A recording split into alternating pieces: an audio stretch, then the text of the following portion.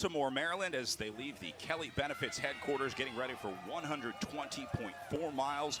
A brief neutral section as they roll out here before the racing gets underway. So our pro riders staying behind what's known as the commissar's car. You see the official out of the sunroof, keeping the riders at bay. They'll get them through a safe section before they get them out onto the course and racing. After 32 years, professional racing is finally back here in Maryland.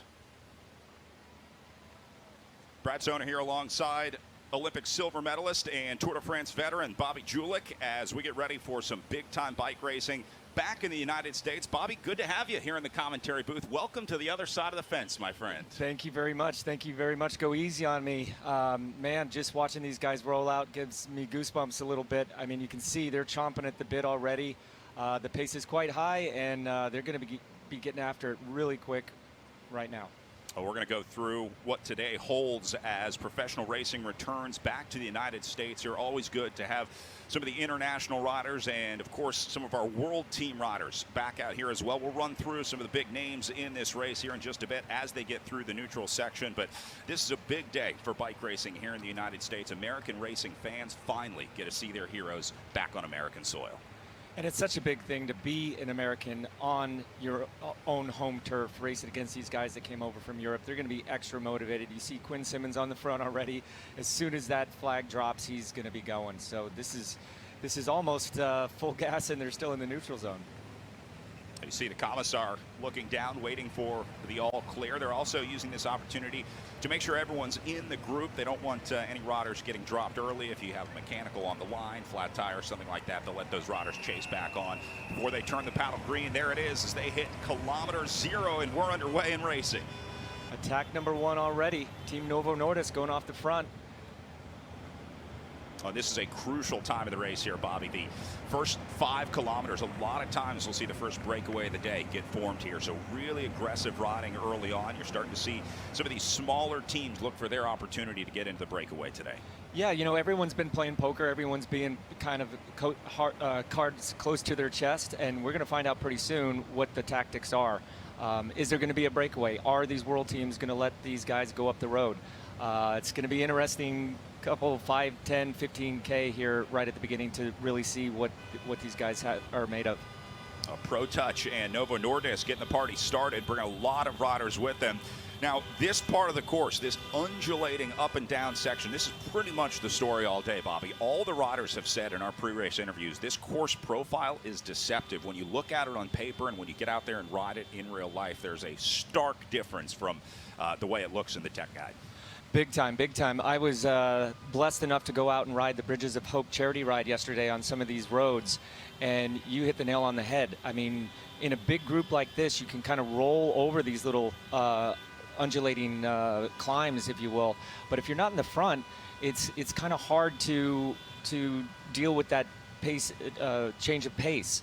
So it'll be interesting to see once this big, huge peloton like we have right now, if anyone can get away. It's very much different than what the profile looks like when you're going 40 miles an hour. This guy's going to use the full width of the road out there today as well. Some riders making their way over the white line, looking for a clean line up to the front. Now, you can hide for a certain part of this course. There's a certain element of being able to sit in, but once they hit this pace on the front, once that tempo lifts, you're not going to want to be at the back of this one.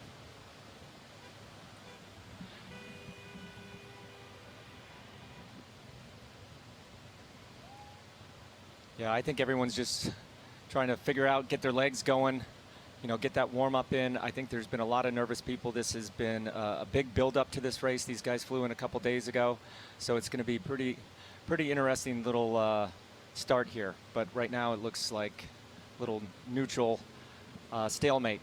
Biding their time, waiting for the first moves as the Maryland Cycling Classic gets underway.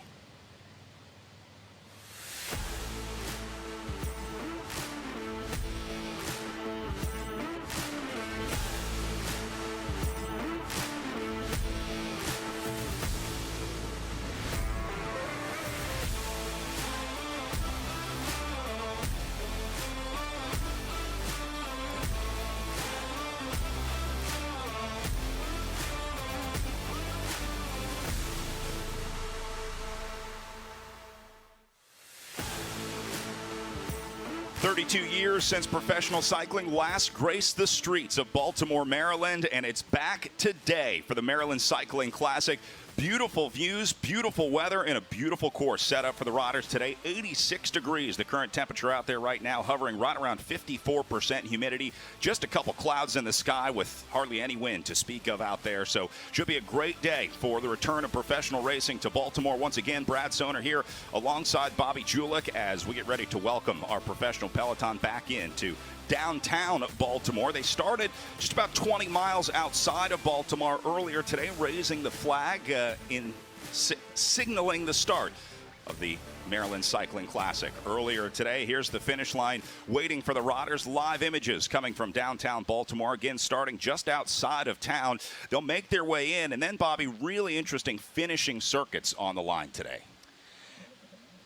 Yeah, very interesting finishing circuits here. I got to ride them this morning.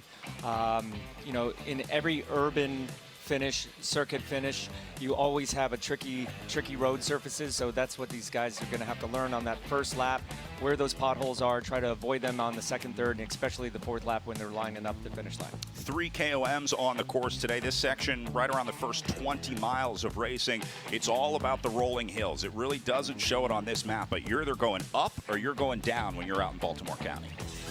Up and down, left and right, and I was blown away at how beautiful the roads were out there. It felt like you were in Europe somewhere. I think Maryland's been holding out on us, not letting us know how great these roads are around here.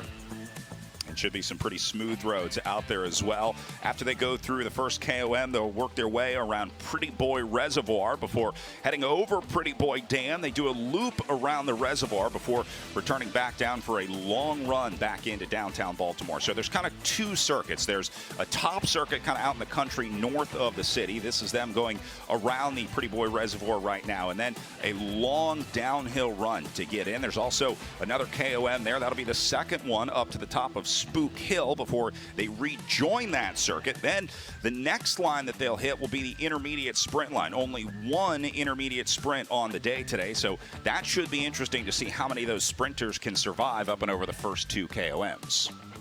Yeah, we did not the first one, but we did the second one yesterday, and it's not super steep, but it'll definitely put a little bit of lactate in the legs for sure. After working their way back through the countryside, you'll see a little bit of elevation gain up and over Pleasant Grove before they work their way through Dover. And then your third and final KOM coming just before 80 miles of racing. The intermediate sprint right here just past Big Spring. That's really one of the only flat sections of the course. The third and final KOM comes immediately after that on that right-hand turn. So we switch from the sprinters to the climbers very quickly right around mile 80. Yeah, it'll be interesting to see if there's a breakaway off by that time, but somebody could scoop up both the intermediate sprint points and the final KOM point. And then the long run down Falls Road before they get into the finishing circuits. This will be the entry. Now, it's an important point here because there is a cutoff. If the riders are not within what they're saying is 8% of the leader's time, then they're not going to be allowed onto these finishing circuits. So there is an element of needing to make sure that you're within a certain percentage of that leader's time to make sure that they're allowed onto the finishing circuits. Back out to live images on course. Still nobody away. Looks like the Pro Touch squad out of South Africa getting aggressive early. We saw 2 of their riders up the front earlier. One of them staying up here, and then Team USA going to take a look at it as well. Man, this is so cool to have a Team USA racing. We talked about Pro Touch, the South African squad up there with Kent Main, wearing number 61, leading the squad. They also have Samuel Mugisha in here, the Rwandan rider, along with Mahari Tawelda out of Eritrea, and then Callum Ormston, wearing number 62, out of South Africa, one of the 4 South Africans on this South African-based squad. Good to see more international teams coming out here, and I know they're very excited for their chance to try to get some results here in the United States. This will be Toronto Hustle taking a look on the front. Quite aggressive here, but no one really able to make a decisive breakaway yet. I think all the riders are playing from the same playbook here. They want to read the race a little bit more before they really let a break go up the road. So I think this is going to be kind of selection from the back already here pretty soon. Into a very narrow section here as well. We talked about this, the wide sections. I was talking earlier about how they were using the full width of the road, right, going over those edge lines on the outside. But here you don't really have that opportunity. So I think that also speaks to the importance of staying near the front in a situation like this. Absolutely, and that's what I meant, that it was just very European-esque roads. All of a sudden you got the cornfields on the left and skinnier roads, and then you go down a descent and then up another little berg. It's just non-stop up and down. So any energy that these guys spend going on the front better be efficient, because you could get caught out pretty easily. Team USA taking a look here, looking for a little bit of help behind him, trying to recruit some friends to join him in the breakaway. So this will be the situation probably for the first 10, 15 miles. Shuffle and reshuffle is the situation here. Yeah, this one, this little move, if they can power through, this has a chance to get away, because you see that there's just one World Tour team represented. You got Legion, you got the U.S. national team. I think that's Toronto Hustle in the back. You got Hogman's Berman Action Team. But yeah, the reaction is immediate, because that would have been a little bit too easy to pop off the front right there. Man, some really steep rollers. These are not gentle ups and downs. And it's funny, it depends on where you are in the peloton. When you're at the front, you can kind of get a run at it. If you're a little bit further back, you can kind of back off and then get even a better run at it. But if you're at the back, you're having to slow down, and then you're having to do more watts on the uphill finish. So you want to be towards the front and be a little cheeky with braking a little bit earlier, so that you can use your momentum a little bit longer going up these rollers. Average speed so far, 33 miles an hour out there. So that tells me that they're hitting it hard on the front, and everybody has responded as well. So it has not been an easy start today. And taking into account, a lot of these guys still haven't acclimated to the jet lag. So this is going to be a blow out the pipe sort of situation that you could get caught out very, very easily. Huggins Berman Action back up there. Legion also getting what looks like Sam Boardman up towards the front. Human Powered Health in the mix. And then the blue and white jersey will be the Panamanian team, Panama Escultura y Valores. But I tell you one thing, these Continental and Pro-Continental squads are not afraid to launch the attacks against the World Tour teams. I think this was predictable, but you never know on race day if these guys get a little bit nervous or not. But so far, they're racing pretty aggressively. You look at a team like Human Powered Health up here. They'll bring Arvid Decline as their sprinter, but I think they have a much better chance of winning out of a breakaway with riders like Kyle Murphy, Robin Carpenter. These are breakaway specialists, artists when it comes to trying to get away. In fact, that's how we saw Kyle Murphy win his national championship this year into the Stars and Stripes. Yeah, on paper, that team to me looks to be the most deep. So they have plenty of options. Robin Carpenter is amazing. Kyle Murphy, I mean, riding around in that Stars and Stripes kit has got to be motivating back here on home soil. Now, talk about what that's like for an American rider, especially over the last few years when we haven't had a ton of UCI racing here in the U.S. The chance to come back and race here in the United States has to be really special, especially wearing that Team USA jersey. Absolutely, absolutely. It's a huge deal. Morale is everything, and when you have your friends and family and press and you can speak your own language, it makes a massive difference. Well, Human Powered Health, one of those teams looking to sort of make it to the next level, currently registered in the pro team category. That's sort of the second tier of UCI racing, and they'll be looking to make their way up to the world team category as well. Got a few squads from that high-level world team level, but the American Human Powered Health team with a lot on the line here. Obviously, Kelly Benefit's also one of their team sponsors, and so you always want to do well when you're starting in your sponsor's front yard. Absolutely. They started right in their front yard. I got to ride with John Kelly yesterday, an amazing person, has an amazing history in the sport, has been there for 17 years. And he's one of the mega reasons why this race is happening. So I'm sure these guys are uber motivated. Well, this human-powered health team has been a staple of American racing as well, under the direction of Charles Aaron. This goes back to the rally cycling team and even before that. But this has been one of the steadfast teams where American riders would have a shot, and we're seeing them race in Europe more and more. They're starting to take riders like Kyle Murphy and Robin Carpenter over to give them more chances to race at these international tours and international one-day races. Another really exciting team to watch today will be Team USA, the USA cycling squad led by local Scott McGill, who grew up just about 20 miles north of downtown Baltimore, where we are here in Falston, Maryland. So that's got to be huge for him and his as close to a hometown race as he's ever going to get. Can you imagine being able to do a race of this caliber on the roads that you train on? Scott is uber motivated and absolutely confident. There's a lot of young guys on this team, but I got to ride with them the other day. They're hungry, and you got to be hungry. You got to put your name in lights, even if it's for a KOM or a sprint or a breakaway.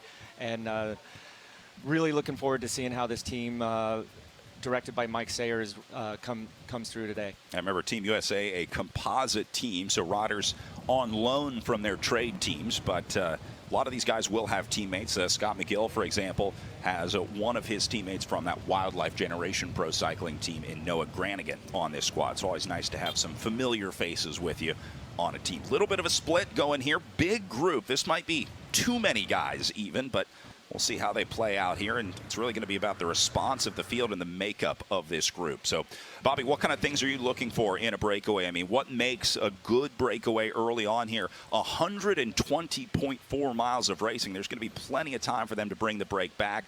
What's the ideal number? Are we looking for World Tour teams at the front? I mean, talk to me about what you look for in a breakaway and how you gauge whether a breakaway is going to be successful or not. I think it all depends on the difficulty of the course and the morale of the peloton. On a course like this, having ridden some of the roads just yesterday, I would want a bigger breakaway. And we just saw a nice combination with some big hitters already in the front.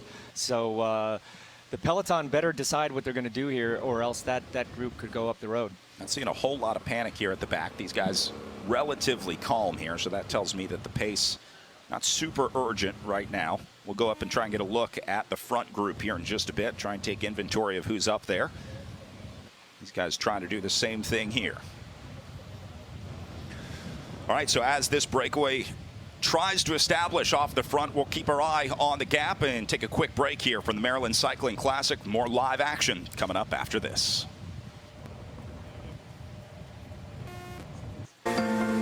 With UnitedHealthcare, access to quality healthcare may be closer than you think. You'll find coverage solutions for virtually any budget, no matter where life takes you, with UnitedHealthcare. So access to care may be closer than you think when you choose UnitedHealthcare. Learn more at uhc.com.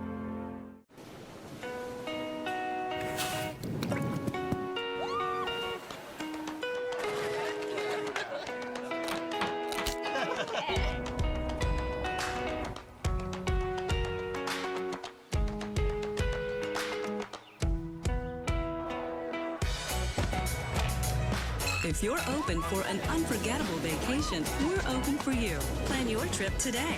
Maryland. Be open for it. Say most who come stay, come and meet your people, come and find your way, This is Baltimore. You don't know real until you've been to Baltimore.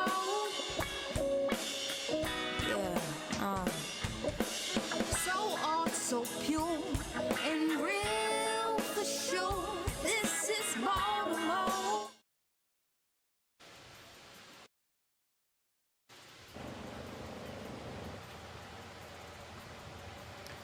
Welcome back. First 5 miles of racing in the books for our Pro Peloton out on the road. You're looking at the remainder of the field, taking a look at a large split with a small gap up the road, something like 10, 15, maybe 20 riders. We're trying to get a moto up there to get a look at them, but this may be too big. Is there a sweet spot, Bobby, for a breakaway? I mean, how small is too small and how big is too big?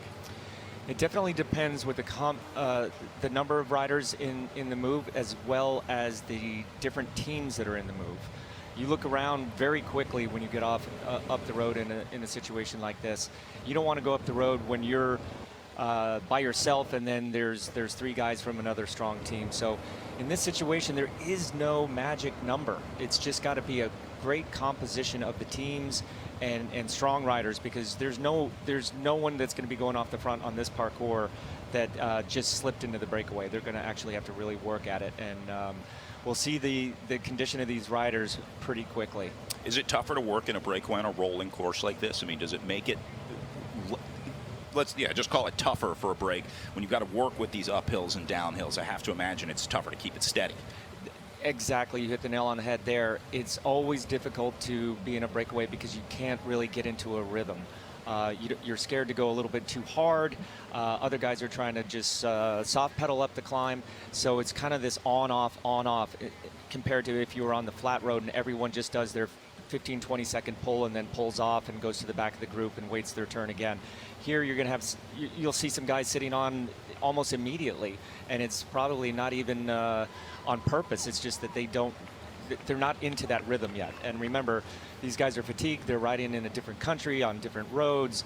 There's a lot of speculation of what this course is going to be like. So I would not expect that many people to go all in right from the start. And that's very frustrating when you're in a breakaway. Here's a look at the riders that made that split, including 2 from the Trek Segafredo team. Yeah, some big names in here, including numbers 1 and 3, Quinn Simmons. Damian Housen getting up there for the Australian squad, along with Balmer, and then Vanmarcke and Bierman's also in there for the Israel Pro squad. Nielsen Palace getting up there, another American for the EF Education Easy Pose team. Kyle Murphy got in there. Lozano, De Silva, and Ayola also in there. Gap is not huge, but there are some big names, some real power in here. I'm looking at names like Simmons, Vanmarcke, Murphy. These are the guys you want in a breakaway. Right away, you see Quinn Simmons and Nelson Palace up there. Nelson is by himself, which I would not want to be by myself in a breakaway like that. But you look at the Team Bike Exchange Jayco.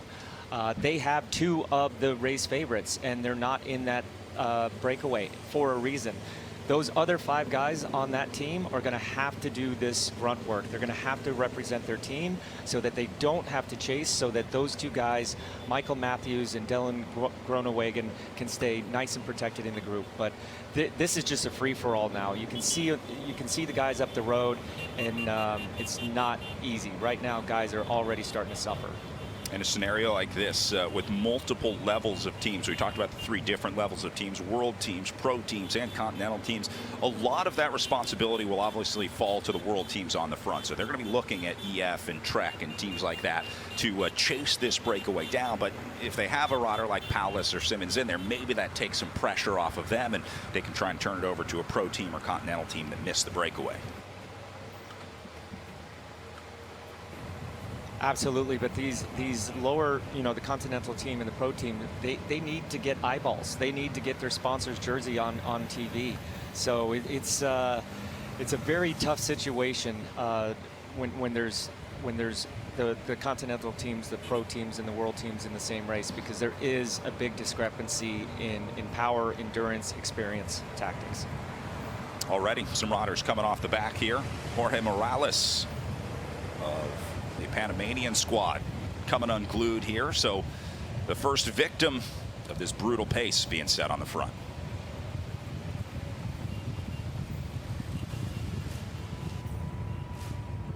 The 2022 Maryland Cycling Classic is presented by UnitedHealthcare. Maryland, open for business.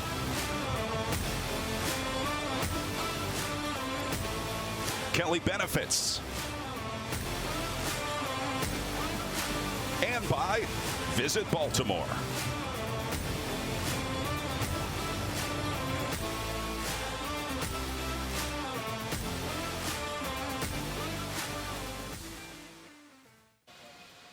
Back to the front, even some splits happening in this group. So we're starting to get pictures online from the front.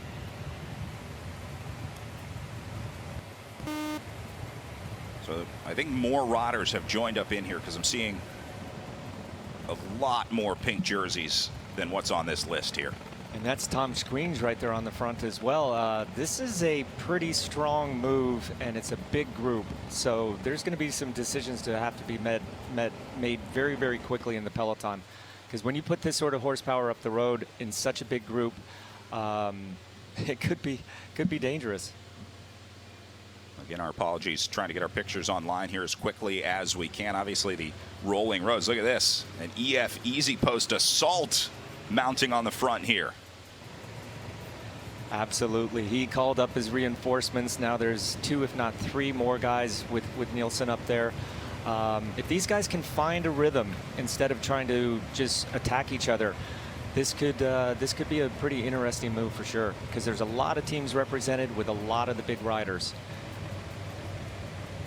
Again, even seeing splits in this group, that's never a good sign when the breakaway is splitting itself. So maybe 15 is a little too big, just too hard to get 15 riders all on the same page with these ups and downs. It's the undulation of the roads that's causing that sort of thing. You have one guy that just wants to take a little bit of a break. You don't pull around him. Next thing you know, there's a little bit of a gap. But I think everyone is going to try to stay in this move.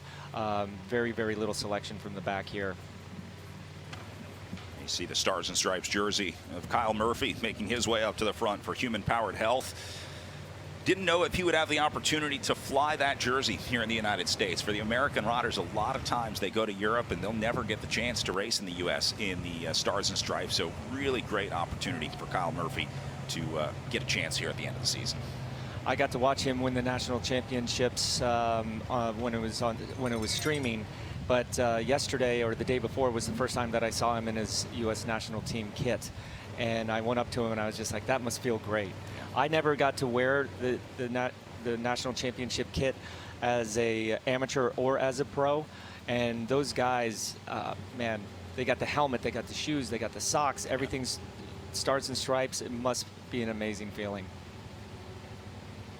It was one that Murphy had worked a long time on getting and finally got it in Knoxville last year. Oh, this year, I guess we should say. And just great teamwork in that race as well. And they brought most of those same riders here. So we'll have to see. Up to the top of the next little roller. EF looking back saying, where's everyone else? I think these guys need to take a little bit of a break because that was a very hard start. They need to find their rhythm. They need to find that optimum speed, that optimum pace. When you get a guy that's uber motivated and you realize that you need to be there at the finish, someone like Tom Screens, someone's like Kyle Murphy, you kind of throttle back. Now is the time that you just need to sit back, relax, try to find that rhythm and get the group to work, because you being the strongest guy in the group right now is not going to win you the race. You got to conserve your energy for the finale, but there's all these chess matches going on, and it'll be interesting to see how deep this goes. Here's a team with a lot to prove. The Legion of Los Angeles team. Eder Frere blowing a kiss to the camera. I'm sure he's got plenty of friends and family watching back home in Mexico. A team that has been working their way into being recognized as more than just a criterium team. That was sort of the roots of the Legion of Los Angeles team, but as they sign more and more talented riders, it's now very clear that they have much greater ambitions than just a criterium team. And you can see right now that gap is pretty large back to the peloton. So these guys have time to kind of assess where they are, assess how they feel, you know, talk in the radio and discuss, is this the right thing to do? How much pressure should I put into this breakaway? One thing I saw when I saw Tom Screens at the team presentation the other day, he had his game face on and he is not hiding it. Look at him just driving on the front already. I saw Screens having a little conversation up at the front. And then the elbow flick means that he's going to be one trying to drive this. Hawkins Berman action. Oh, hitting a feed zone here. Or an unofficial feed zone, let's call it. I tell you, I think these guys are really going to have to focus on their hydration and fueling today, because when you put out this sort of effort and this sort of heat and you neglect one of those two things, you're going to be in trouble.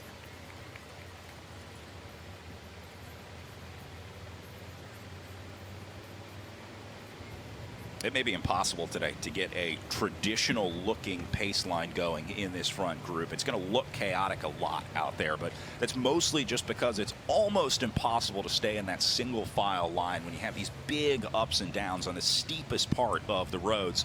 That's where riders are going to have trouble just sitting right on the wheel. So I won't be surprised to see that sort of jumble up on some certain parts of this course. Good short poles on the front. They're not spending a lot of time up there. That's going to lift the tempo and make it tough for these two riders trying to come across the gap. GPS telling us that Adam DeVos and Sam Boardman trying to make it across what is now a 30-second gap up to these 15 riders. If either of those two guys can make it up to the breakaway right now, I'll buy them a beer tonight, because that is one tough bridge to make against these riders. But you see, EF Education has what now, 4 riders in the breakaway, and 3 of them, they're all kind of towards the front. That's telling me they're super motivated. They're happy with this move. All the other riders in the group are going to have to play off them. And if I was any of those other teams that had less than 2 or 3 guys in there, I'd be a little bit cautious with my polls, to say the least, right now. I mean, it looks like they're lining it up for the final sprint here, and there's over 100 miles to go. These guys are ready to race. I think they want to make sure that this 30-second gap stays at 30 seconds. EF must like the situation up here. They must believe that maybe this group can roll it. That was really the big question at the team presentation on Friday night, and talking with the riders throughout the weekend. Does a breakaway make it onto the circuit? Is it a select group? And nobody really knows. This is one of the true wild card courses. Never been raced before. We don't know how these rollers play out. And so even the riders that had pre-ridden the course, guys like Scott McGill, still didn't have any idea of how this one would end as they came into the downtown circuits. You see these riders starting to talk to each other, ask what their real objectives are from between team to team. But there is no doubt that EF Education Easy Post is ready and willing to put the work in. What is the conversation like out there? I mean, let's start between the teammates. Is there much conversation that all these EF guys need to have? I assume they're getting info over the radio, or is it more about talking to the other teams and trying to recruit help and sort of get a feel for how they're feeling?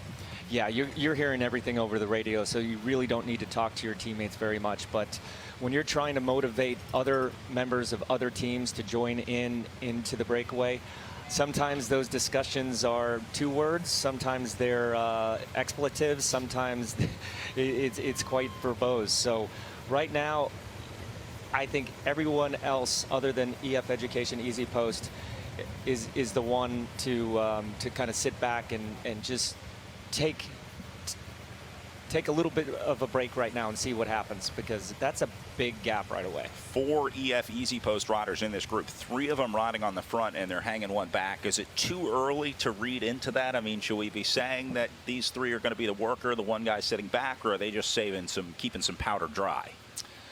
That's tough to say. Right now, I mean, you would think that Nielsen is their team leader in this breakaway, and if I was EF Education Easy Post right now, I wouldn't be having all my guys right on the front. I would try to split them up a little bit and motivate the other guys to come through.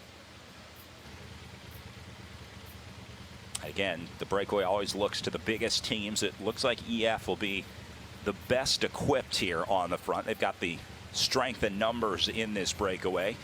Looking for the rest of the teams. I don't know if I see a Team USA jersey up here, so I would expect them to maybe start chasing on the front of the field, having missed this breakaway. Obviously, riders like Scott McGill going to want to get up there, and I think we might have 1 jersey in here. We got Kyle Murphy, and I do believe I see another national team jersey in there Murphy, as well. the human-powered health rider, wearing the national champions jersey. I'm wondering if there's a Team USA jersey in here. Okay, just saw one pop out. So we'll try and get an ID on that rider. Obviously a big week for Team USA and Scott McGill, the hometown rider. He has had a full week of press commitments. He's really gotten a chance to see what it's like to be a big-time bike racer. Bobby had a chance to catch up with Scott before the start. Well, I am here with Maryland's own Scott McGill. Scott, I remember back in 1990, 91, and 92 what an honor it was to have a national team jersey on in a race of this caliber. How do you think this is going to go for you guys, and what does that mean to you to wear that Team USA national team kit tomorrow? Yeah, it's definitely always special to race in the national team kit. We got a great group of guys on the team for this race, so hopefully we can race as a team and do a good result. And do you feel any added pressure being from Maryland? What is the vibe going to be like, or what do you expect the vibe to be like at the start and around the course tomorrow? Yeah, I thought, the last couple months that I would feel a lot more pressure for this race, but I'm pretty relaxed, in the days leading up, honestly. It's been a success already with the impact it's made on the city, riding around. People who have no idea about cycling are, saying, "Oh, we'll see you on Sunday," and good luck. And it's awesome that we can spread cycling throughout Baltimore, with this race. How fun was that coming back from the ride yesterday and coming through some of the neighborhoods and people just out on the street corner saying USA, yeah. USA. I Yeah. mean, that just brought back so many memories, and I'm just so glad that you guys get to experience that. And then it being in your home state of Maryland is pretty amazing as well. Have you learned anything from your recon rides that you're going to use to your advantage on tomorrow on Sunday? I mean, those are the roads that I typically train on anyways. So I've been doing, some longer rides on the course just to get familiar with it, but just because also it's phenomenal riding around here. So, the course is where I would normally ride anyways. So I've been, doing the course specifically, but yeah. So hopefully it's a little bit of a home field advantage, but we'll see. Well, I got to partake today in the Bridges for Hope charity ride, which is on the similar roads that you're talking about. And I have to say, you guys have a little secret that you haven't told anybody yet about the quality of these roads around here. So, man, I wish you all the best. But one of the things about cycling is momentum, is confidence. And you recently won 2 stages, not one, but 2 stages, one of the hardest, in my opinion, one of the hardest races over in Europe, the Tour of Portugal. How do you think that that's going to translate over here? I mean, you obviously sound very, very relaxed, but is it because of those wins that that the confidence there, the momentum is there, you have the team support, you have the city support, you have the state support? Is that going to help you on Sunday? Yeah, having a couple wins in the bag, last month definitely helps with the confidence, and I guess, helps keep me a little bit more relaxed. Basically, I know what I have to do on Sunday. I just have to do it, right? Okay, dream scenario.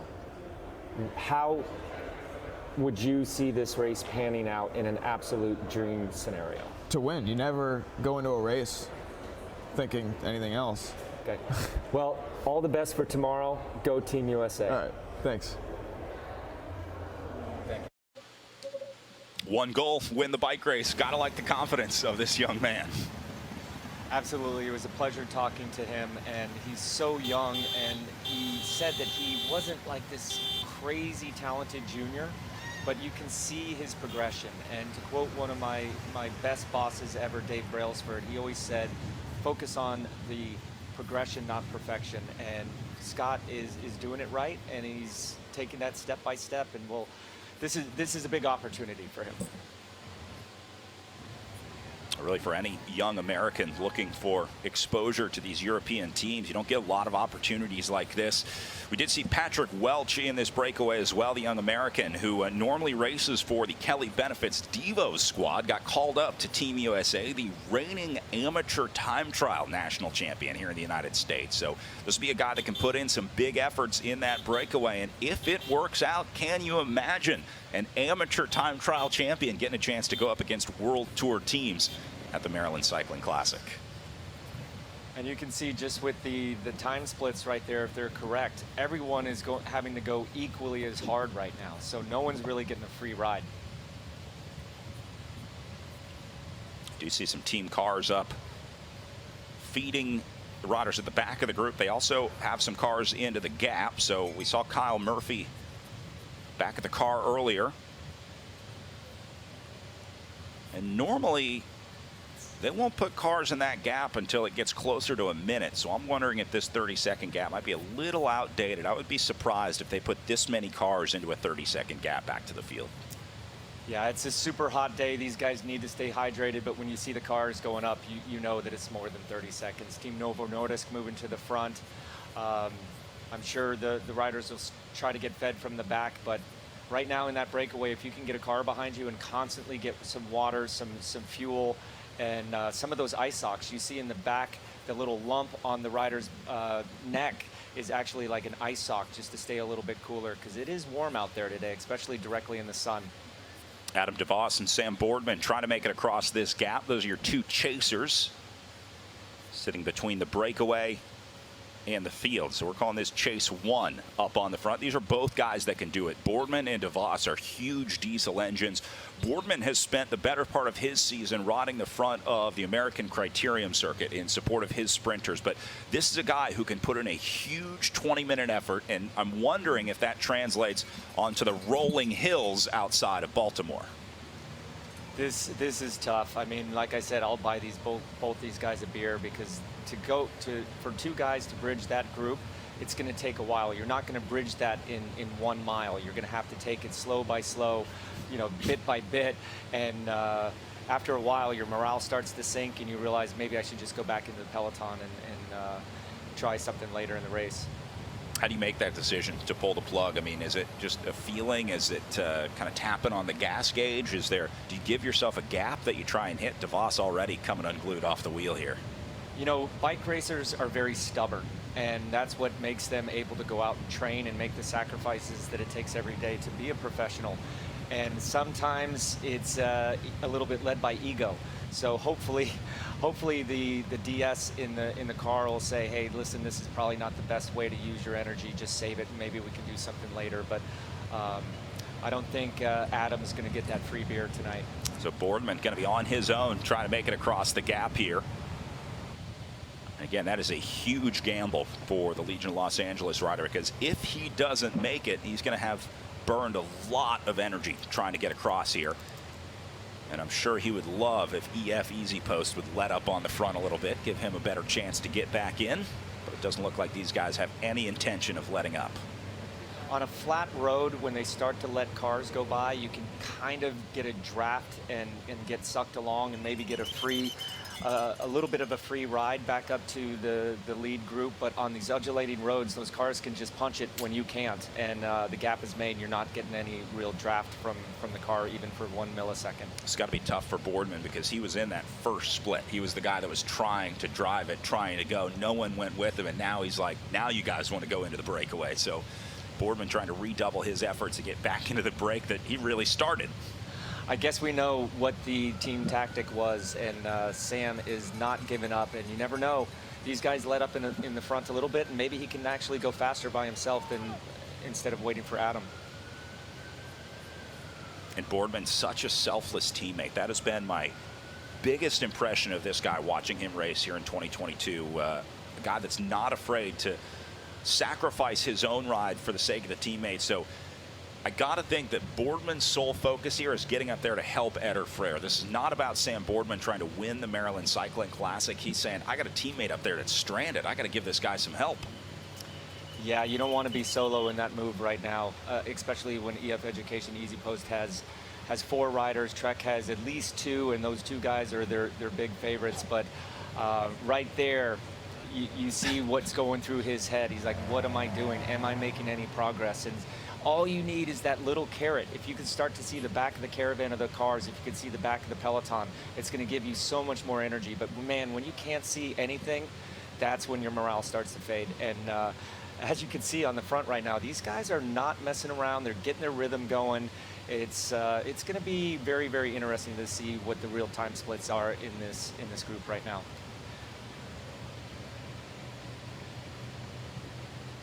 See some EF riders back at the car as well. Yeah, you got to stay fueled. You see the guys taking the water bottles, they're drinking them, they're pouring them over their head. The teams today will go through so many water bottles. It's pretty crazy what these guys have to consume to stay hydrated and well fueled. Boardman railing the corners here. He does have that moto up in front of him, so at least he's got something to look at up the road here. That's a pretty lonely view, I must admit, and especially when you see more and more cars going across the gap, you know that that gap's not getting any smaller.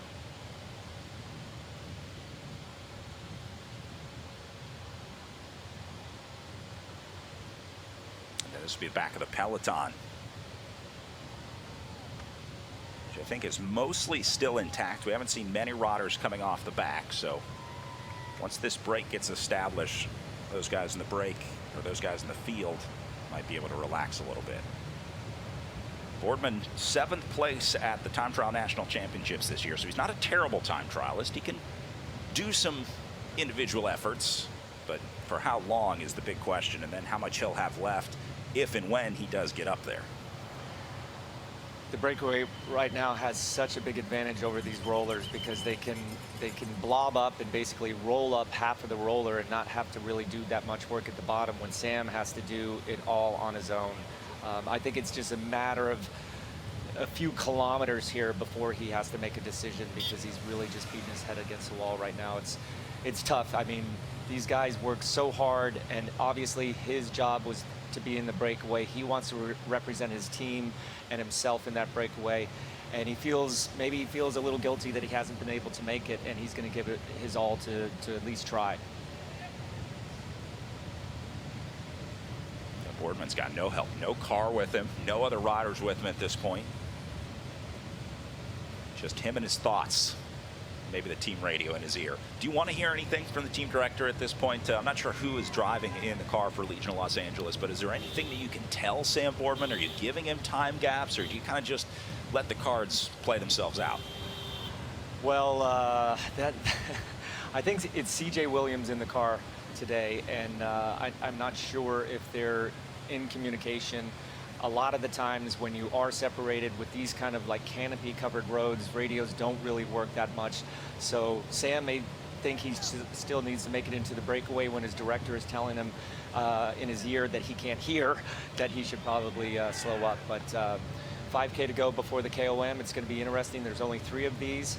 I would anticipate one of these Continental or Pro teams to try to take the points, but against the World Tour teams, you never know what they want, if they just want the whole enchilada or if they're going to let these smaller teams go for the King of the Mountain points.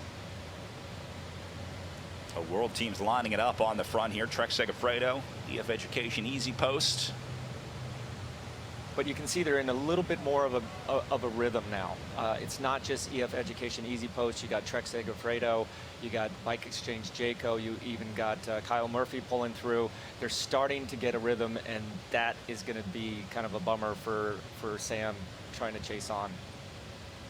So remember, first of 3 KOMs coming up here. Maybe they let up a little bit after they get over this KOM. The riders that want the KOM points get what they came for, and then they can relax a little bit. So looks like Hagen's Berman Action going to try and put some riders up here. They're interested in it.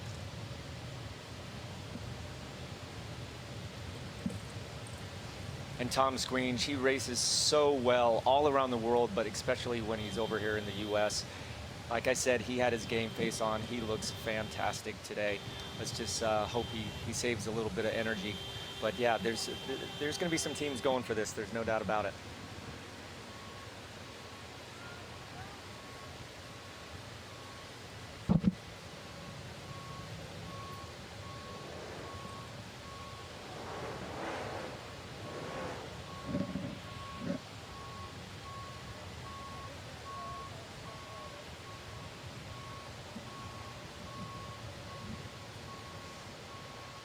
We'll see if we get a look at the KOM as Boardman continues to make his way across. We were talking about the radios earlier. I don't know if I see an earpiece in Boardman's ear. As we see a split up in the breakaway here. We'll call this 5 going clear.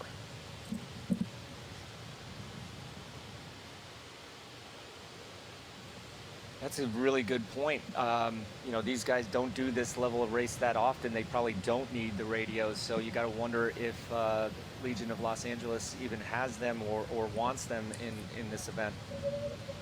Supposed to be the bottom of the climb. You see where it kicks up right here. So KOM number 1 underway, a 1.3 mile climb with an average gradient just over 5% as Eder Frere makes his way up to the front with Kyle Murphy leading him through. So that small split came back. See Toronto hustle up there.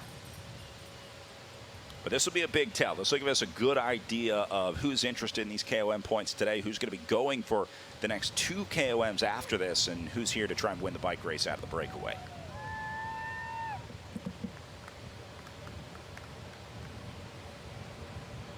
Whenever you put a line, if it's a finish line, a sprint line, or a KOM line in front of a rider, you get that extra little rush of adrenaline because it's competitive. And if you can win one of these, or especially 2 of these, you have a good chance of taking the overall KOM and being on the podium here in downtown Baltimore.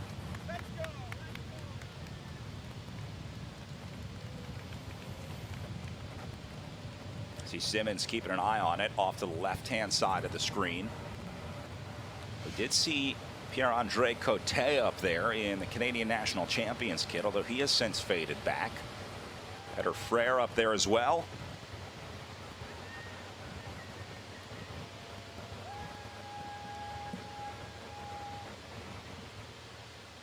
It doesn't look difficult now, but remember the checks that they're riding now, they're going to have to pay for later on in the day.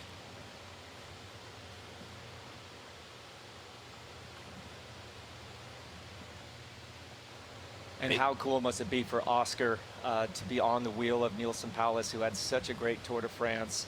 You know, he probably only dreamt of being on his wheel in a race like this. All these guys, you know, there's a certain amount of respect and admiration for each other, but on race day, you know, it's kill or be killed. But I'm sure there's quite a few guys here that are quite excited to be in that breakaway with the caliber of riders that are there from the World Tour. Boardman suffering on the climb here.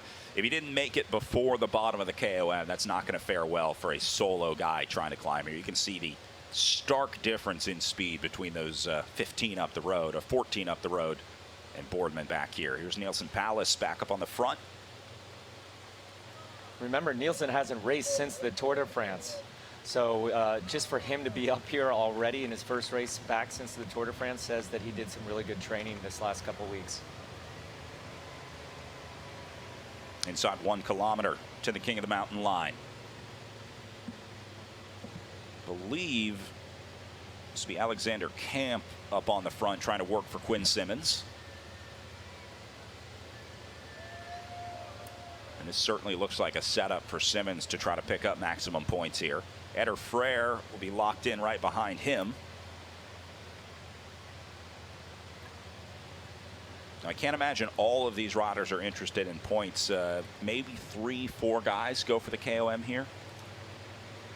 Yeah, and like I said, it's an opportunity for any of these guys to just have their name in lights for a little bit, and that's what you want. You know, these guys are racing over here in America with maybe aspirations of getting on one of these teams that they're racing against right now. So you want to make the best impression possible, and you want to take full advantage of every situation. And I know it's not a race win, but if you can win a King of the Mountain jersey in a race like this, it's something. 200 meters to go. We got Oscar taking off on the side, but Quinn is going to give him a run for his money. Oh, great move here from Legion of Los Angeles. Frere and Simmons going to go at it together. This will be a good old-fashioned drag race to the first King of the Mountain. Simmons just gets there over the KOM, so Quinn Simmons will pick up maximum points up and over KOM at number 1. He gets on the radio to give an update on the situation, saying, "I got it. Thanks for the help." Oh man, Oscar, I thought he had that, but Quinn and the Trek Segafredo boys just showed their cards. They're here to run the table and take it all. You see Frere let it out early as Simmons came over the top and then almost ominously looking back. I'm not sure if that's a smile or a grimace from Eder Frere there. I think a little bit of both. When you know when that guy's wheel passes you that it's over. But I think Quinn wanted to get that sprint, didn't expect that sprint to be as difficult. Oscar gave him a run for his money there, and now he's going to have to take a few minutes and recuperate from that, because that was a bigger, harder effort than he wanted to make right there. Boardman still stuck in the gap. They're updating that time gap to right around 45 seconds. So he's still got a bit of climbing to go.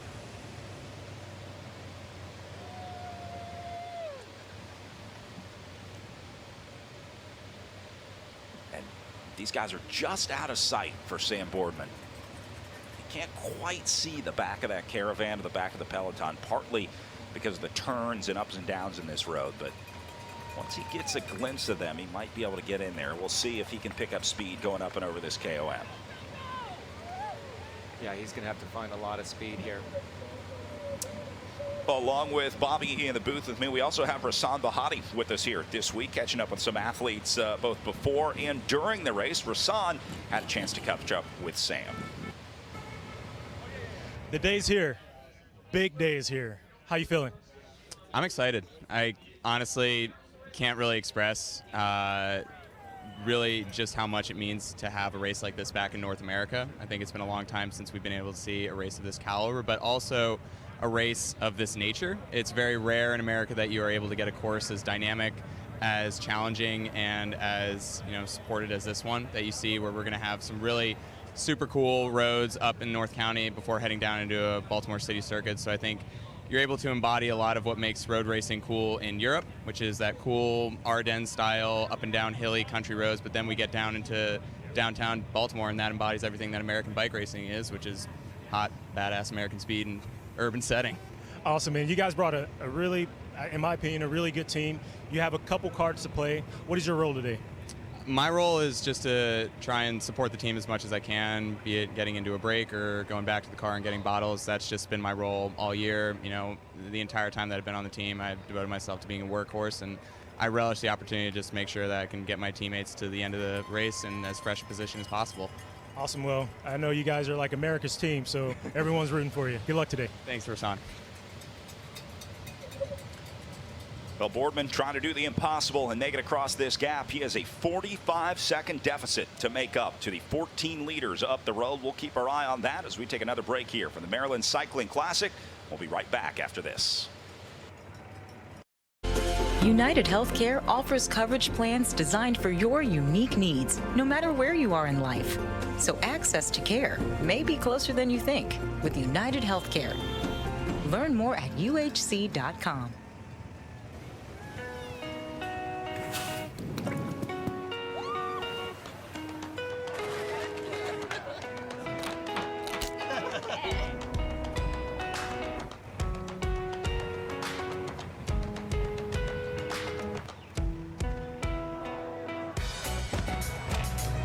If you're open for an unforgettable vacation, we're open for you. Plan your trip today. Maryland. Be open for it. You know what they say, most who come stay, come and meet your people, come and find your way, This is Baltimore. You don't know real until you've been to Baltimore.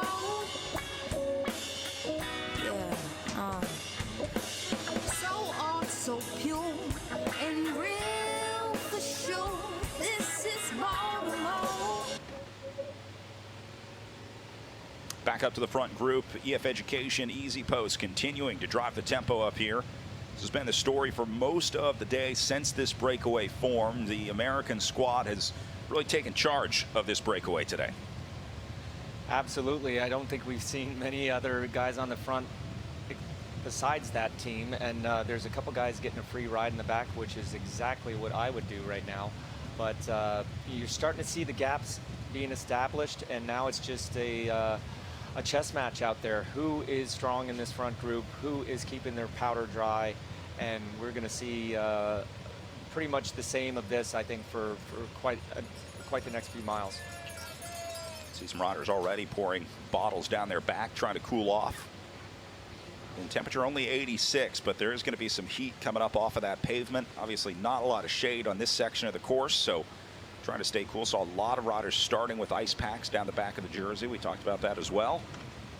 I would imagine we'll see them continue to go back to the cars throughout the day. Absolutely. Hydration and fueling has got to be on top priority for all these guys. And when I say that, it's just constantly reminding yourself to eat a little bit of carbohydrate, to drink a little bit, and constantly doing that. Because if you get stuck in the race and you kind of go 20 or 30 minutes without doing one of those two things, you can get caught out, and it's hard to come back.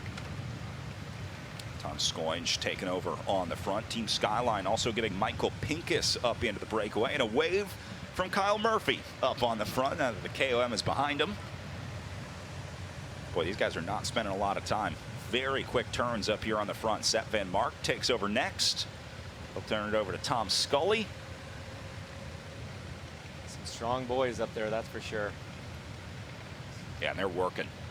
This is a major change from the way things were going earlier before the KOM. Everybody was content to just let EF do all that work, but I think EF has put the message out that, hey, we're not going to do this all day. We're going to need some other contributions from this race if you want this breakaway to work. Boardman can now just barely see that car in front of him. That'll be the back of the caravan that's chasing that lead group. So that's really all he has to get to. Once you get into those cars, it's easier to draft your way back up into the group. There's probably 6, 7, maybe 8 cars up there behind the breakaway. And just that carrot of seeing that car will give you 20 or 30 more watts of motivation. And once you see that distance getting closer and closer, it's just like a snowball rolling downhill. You just get that momentum, you get that morale back, but you've got to have that visual. Boardman swapping the position of his bottles. What's he doing there? Do you keep a full bottle on the down tube? Is there a better place to carry weight on the bike? No, I think riders nowadays, they just realize they don't want to be littering. And I think that first bottle that was in the front, that's done. He put that in the rear bottle cage and then took a full bottle and put it in the front because it's a little bit easier to feed from the front water bottle cage. But very responsible riding from him because you don't want to be throwing these into the cornfields. They're not out here to litter. And I think that's been a really big thing in a lot of the European races, is that they're hitting on the fact that, hey, just don't throw your trash in your water bottles. If you do have an empty water bottle, that's a souvenir. That's, you go to a bike shop, those are $10. But if you get it at a bike race from a guy that was in a bike race, it's a souvenir that you're going to hold on forever. So don't just chuck it into the bushes or into the lake. Maybe drop it off very, very slightly and gently in front of a young, hopefully new fan of cycling. They do have a few what they call green zones on this course as well, where riders can dump their trash off. That'll be cleaned up by the race organizers. Then they usually dump them in the feed zone as well. The teams will pick those bottles up before they depart the feed zone. So maybe we'll see Boardman dropping his bottles. They come up to the first feed zone of the day. David Lozano, Spanish rider, doing some work up here. Team Novo Nordisk. To those of you that do not know, every single rider on this team has type 1 diabetes, and this team is changing the world of diabetes. Quite a while ago, people who had diabetes didn't think they could do sports, didn't think thought they had limitations, and now you see a guy living with type 1 diabetes is in the breakaway here in the Maryland Cycling Classic. That's just fantastic.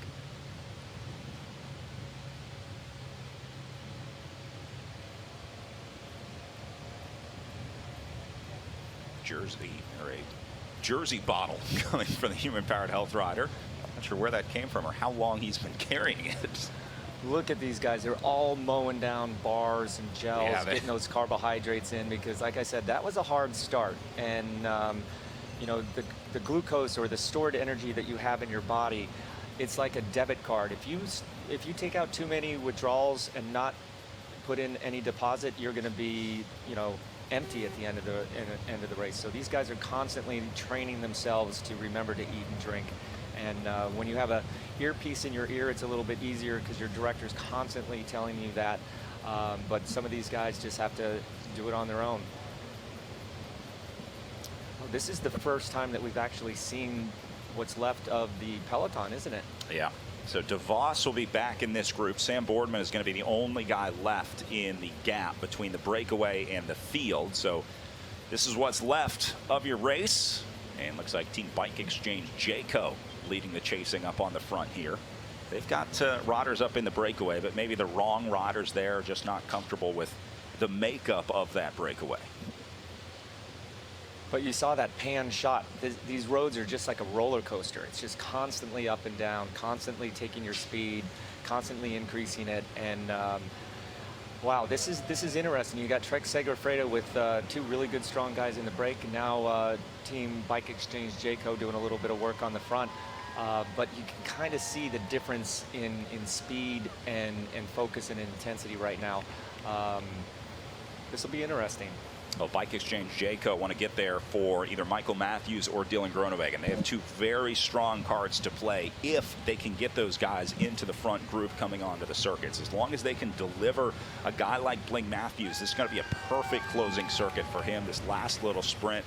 But they've got to shut down that breakaway first. So I think they've got guys in the breakaway, but they're the wrong guys because they want to see Groenewegen or Matthews at the finish today. Here's your Czech Segafredo squad. We talked about Quinn Simmons up in the breakaway, along with Tom Skoin. He's been doing a lot of work. The Latvian wearing number 6. Then they also bring Tony Galopin, the Frenchman, along with Camp, Mosca, and company. It's a group ride up on the front here for Trek Segafredo. Yeah, they at the team presentation, that was the team that really looked like they were switched on, very, very confident. Mads Pedersen, their teammate, won a stage in the Vuelta the other day. That's just given them a lot of morale to come over here and do as well as they can. Another couple riders trying to roll away here. And this is where what you said at the beginning, maybe the group is a little bit too big. This is going to be a constant thing all day long, and I would imagine that a team like EF Education Easy Post would want to keep these guys back in the group and not break this group up quite yet. So I think the Hagens-Berman action rider will be Darren Rafferty. Rafferty got to the front coming up to that first KOM, sat back a little bit, and is now reset. But the question is he getting any help here? And here's where they went. I used a on the little back moto of the motorbike. You know, these young kids, they're experienced. They know all the tricks of the pros already. Yeah, don't hate the player, hate the game. They are going to ring that one back in, though. Look, he's getting it. Oh my gosh. Oh man, I tell you, I was in that situation. I know a lot of my ex-national team guys. When we made a mistake like that, we were told by a senior rider, sometimes not so gently, yep, don't do that again. Yep. And I think that's exactly what just happened there. Back to the front of the group, Bike Exchange Jayco and Israel Premier Tech.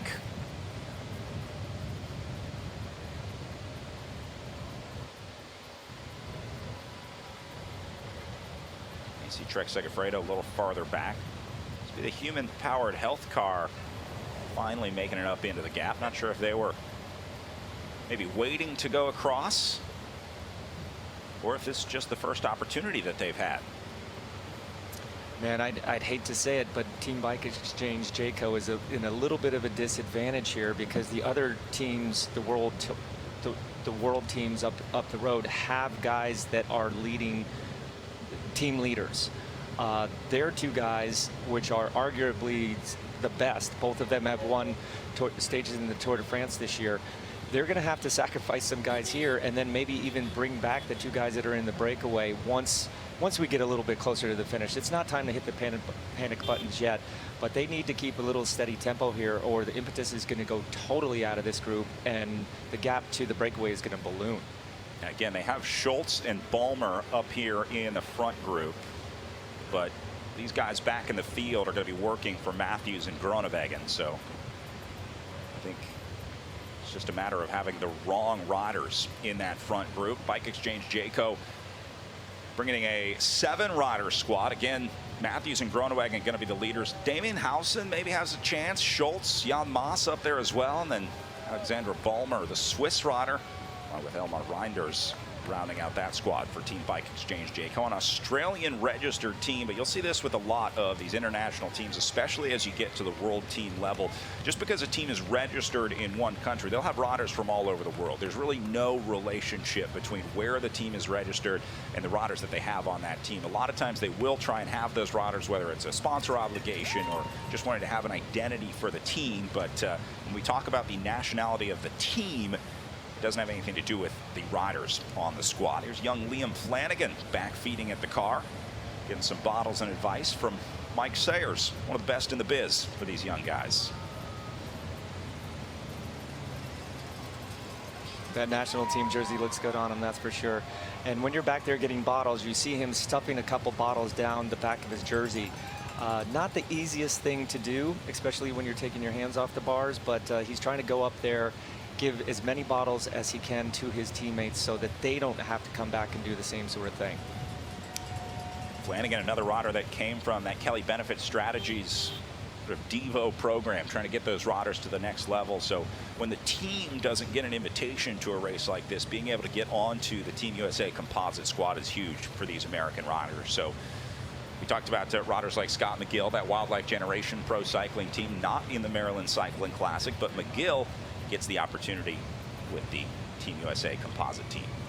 You just have to have a number on your back, a chip in the game, and no matter how you get into a race like this, you want to get into a race like this. And you know, wearing that national team jersey is quite an honor. And I have to question why there's so many of the national team guys going back for bottles at the same time, but I guess somebody up in the front is thirsty.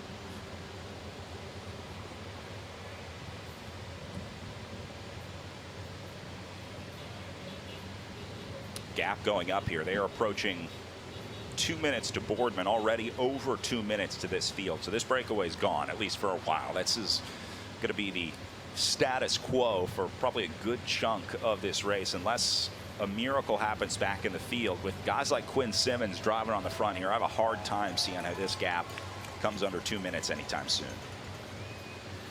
Yeah, I mean, if you look at it right now, the group is large enough to stay away for a longer period. If this was a smaller group of 4 or 5 guys and they had this advantage, you probably wouldn't be as nervous. But this is a big group, and sooner or later they're going to have to, you know, start working. Everyone's going to have to start working. But you know, Trek Segafredo with their 2 big guys up in the front. Team EF Education Easy Post with Nielsen Palace and 3 of his other buddies up there. And you can see Israel Startup Nation, Israel Premier Tech, excuse me. They're not nervous to drive the pace as well, but you see it's only like 3, 4, or 5 guys and then a bunch of guys sitting on, but those guys are going to have to rotate to the front sooner or later. But right now the pace is more than enough this far away from the finish. 90 miles to go still. Guys still taking short pulls up here on the front. They're not spending a lot of time when they do get up there. I see Murphy on the radio. What kind of stuff would he be talking about with the team car in this scenario? I mean, it seems to me like this plan is pretty well established as to how this one is going to go. What's Murphy looking for in a scenario like this? You know, with this far out to go and so many options, you got to just wonder if he's asking, you know, what's the score of the baseball game?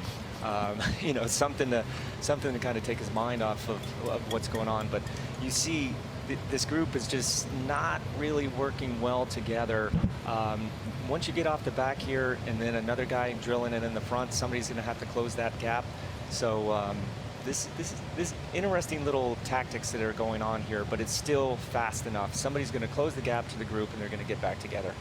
But one of the guys that I just saw on the front there from Toronto Hustle, interesting story there. His name is Michael Foley. He just won the Canadian Track Individual Pursuit yesterday. Remember, he didn't show up at the team presentation because he was racing, and all the guys were like saying he's the leader.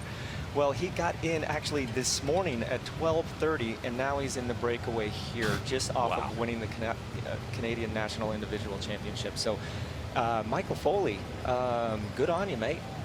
Maybe not the best prep coming into a road race like this, but at least you got some riding in the legs, right? At least you got to turn the legs, but a 12:30 arrival is certainly not ideal the night before your race.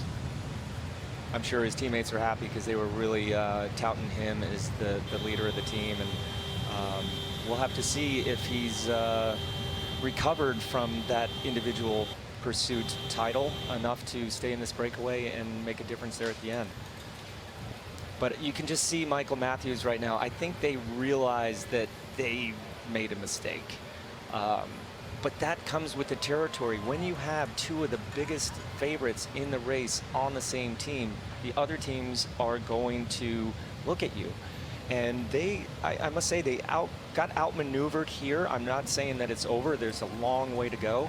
But I would rather be one of these teams like Trek Segafredo, EF Education, Easy Post in the front right now, kind of calm, cool, and collected, rather than Team Bike Exchange, Jayco in the back, maybe having some second thoughts of what they need to do and maybe pivot and do something quite extreme here. Their director in the car is one of the best directors ever, Matt White, and he's unconventional, to say the least. So maybe this is part of the plan. Maybe they saw that they're going to be the favorite, and they got something going on.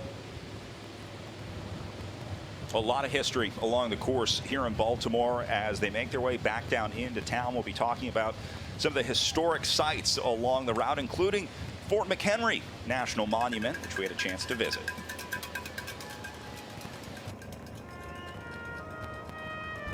Good morning, folks. Welcome to Fort McHenry. This fort, during the War of 1812, will be the site of a British bombardment in September 13th of 1814. Towards my right will be the Patapsco River. That's where the main British fleet was, roughly 4 miles out by the Key Bridge where it stands today. 2 miles closer towards the fort will be the bombardment fleet of 5 bomb ships and 1 rocket ship that will bombard this fort up to 25 hours with 1,800 bombs and rockets. As one of the earliest forts built in the 1790s, Fort McHenry will serve through multiple wars. During the War of 1812, there was roughly 50 guns between the Star Fort and the water batteries. The fort's role does change over time, as well as the weapons, as indicated behind me here with the Civil War era guns installed in 1865. On the morning of September 14th, 1814, and the dawn's early light, the British guns will finally fall silent. Francis Scott Key, aboard his truce ship, 4 miles out with the British fleet, will witness the raising of the garrison flag, 30 by 42 feet. The sight of the flag will help inspire Francis Scott Key to pen those words that become the nation's national anthem in years beyond.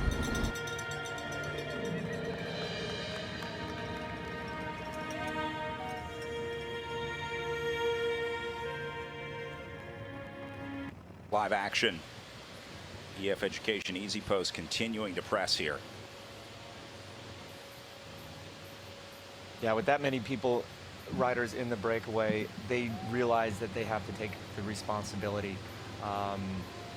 There's no hiding the fact when you put 4 guys in a breakaway, sorry, you have committed to a full day's effort. Yeah.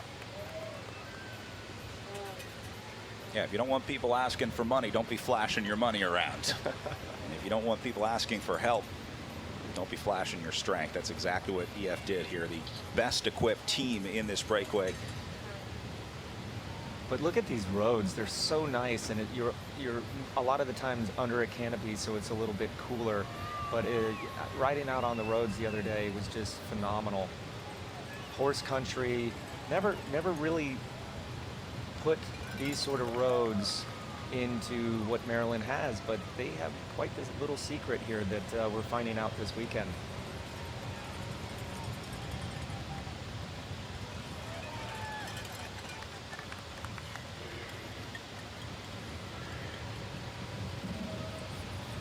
The other big name for EF in this group will be Magnus Cort, who got maybe the biggest reception of anybody at the team presentation. A popular guy here in the United States. They like a winner in the U.S. here. Oh, yeah. Cort coming off maybe the best season of his career with a Tour de France win. And now we'll be looking to add the Maryland Cycling Classic to that list as well. Yeah, wins seem to follow wins. You know, when you're on a good roll, things happen a little bit easier. Unfortunately, the opposite is also very, very true. When you're having a hard time, it tends to stay quite difficult until you take a mental or physical break to just reset the dials a little bit. So we're coming into the feed zone here.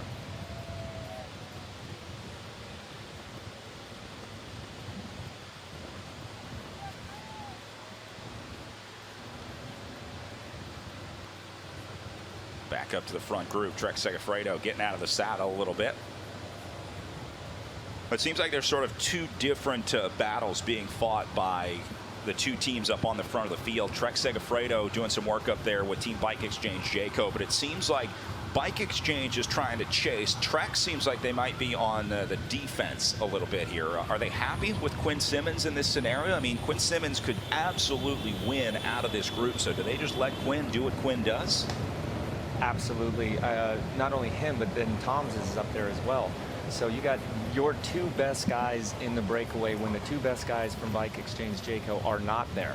So these guys are motivated and they're happy with the composition here, but it is still a very long way to go. Every single time they can get a new rider to come and pull through, like Team Novo Nordisk, is just helping them. And you know, the guys sitting at the back right now from Team Bike Exchange Jayco, they're going to have to make a decision. So I hope they're eating, and I hope they're fueling, and I hope they're saving their legs, because they're either going to have to drop back and do something extraordinary to bring that group back. And I think we may see that here pretty soon. I haven't seen them on the front of the breakaway a whole lot. See, now they're getting action rider up there in the front. Team Novo Nordisk is maybe doing a little too much work. He's here by himself. Maybe he should hide in the shadows a little bit, conserve his energy, because man, these roads just non-stop up and down. It's going to take a little bit out of you. You're going to burn a couple matches here and there, and then once it's over, it's over. That's Groenewegen right there, isn't it? This would be Michael Matthews wearing number 11. So I guess that answers the question. Matthews is going to try and go across the gap here at a minute 50.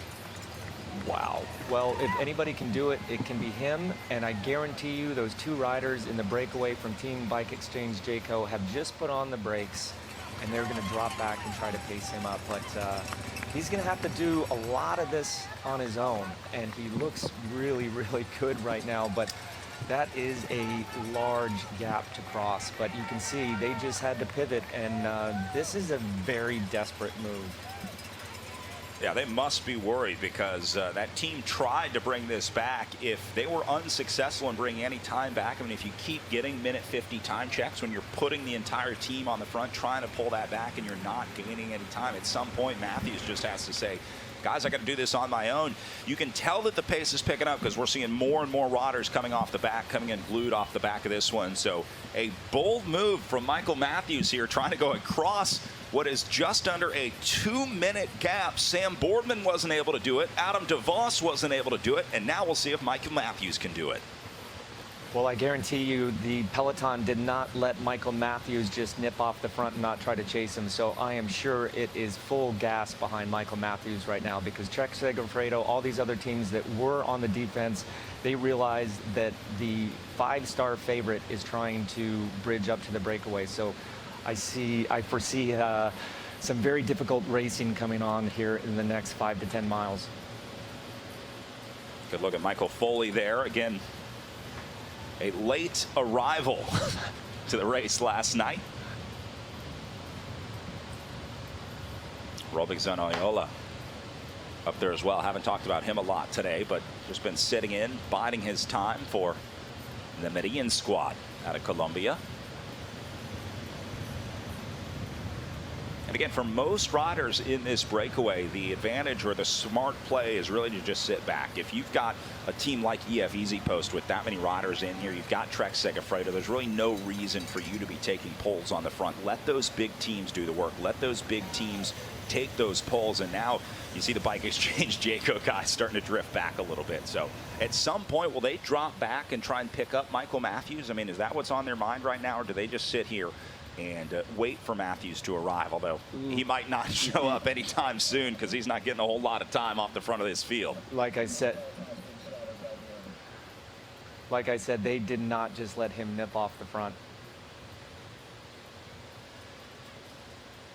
Now the peloton going to step on the gas as well, so we'll see if this time gap gets updated from a minute 50, and this will be another split up in the front group. Man, it is really starting to shatter out there, both in the peloton and the breakaway. Yeah, it is on from all directions right now, and we don't know what camera is with what group, so we may have to just settle down and watch this for a while. But right now, there is not an easy wheel to ride in the peloton. If you're in the front, in the middle, here, off the back, everyone is absolutely on the limit.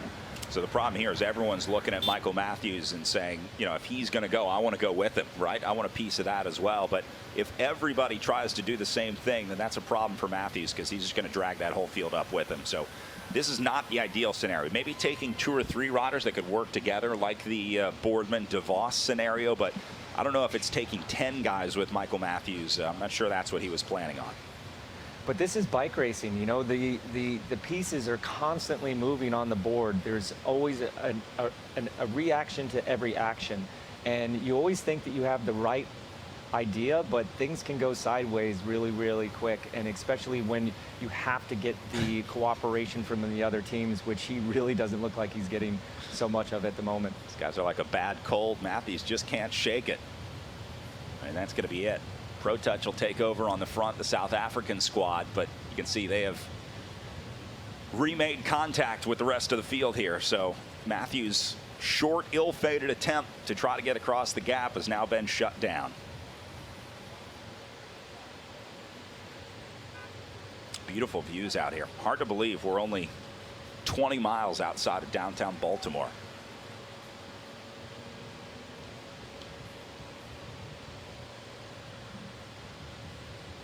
Yeah, I'd be really surprised to see if Michael Matthews continues to do this. He tried. It was reacted to. Now I think it's going to get even a little bit more negative there because you know they knew. Yeah, look at it. They're spreading across the road here. You called it. Yep. And any attack here is going to be futile unless you're as strong as someone like Michael Matthews. So these are more victims coming off the back of the breakaway. That's Lozano, the Novo Nordisk rider we saw taking poles earlier. Looks like they're on their way back to this group. Now 4 going to try and split it at the front of the peloton. Matthews still there looking for a free ride. That's him in the blue and white, 5th wheel.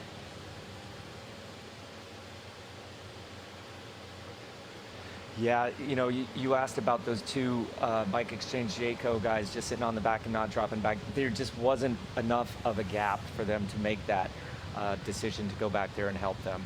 So, you know, Michael Matthews just put a lot of lactate and a lot of sting and a lot of pain into people's legs, but to what avail? But counterattacks coming off of this, anything that Bike Exchange Jayco is not involved with is going to be trouble. Yeah. They've kind of painted themselves into a corner really early in the race, but this is bike racing. This is why we have these long races. You can always have time to make up for a tactical error or change the script. In these shorter races, you know, you really can't do that. But here, you just got to play the long game. But so far, they're not making the moves that they probably planned on making by now. All saying that, that's kind of rude for me to say. They do have 2 guys in the breakaway that we, you know, now don't have to do anything. The other teams know that they want Michael Matthews and Dylan Groenewegen to go up there. So those guys don't have to take one single pedal stroke on the front. They have to be careful about getting gapped off. But, you know, those 2 guys, if they can save their energy, you never know. And, you know, you don't want to throw the baby out with the bathwater, that's for sure. Well, this one getting more and more chaotic as we see more and more of these attempts trying to go. It is starting to shatter. The breakaway's falling apart up the road. These guys attacking out of the peloton, and they're going to meet somewhere in the middle. So there's about to be a whole lot of chaos in between the main group and the breakaway over the next 10 miles or so. Canadian national champion up there flashing as well. It's so great to have some national champions from North America showing off their jerseys here in the Maryland Cycling Classic. We saw Cote get up there earlier. And now trying to take another look. But look at this just constant roller coaster up and down. Not a single second of flat road until now. So Legion, Pro Touch, Human Powered Health, and EF Education Easy Post trying to keep this breakaway alive. They have built up a 3.5-minute gap over the front of the field as they continue to nurse this lead. We'll keep an eye on the breakaway and be back after this. UnitedHealthcare offers low to no cost coverage options to fit virtually any budget. So access to care may be closer than you think with UnitedHealthcare. Learn more at uhc.com.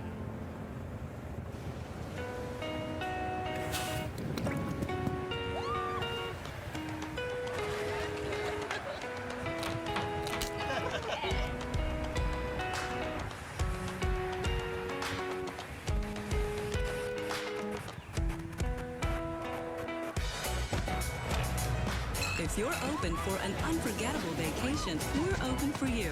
Plan your trip today. Maryland. Be open for it. You know what they say, most who come stay, come and meet your people, come and find your way, This is Baltimore. You don't know real until you've been to Baltimore. Yeah, so art, so pure and real for sure. This is Baltimore.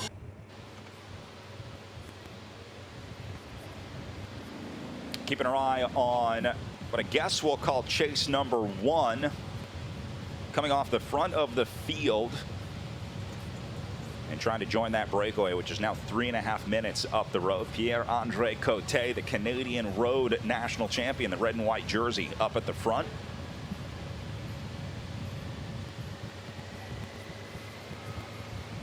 Felix Stelly in there for EF Education Easy Post, and then they're saying Guillaume Boivin will be the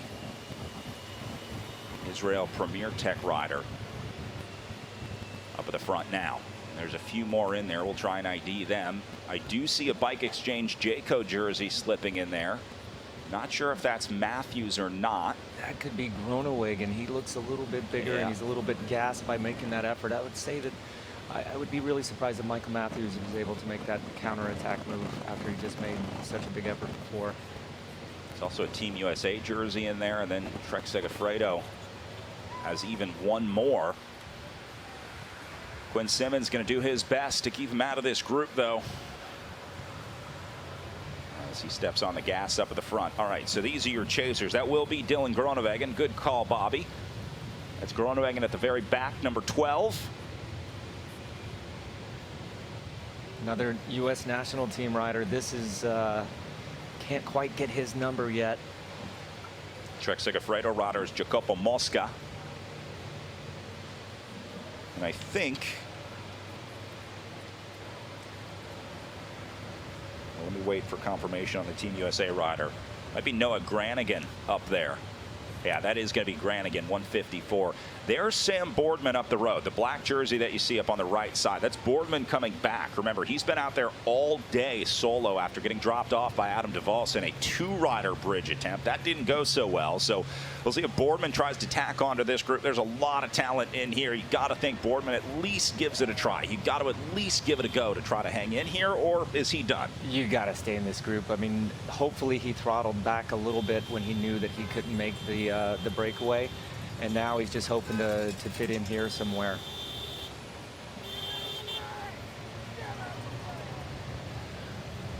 Well, he'll slot in just ahead of Groenewegen here, as he says, I finally get a draft, finally get some help where I can sit in.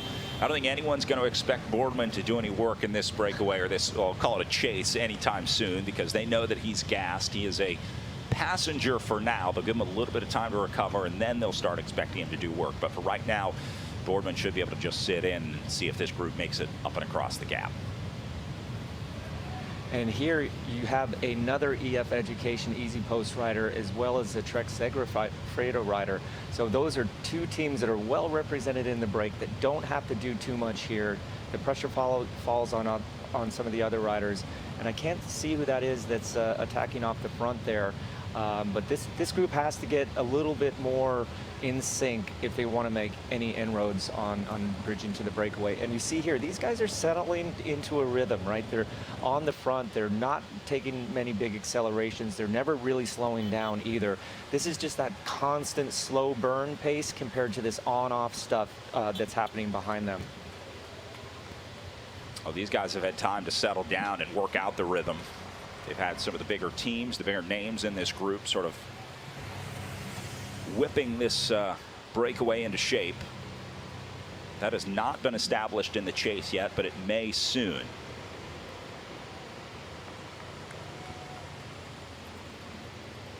So Groenewegen trying to get up there. Decline will be the sprinter for human-powered health today. So he'll be the fast man that they wanted to get an opportunity on the circuits. So it really takes a specific kind of rider on a day like today. It's going to be a rider that can ride like a rolleur, a rider that can make it across these gaps, can ride into the breakaway, but then you still have to be able to sprint on these finishing circuits. And what's interesting, in the group behind you have two riders coming up from Kyle Murphy's team. So are they really going to make that big of a commitment to bridge this massive gap right now when they do already have a rider in the break? That would be a lot of weight on their shoulders. I wonder if they're going to reconsider this here pretty soon.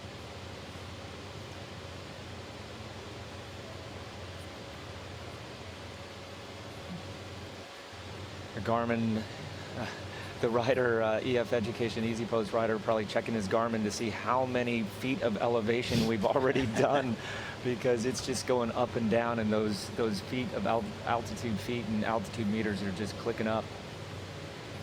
Well, just over 80 miles of racing to go. Gap now up over 4 minutes at 4:15. The new updated gap as we take inventory of the front group here. You can see how many teams have multiple riders in here, and then we get down to the solo riders, the Raffertys, the Foleys, the Freres, Wade, Pincus, and Hugo Scala Jr. also up into this breakaway. Scala on loan from the Project Echelon racing team here in the U.S. We'll see who this is. Yeah, this was the guy that we couldn't see that looked like he was splitting off the front of that group. He's got a little bit of a draft here from the motorcycle, which is always nice, you know, but because he can go around those turns a lot faster. That's ex-Canadian champion from Israel Startup. Yeah, that's going to be Guillaume Boivin. Premier Tech, Guillaume Boivin, yeah. So he's now having to do what Michael Matthews tried to do, but he has a little bit more rope here because he's not the odds-on favorite for the race. So we'll see, but he has a very long and painful time trial ahead of him if he wants to close this gap by himself.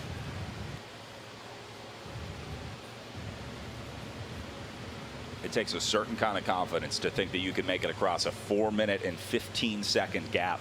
I thought it was crazy for Michael Matthews to try to go across a 2-minute and 15-second gap, and now Boivin says, I'll do it at 4. I think Michael just wanted to light the candle a little bit to motivate this group to get a good combination of guys up there, and he was just too strong. He went on his own.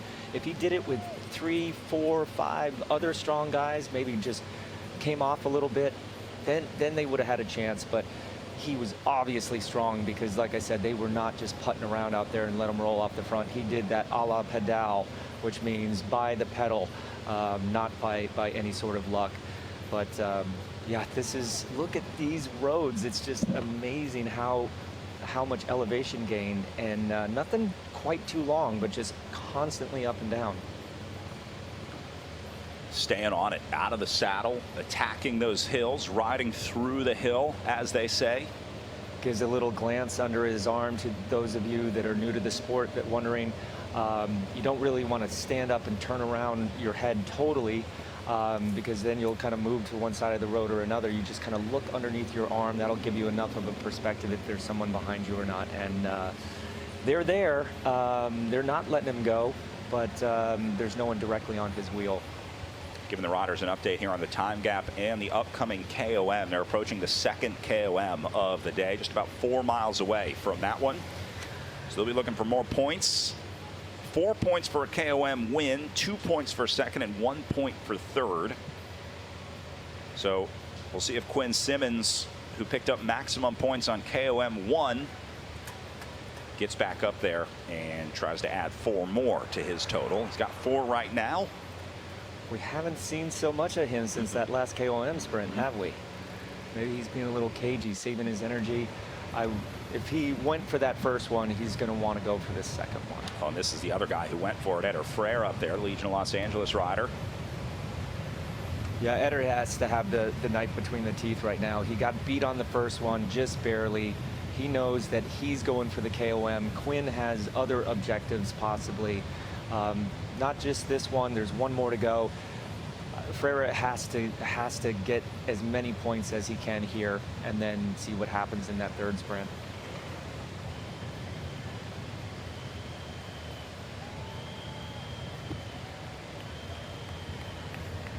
Depending on how things go, he may be able to lock it up before the third, as long as this breakaway stays away and he can box, let's say, Frere out for points. He may be able to make it mathematically impossible to take that KOM into the third one. I gotta wonder if there's anybody else besides those two that are gonna throw their hat in the ring for this next KOM. Maybe somebody just missed the move the last time and wants to have that jersey here in downtown Baltimore this afternoon. Beautiful view for Guillaume Boivin here. I don't think he's taking much time to look around. He's looking right in front of him. He's looking at his heart rate monitor. He's looking at his watt meter. He has to keep a good pace here, but it's also a question that I had for Sam. Like, why? Just this is not possible to make that sort of move. So start to conserve, take another drink of your water bottle, eat a little bit more food, come off the gas a little bit, and then maybe be able to try something a little bit later. Is the thinking here, maybe if I get off the front, more riders will join me, they'll bridge up, and I can get 2 or 3 guys together, and it's just not happening? I think that's what Michael wanted. He was just a little bit too strong, and Guillaume here is probably thinking the same thing, that maybe somebody pops up to me. But this has been a fast-paced race so far on these sort of conditions, these up and down roads all day. I don't know if it's super fresh legs out there, or that people want to commit with 78 miles to go. But just that little impetus from Matthews and now Boivin, it looks like the gap has dropped a little bit to the peloton. But it's going to take a lot more of those little surges to bring that more down to a more manageable distance. It's tough to get an accurate time gap on these rolling roads too. When you have a flat, open section of road, it's a lot more trustworthy with those gaps. But depending on where you take those time gaps, obviously you have the ups and downs to make up in between. So you can see that gap balloon throughout the day today. You'll see it go up to 4, back down to 3.5, back up to 4 as the road goes up and down.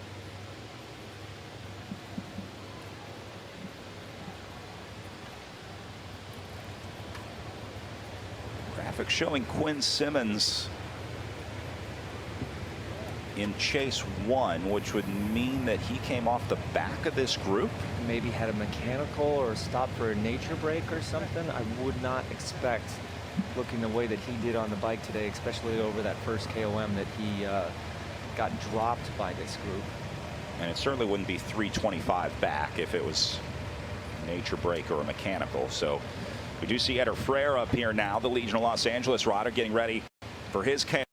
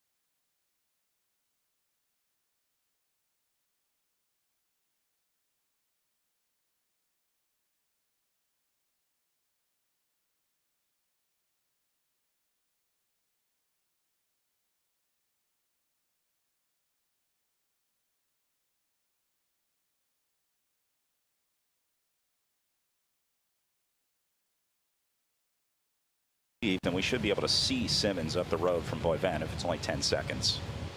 I think that's Quinn Simmons right there. About 12 wheels back. You know, nowadays riders have electric gears, and they're little tiny batteries, or they take a charge. I cannot imagine how many times these guys are going to have to shift gears today. Up and down, steep grade, a little bit less steep grade. I definitely hope that the mechanics brought those little converters over and charged these shifting units, because you don't want to run out of battery power on a day like today.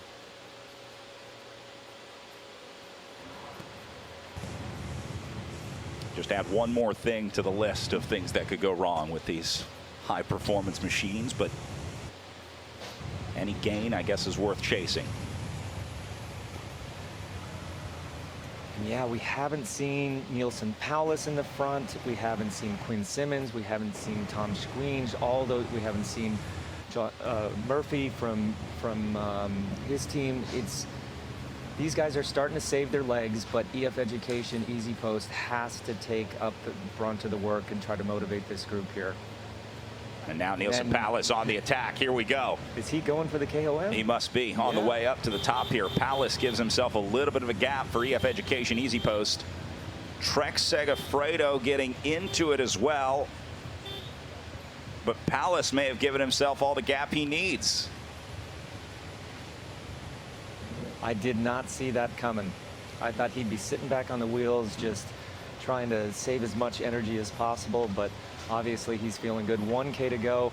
It's a long way to go, and those guys are definitely back on his wheel. You know, I wonder if Powless is just using this climb to try and split it, just using this part of the course to try to say, all right, it doesn't need to be 23 guys in this group. We've got way too many, and we need to get rid of some of them. So maybe he's just going to drive this for a kilometer. Remember, this is a guy who rode to a top 5 ride on Alpe d'Huez, so he's not afraid of riding these steep grades, these big pitches. And if he can do this effort for just a couple minutes, that's going to put a lot of riders in trouble at the back of this group and split it one more time at the front here.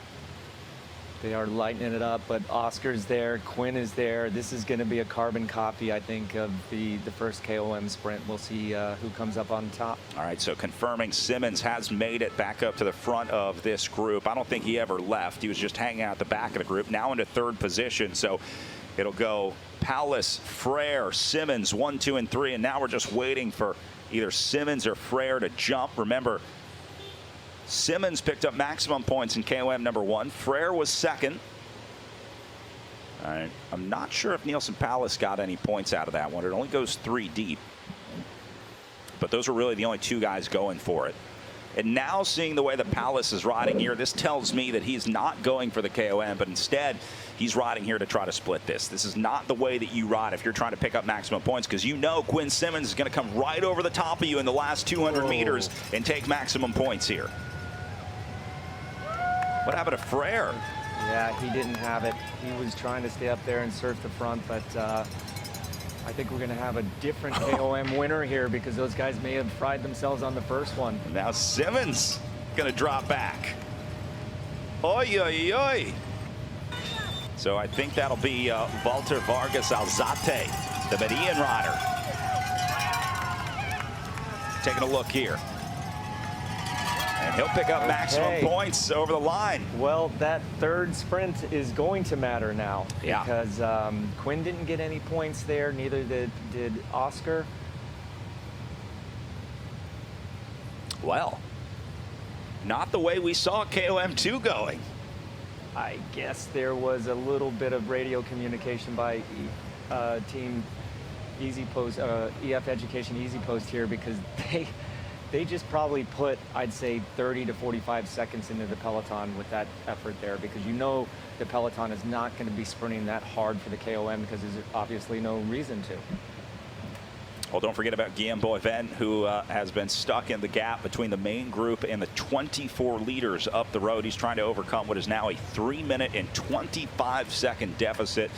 A huge, huge ask for the Canadian here. Trying to go across, but maybe things will calm down after the KOM. Here's the move from what I think was either Ayala or Vargas. That must be Iola. So he'll pick up maximum points. Simmons and Frere both get 0. So now Simmons and Iola tied in the KOM competition here. Wow. There was a major reshuffling of the deck there, and again, yet again, Team EF Education Easy Post came out on top. They did that acceleration, they whittled it down like you said, but now, even more than before, the responsibility is on their shoulders. And I think, again, this is what Nielsen Palace was after. This is what he was looking for, this split here. And now they're looking for a little bit of help, saying, all right, we did the first part. You guys need to do the second part now. I'm not sure if that was the best tactical move to make right there. It's a little bit early to be doing these sort of splits of that sort of a big group, but there was a lot of guys that were just sitting on the back. But this is a little bit of a reshuffling, and yeah, this is, I think, the peloton, and you can see the speed or the difference in speed between this group and the group that just crossed the KOM line.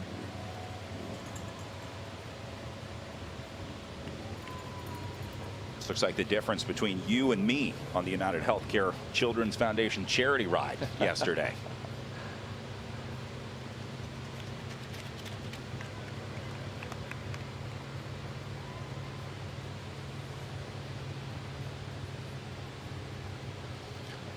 All right, so things starting to get chaotic out there again. Just when they had calmed down a little bit, this second KOM really starts to throw a wrench in the works here. So that group of 24 has now broken up. It's no longer 24 altogether. What you're looking at right now are the leaders on the road, and these will be the remnants of that 24 rider group. So let's call this 10, maybe 12. I'll try and get a count on them here, but it's certainly not the original 24. Yeah, and note that the two Team Bike Exchange Jayco riders that were sitting on the back because they didn't want to work, they made this split. So that also changes some things here for Team Bike Exchange Jayco. Now they have two guys in the front 10. Okay, their two best guys are not there, and may be difficult to ever see them again, but now they have motivation to work.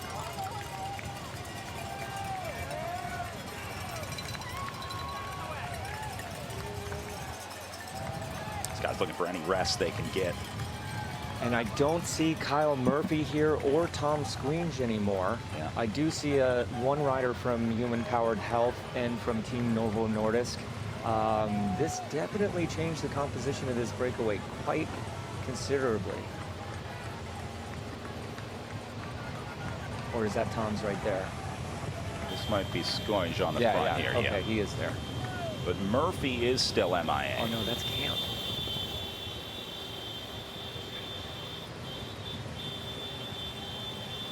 Yeah, so that would be Simmons and Camp. And I only see two Trek Segafredo jerseys here.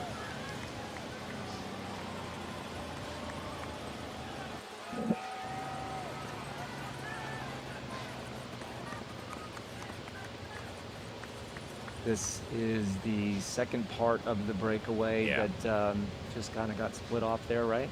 Yeah, so I think these are the remnants of those 24. That's Nielsen Palace.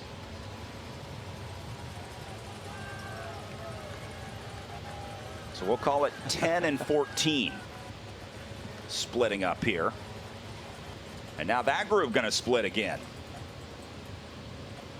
Man, these guys are all over the place. This has delivered on its promise of being a truly chaotic day of racing with these rolling hills outside of Baltimore. It really delivered on a dynamic, exciting day of racing so far. I can't even tell if this is the front of the peloton or the back group anymore. There's guys just everywhere.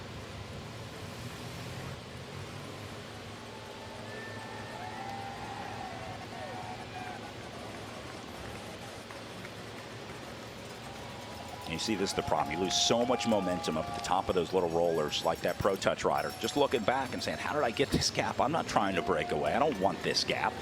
This be Human Powered Health trying to go. Is that Robin Carpenter maybe? That's his style for sure.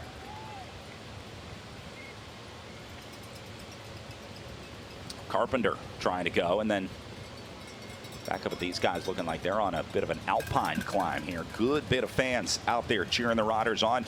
I know you had a chance to get out there and ride yesterday with some of our ambassadors here at the Maryland Cycling Classic, including Freddie Rodriguez joining us in the booth here today. Freddie, welcome to the broadcast booth. Nice to have you here at the Maryland Cycling Classic. I know you had a chance to get out there at the start this morning and out there yesterday. Is it as hard as it looks on TV? Yeah, it's probably harder than we think, guys. Yesterday, the ride was definitely very aggressive in the pitches we had in the ride. So these guys are going to have a definitely hard day of riding. When you think about what's already happened, and we still have how many 72 miles to go. Yeah, there's going to be some tired legs and a lot of shuffling around. Does it make this day that much harder with all this chaos going on out there? I mean, it was already a hard day of racing with the elevation gain, the rollers, but now having to chase these gaps and just constantly update the situation on the road, I have to imagine that makes it even tougher. Definitely. I mean, when you think about when you think about a one-day race, this first year, it's a race that we can't kind of create a prediction because there's no history in the race. And that makes it for an open race, a race of, as we said, it could be kind of chaotic with the heat. What kind of sprinter for a day like today, Freddie? I mean, it's obviously not going to be a pure sprinter, but the guys that were watching, we talked about Matthews and Groenewegen. Apparently Matthews thought he could go across a 3-minute gap at one point, so you have to be able to do stuff like that, it seems like.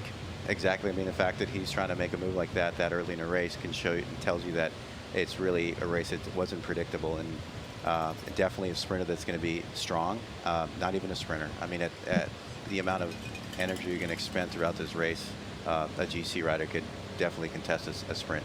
Have you had a chance to take a look at this finishing circuit? Have you seen that the last corner? Can you kind of take me through what the run-in to the finish is like?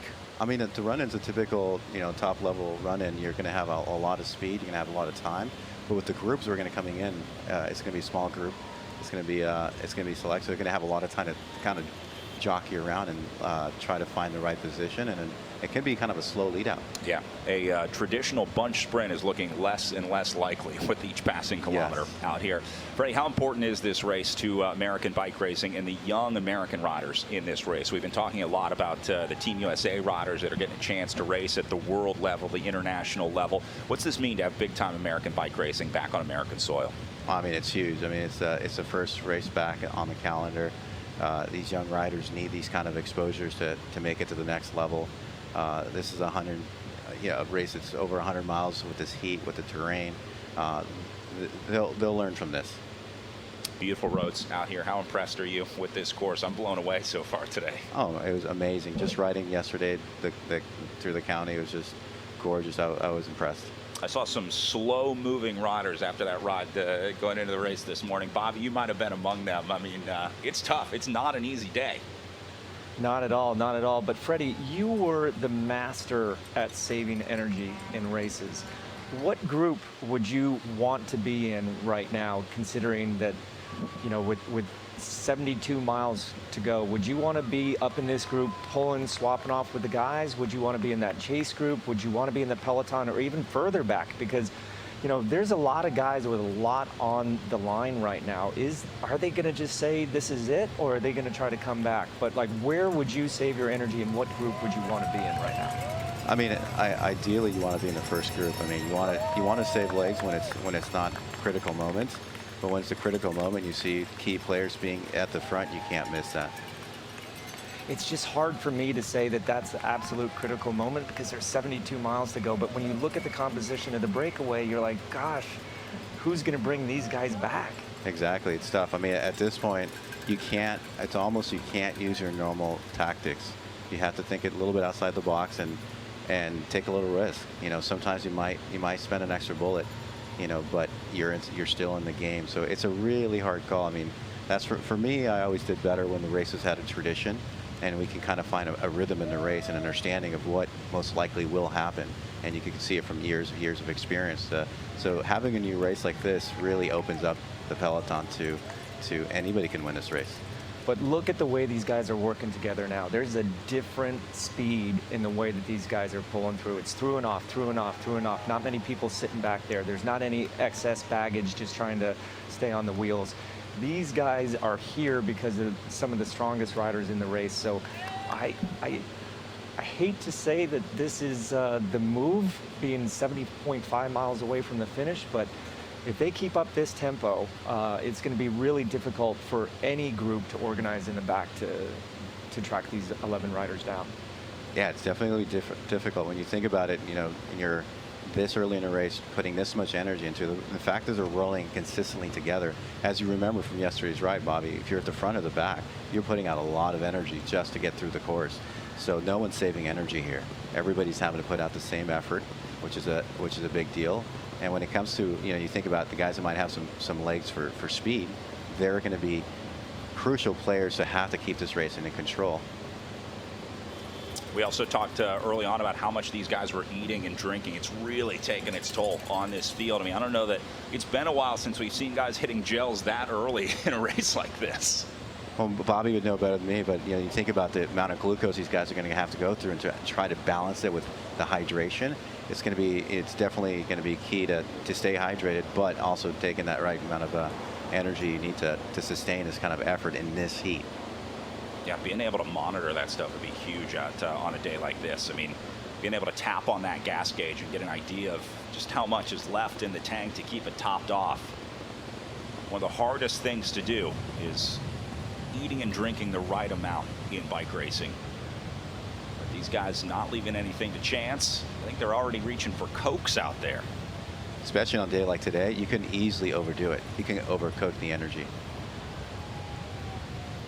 Bottles constantly flying out. These guys just trying to stay hydrated and stay cool. 87 degrees out there right now. Now this blacktop pavement gets a little warmer than like the chip seal that we were on earlier, so that'll add a few degrees as the heat radiates off the front. At this point in the day, just about 3:30 local time on the East Coast. It's had basically been baking in the sun all day here, so get a little bit more heat coming off of the pavement. And Freddie, I have to imagine that plays into your hydration plan for the day as well. Yeah, definitely. I mean, you look at everything, even the clothing now that these guys have, the breathability, the cooling effect they're getting from the wind because the fabrics are so open. I mean, these are key things that hopefully everybody planned out correctly. You know, they're getting ice throughout the course to try to cool down a little bit. Everything you can, hopefully everything you did before getting to today to be optimal. And even when you're optimal, you're still going to be emptying the tank by the end of the race. And Bobby, the fueling doesn't start the night before. It's sometimes tough for a single day race. You're preparing for a multi-day stage race. You get into the rhythm of eating and drinking and topping off. But coming into this one-day race, you're traveling, you're getting into the hotel. It's tough to sort of get that rhythm. It's really tough, especially when you're on an airplane. You know, you don't want to be eating that airplane food. You want to be bringing your healthier snacks, but you're not eating as much as you normally would. So, you know, starting even 72 hours, no less than 48 hours out, you are already hitting those carbohydrates. A lot of riders get a little bit nervous because when you do eat carbohydrates, it increases your muscle glycogen, and that actually weighs you down a little bit. So a lot of these guys are nervous about gaining weight, but I always say go into the race with a full tank of gas. If you go into a race with a half a tank of gas and half of your glycogen storage capacity filled, you're cutting off your nose to spite your face. You need that energy, and if it does weigh a little bit more, it weighs a little bit more, but you'll have that more energy. A lot of these guys these days, they're just trying to be so darn skinny and so darn light, but energy management is the key to success in this sport. Well, Freddie, as our ambassador here at the Maryland Cycling Classic, I know you got a lot of responsibilities and you got to get out to those, but one last question before we let you go. Anything that you've seen today, any favorites yet? Anybody jump out at you? Your most impressive ride so far today? I mean, I got to say, you know, a veteran, somebody that we've all raced with, Oscar Sevilla's in here, and if he can stay, he's not in the first group. Sorry. I think Sevilla is going to be in that second group. Okay. Yeah. So yeah, we'll get confirmation on it. We'll get confirmation on that. I thought you were going to go the Mr. Experience at Vanmarcke there. Yeah. Yeah, I mean, there's a lot of riders that, to me, I mean, to tell you the truth, it is such a hard race.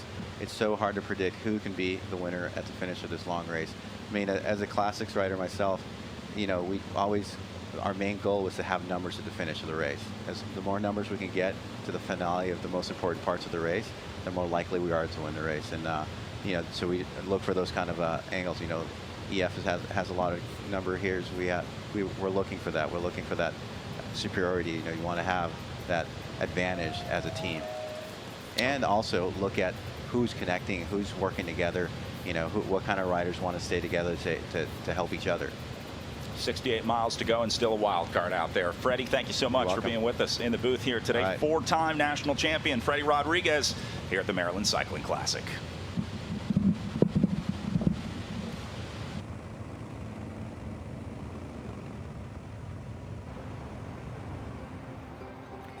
Welcome to the B&O Railroad Museum, the birthplace of American railroading. Here you can stand on a working turntable in the beautiful 1884 roundhouse. You can ride on the first mile of commercial track ever laid in the country. You can see where the first stone was laid.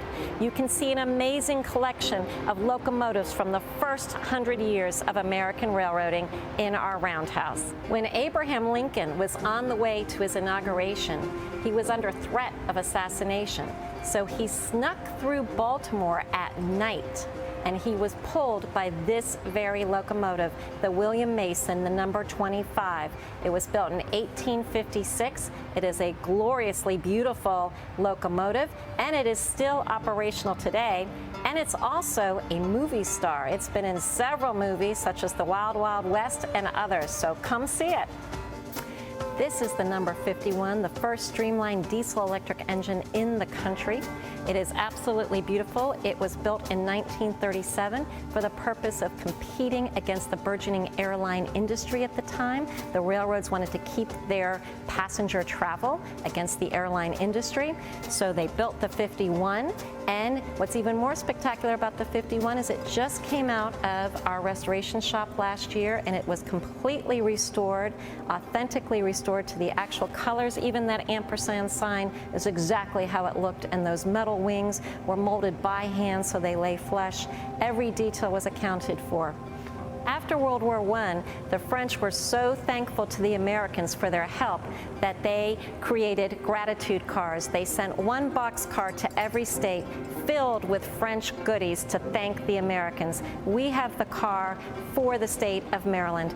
All the shields on the car are from the various French provinces. It is all authentic. It's the only Merci car that has not been restored. It basically is the Tour de France to the Maryland Cycling Classic. We tell the story of America through the lens of the railroad here at the B&O. We'll see the terminus of that B&O Railroad just before they get to the finish line today at Camden Yards. The B&O warehouse just outside of Oriole Park. I know you had a chance to get in for a game yesterday. Yes, I did. That was quite the treat. Quite the treat. We were at the Night of Champions, and then a buddy of mine from Toronto, associated with the Toronto Hustle team, sent me a ticket. Nice. On my iPhone. I have never gone to a ballpark with a ticket on my iPhone before, and I was able to make the 7th inning stretch, and I saw a home run. Yep. I saw someone right next to me miss a foul ball. It hit him in the nose.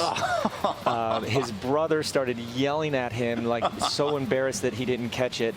And we looked over there like a minute later, and they were both gone. Maybe he had to go to the hospital or something like that. So in just a few short innings, I did get a little bit of the experience of being in Camden Yards. Sounds like you got the full experience. I tell you, those balls were coming at you way too fast. So next time I go to Camden Yards, I'm going to bring my own baseball mitt. But like, what a cool opportunity, and it's right in downtown Baltimore. You got the Ravens that play right next door. This whole downtown area just has blown me away. It's been such a fantastic couple days here. We'll start to see that on our images here pretty soon as the guys make their way towards downtown Baltimore. This is the remainder of the peloton, what's left of the main group out there on the road. So this is the biggest group that we have, the blue bar on the graphic on the left-hand side of your screen. So this is really everyone that's left. And there's not many. So they lost a lot of guys out of this back. As we were monitoring the chaos up at the front, they were just constantly popping riders off the back of this one. We were witnessing the intensity and the chaos at the front, but these guys had to deal with the exact same roads at the back. So I think everyone is a little bit tired right now. And this will go back up to your very front group. So we went from the back of the race to the front of the race here.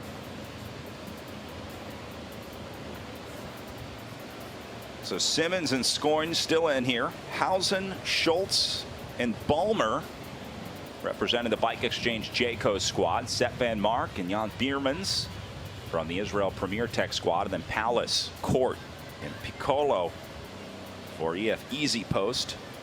They're saying Zukowski is the human-powered health rider. Okay, and then haven't seen his number yet. Lozano and Iola, who we talked about earlier. Iola winning the second KOM of the day, and then David Lozano hanging tough for Team Novo Nordisk. Wow, what a great opportunity. You see all the riders from the World Tour teams, and then you have a guy from Human Powered Health, a guy from Team Novo Nordisk, and Team Medellin, Colombia. So those guys are living the dream right now.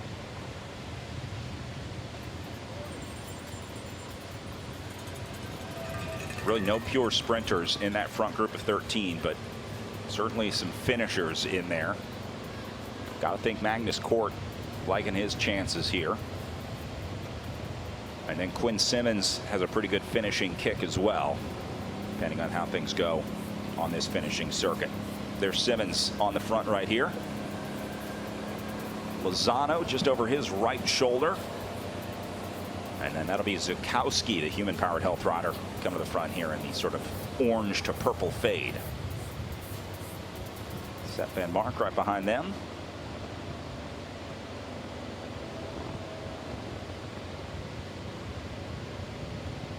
So now we'll look to see who's working and who's not in this group. We'll see if everyone's taking polls.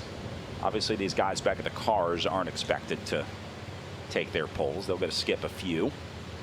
And that's the trick. You know, you go back, you act like you're getting a bottle, you take out not one but maybe two full rotations. Everybody knows that trick, but who can do it without the other guys yelling at them? That's the question. You don't want to upset the apple cart too much here, but every single time that you can miss one of these poles, you're saving it just that little bit more of energy. Palace lifting the tempo again, saying this is just a little too easy for us here. Gosh, he looks great on the bicycle. I mean, grande class is what we say. He just looks so fluid. I mean, he looks like a bike racer, and he's an absolute assassin. Don't forget, he's won the one-day Classic San Sebastian in Spain last year. It's just great seeing a rider like him perform not only over in Europe, but then come back here and fly the flag for the USA. Talk to me about the difference between, let's say, one of the classics like a San Sebastian and a day like today. I mean, these one-day long races, a lot of elevation change. Do you ride this the same as you would ride a spring classic? Oh, you know, not being the spring classic guy myself, you're kind of asking the wrong guy. But a race like San Sebastian, I mean, the strongest riders go in the front, maybe not as early as today, but you know, you just want it to control the race from the front. And I wasn't the best tactician, so I would normally try to be in the front and quite often would overcook it and not be able to stay there for the finish. But that's the fine line, and what I like so much about Nielsen is he's an assassin in the one-day races, and he's finishing up strong in the Tour de France. He was, I think, 12th in the Tour de France this year. To have both those skills is so great for American fans. Well, like Freddie said earlier, what you want is numbers at the end. That was kind of his take on a one-day race like this, and so I think EF is in a good position here with Palace and Cort up here at the front. Probably the best scenario of all the teams in this breakaway. It's got to be either EF or Trek. I think it's got to be EF. They have one more guy than Trek does. You know, you don't want to go to the line with Magnus Cort Nielsen, and if you didn't notice, he wasn't on the start list for this race at the beginning of the week. Team EF Education Easy Post pivoted and sent him over here because they need these points, and he is obviously on great form. He's been on great form since the Tour de France, where he was racing. It seemed like he was racing the Tour de France as if it was a 1-week stage race instead of a 3-week stage race. But he got to wear the King of the Mountain jersey in Denmark. He won a stage. Phenomenal form he has right now. Up to Callan Ormiston.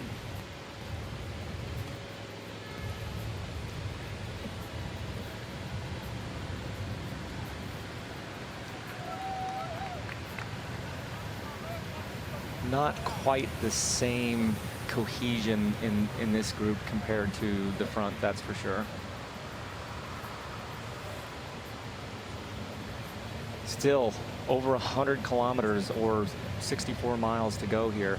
Anything can happen, but that group in the front is just looking very, very solid.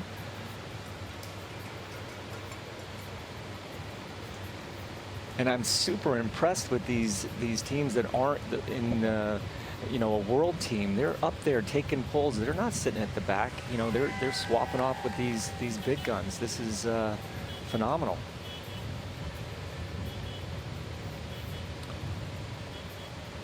Well, earlier in the day today, we started this race up at the headquarters of Kelly Benefits, who has been a huge supporter of this race. And behind Kelly Benefits is a man by the name of John Kelly, who has been a big supporter of not only racing in this region, but racing in the United States. He's supporting a lot of the young riders on Team USA. Rasan Bahati had a chance to catch up with him as we got ready for today's race. I'm here with John Kelly, one of the partners of Kelly Benefits, and I think more important today, the chairman of the Maryland Cycling Classic. How you doing today, John? I'm doing great. This is unbelievable. So excited to have some of the best riders in the world here assembled at Kelly Benefits headquarters and going to ride the roads of Baltimore County, which are beautiful. You know that. We rode together yesterday, and to come into our city for 4 laps, it's going to be beautiful. I'm honored. I'm thrilled. I'm emotional. It's phenomenal. You know, sports need sponsorship. Sports need people to back it. Why is cycling so important to Kelly Benefits? Well, to me, cycling promotes healthy lifestyle, for one. We're in the benefits business. We work with employers to help them design, manage, administer, and deliver their benefits. We all know the challenges in healthcare, and it comes down to really better health is what's going to make healthcare better in America. And it's also, to me, like the most beautiful and efficient combination of humanity and technology to create efficiency. To see these athletes as tuned as they are, on their bicycles as tuned as they are, competing, it's just a beautiful thing to watch, and it embodies what's important to us as a business. We're a business of people serving other people with as efficient of technology as we can build and provide. So it has a lot of things that embodies the values that are important to the Kelly family and to our people. Absolutely, and I think you hit it on the head. You're not only supporting the sport, but you're also out there talking the talk and walking the walk, and we really appreciate you. Thank you. I'm honored to be the chair of this race, and my family and I are honored to host it here at Kelly Benefits headquarters. Thank you. John's going to be in for a great show when they hit these downtown circuits in Baltimore today. As we go back and take a look at the abbreviated peloton, these are the survivors, the remainders, and now more and more riders trying to leave that group and join up the road. Tony Gallipan, along with, I think is going to be Robin Carpenter. Human Powered Health rider Robin Carpenter. His number was flapping in the wind there a little bit. So Gallipan and Carpenter are going to make it up into what I guess we'll call Group 2 on the road. It is really hard to say right now with all these groups. But yeah, I mean, Robin is a strong guy, and that's the only way that somebody's going to see the front of the race again, is if they kind of come together 2x2s, 3x3s, and gel a little bit. I don't see that real impetus of multiple riders being able to do stuff. I mean, Tony Gallipan has also won the Classic of San Sebastian in the past. I mean, he's a great rider. These are great roads for him, but you need a couple more guys to do that equally as strong.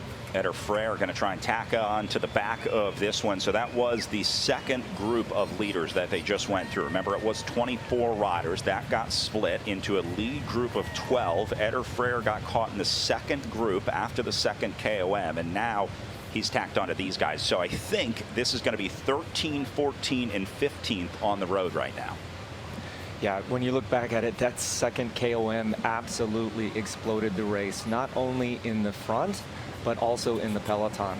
So that's why we're having such a hard, difficult time figuring out who's who and who's where and what those actual time splits are. But they lit it up on that second KOM.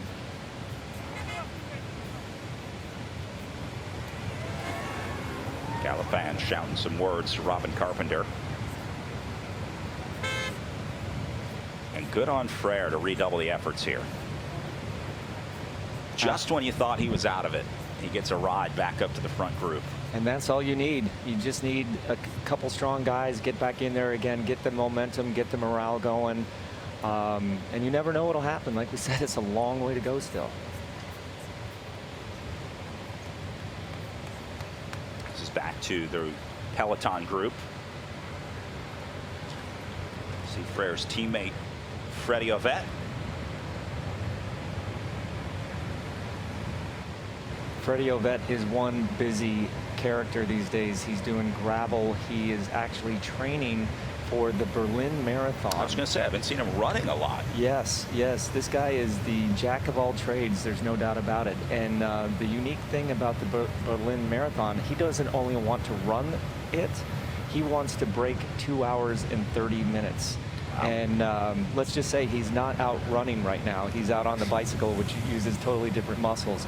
So between gravel, road, criterium, and running, what great freedom Legion of Los Angeles has given him to do all these different disciplines, and I think it's fantastic. You don't really see a lot of overlap between the cyclist and runners. It's not a common overlap that you see. Why are you looking at me like that? Because you know, I try to run in the off season. I had a little bit of a motivation to try a marathon this year, and I started running, and I don't think that my muscle structure, I have the motor, I just don't have the chassis to support that constant pounding. I blamed it on the shoes, and then I got a different pair of shoes, and I got turned out kind it of the wasn't same, shoes. same sort of injury, and then I'm like, yeah, Julik, just stay to the bike. All right, so a few more riders joining into this group. This will be Fritz Nielens, who is now joined for the Israel Premier Tech squad, and then Kyle Murphy has also been absorbed by this group. So Murphy, I think, must have been coming backwards, and they picked him up out of this group. So it was 2, then was 3, and now it's 5 in that chase to try to bring back these guys at the front of the race. They're looking at a 2-minute and 20-second deficit. We'll see if that time gap updates, but it is a lead group of 12 with that group of 5 that we just saw before this sitting behind them. And starting to settle down a little bit. And just look at the body language. All these guys are in the aerodynamic position. They're all got their game faces on. They're all doing short pulls, which is what you want to do. All right, now I know these guys aren't talking about going to the Orioles game after the race here. Scoinge and Simmons exchanging words up in this front group. Are they talking strategy right now? You know, it's a little early there to talk strategy. I think they're reminding themselves to eat and drink and just spin the legs, you know, conserve the energy a little bit, because they are very well represented, but this is a very strong group. I don't think I've ever seen this sort of cohesion this far out in a race. All these guys came to play today, and it's just great to see. And then Paulus, Court, and Piccolo.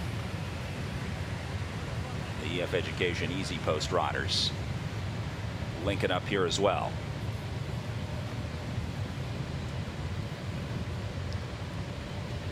And Piccolo is the one that's impressed me the most out of this group. I mean, he's been doing a lot of work. I don't really know him, but he, again, looks just fantastic on the bicycle. 2:20 the gap for these guys. 12 riders trying to hold off 5 chasers behind them as we go down to just under 60 miles of racing to go. UnitedHealthcare offers coverage plans designed for your unique needs, no matter where you are in life. So access to care may be closer than you think with UnitedHealthcare. Learn more at uhc.com.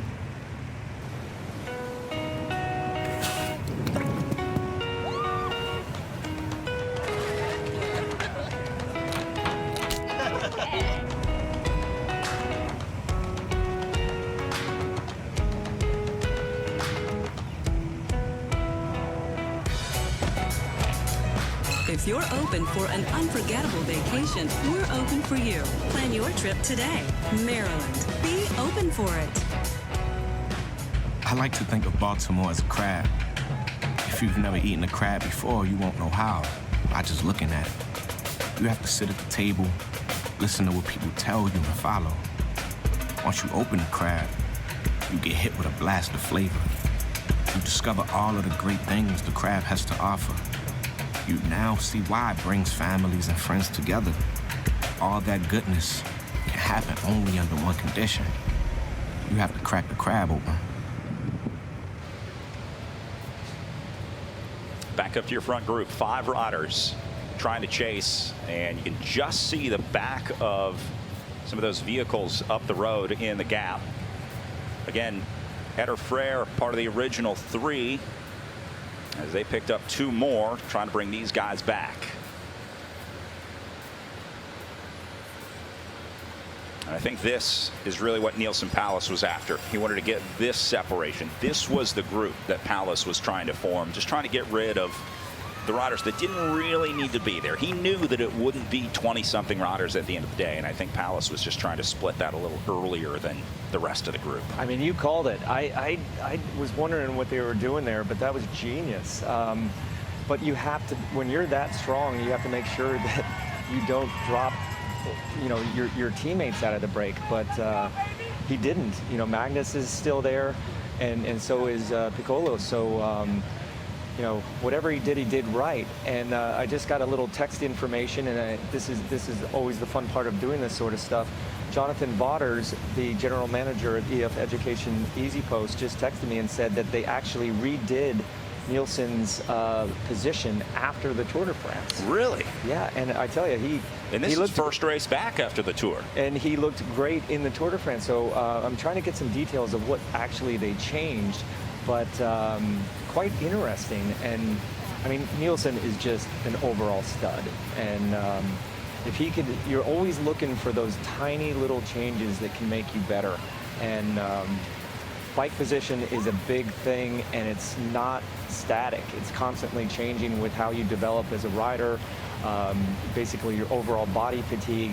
And if you can take some of those, you know, little discomfort points and adjust to them by changing the bike position, it's going to increase the longevity of your form and the longevity of the season for you. Well, it certainly makes you a more efficient rider as well. You can save, even if it's just a few watts with a position change, makes you a little more efficient, a little more aero, maybe a little more powerful, or even if it's just a little more comfortable. You just hit all 3 things that I would have mentioned. Comfort, aerodynamics, you know, CDA is very important, and power. And those things have to gel together. It just can't be 1 or 2 of them. It has to be all 3, and you can't have one overcompensating for the other. So it's a constant little tinkering in our sport that makes those little small differences matter. When you make a change in a bike fit, do you have to try it out in a race scenario? I mean, I know you guys talk about how like racing is the best training, and you can't really mimic a true race scenario when you're just out training. Do you really know if your position is working until you get into a race scenario like this? Well, I tell you, the way that these guys train these days, with the amount of specificity and the ability to basically simulate the power, the duration, the intensity of a race, you want to try it in training, like everything, especially nutrition. You don't want to try anything new in the race. So I'm sure Jonathan and Nielsen sat together with all their biomechanics specialists and really dialed this in training. I know that Nielsen was training up in the Truckee area of Nevada, giving him a little bit of an altitude bump, giving him a little bit of a mental reset. But I tell you, if this is just the start of Nielsen Palace Part 2, I can't wait to see his next races. And, you know, we got the World Championships coming up. He was amazing in the World Championships last year. Came away with a 5th place finish. And, man, like, when you have form and morale at this time of the season, you can do anything. And I know there's no points available for the World Championships, but I would love to see him in the American national kit, ripping it up in Australia in a month or so. This will be good prep for it with his new fit. For those people at home that maybe aren't familiar with what goes into a bike fit, talk to me about what you're looking for in a fit. What types of thing gets adjusted? It's not just the seat post and the handlebars. There are so many different parts to get dialed in on a bike. Well, you got to look at your contact points. You have 5 main contact points, right? Your hands, your feet, and your butt. And those are where you really want to concentrate. The bikes these days, the material, the aerodynamic, everything. There is adjustability, but it's kind of a little bit more limited than before. These bikes are not your daddy's bikes. They're not the bikes that I rode on, that Jonathan Vaughters rode on when we were racing. It's totally different. And you know, seeing the technology that goes into this and all the data that you can get and the changes that you can make that can improve your performance, that's what it's all about. But like these bikes now, they're weapons. I mean, look at the wheels, look at the aerodynamic handlebars. They're one piece, they're molded cockpits on time trial bikes. The gearing, the disc brakes. I mean, there's so much to admire about the bikes that these guys are riding compared to the generations before them. And you know, free speed is free speed, and if you have a low CDA and you're in a good position, especially taking into account those 5 contact points, you're going to ride faster and you're going to want to ride more. Well, certainly looks like it's working out well for Palace so far out there today. The EF Education Easy Post rider finding his way up into this front group with 2 teammates out there as they continue to hold on to a 2-minute and 20-second gap over 5 riders trying to come up to him. We'll see if we get an update on that gap as these guys ripping across the countryside on their way into downtown Baltimore, where the fans starting to build. Here, the crowd getting ready to welcome the front of the Maryland Cycling Classic to the front of the group. They've been out enjoying the city all day. We've seen folks coming in and out of all the great stuff around the harbor here. It really is a great place to come and enjoy a sporting event, whether it's an Orioles game or a world-class cycling event. There's plenty to do here in Baltimore.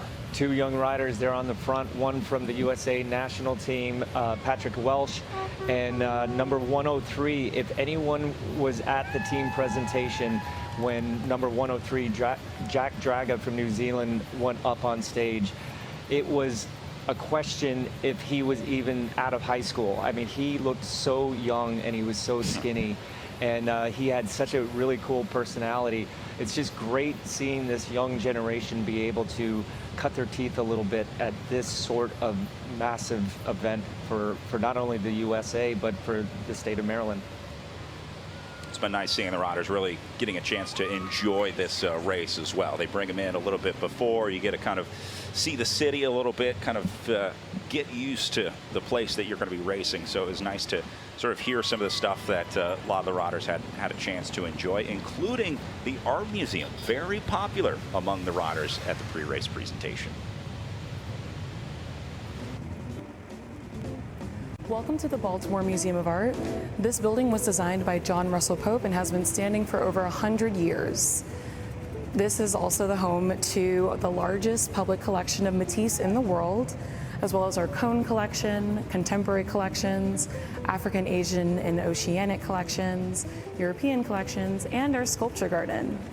So right now we're standing in our African and Ancient American galleries. I'm here next to our Great Mother headdress, also known as the Dimba. She is a symbol of great power, primarily for women in that village.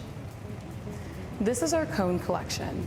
Etta and Clarabelle Cone were 2 Baltimorean sisters who were known for collecting many artworks, especially by their friend Henri Matisse, but they also collected works from other modern artists and sculptors. They were also known for collecting works such as furniture, keys, and different kinds of laces.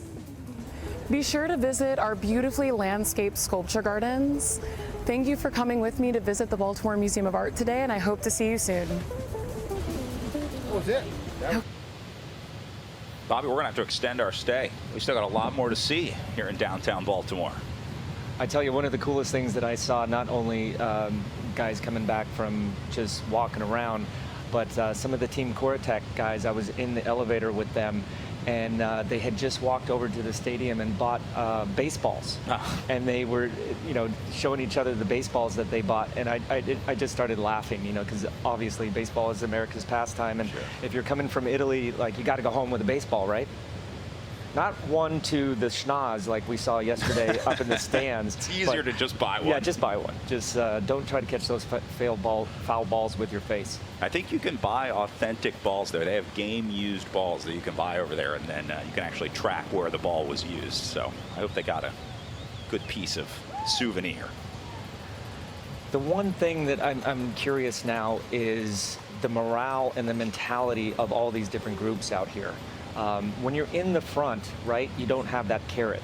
When you're in the back, if you're in the second group, in the third group, you constantly have that carrot. And every single rider that took the start here today wants to do something. They want to be on TV. They want to get a result. So if they can, sort of gel and find that group, they'll be able to make it back up here to the front. But right now, man, these guys are looking just dialed, absolutely dialed. Do you start to get frustrated with riders in the breakaway? I mean, would this be the point where you start to say, like, all right, you guys have to help us at some point if there's riders sitting on, or maybe saying, okay, yeah, what are you doing? Like, let up here. We don't need to ride this hard. Chill out. I think these guys have absolutely settled into the rhythm. This group was decided on a very hard part of the race. No one's here because they're lucky. They're all here because they're strong. They all respect each other. And I think these World Tour riders are getting a lot of respect for the riders in the lower tiers, the three other riders that are not on these world teams, and they're taking them pull for pull. That's the way you gain respect. And if you're sitting there on the back, yeah, you're going to see guys yapping. But I think they've all kind of said to each other, listen, let's just keep this rolling. Let's get to as close to the finish as possible and go from there. So again, look at your front group, including Simmons, Scoinge, Schultz, Bulmer, Vanmarcke, Biermans, Paulus, Court, Piccolo, Zukowski, Lozano, and Oyola, your first 12 out of that group. And remember, this last KOM, it's all to play for. It's going to be interesting. It may come down to a little tiebreaker action because we haven't had one rider win both KOM sprints. So the third one, if you want to guarantee that you're on the podium here in downtown Baltimore, that's a little bit of a bird in the hand is worth two in the bush sort of thing. Well, they'll have a almost back-to-back intermediate sprint into a KOM as they come onto the circuits. You'll have a sprint for intermediate sprint points through the line as they enter the circuits, and then the final KOM, the third of the day, comes just after that, just about 5 miles after. So it goes up almost immediately after they come through the line. They make a turn, and then the road goes up. So only one sprint point on the road, and that's coming up at 46.6 miles to go. And what a beautiful day here in Baltimore County in Maryland. This is quite a treat. I mean, you put so much effort, and over these last couple days, I've listened to the people that have been in the trenches that have made this happen. And I always said that you can plan the perfect race, but so much of it can go sideways if the weather's not bad, if there's wind. But this was just destined. The people that waited 2 years, this is two and a half years, almost 3 years in planning to make this happen. I tip my cap to you, and definitely if I see you at the hotel bar tonight, I got to buy you a beer, because this event so far has been amazing, and thank goodness you guys have good weather to showcase this area, not only Baltimore County, but also downtown. We're starting to see a lot of people come downtown to the finish. it's what a day for the Maryland Cycling Classic, for Baltimore and for Maryland, as well as bike racing of this caliber in the United States.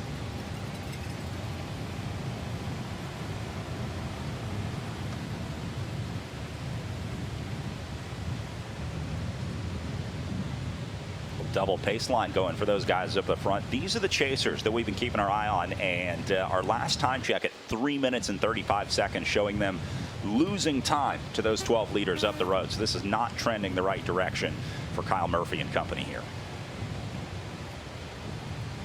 It's a numbers game. You know, when you have that many, when you have 12 guys swapping off in the front compared to 5, it's tough.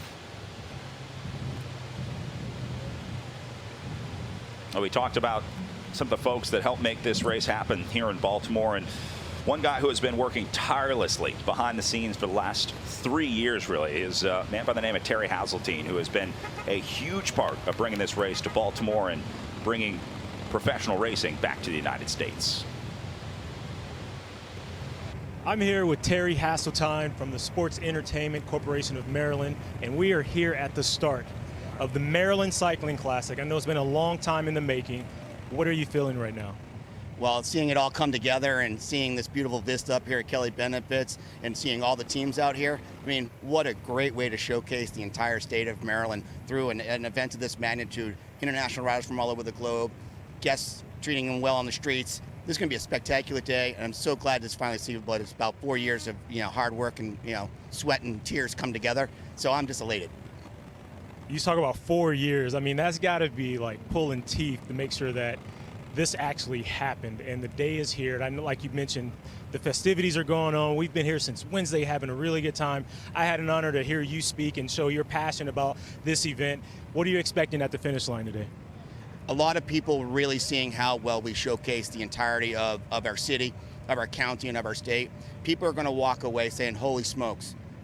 We can do really big things when we put our minds together, and that's what we did here. We brought all these communities together to carry out one task, put on this world-class event, treat everybody with the kind and care gloves that they deserve to have, and make sure that people have a good time, talk about their experience here, go home, so other people come in the future. Absolutely. And I know my experience has been great, and I can't wait to get down to the finish and see what happens in the race. Thanks for having us. Yeah, let's get it done. Rasan Bahati, our field reporter all week, catching up with Terry Hazeltine at the start this morning.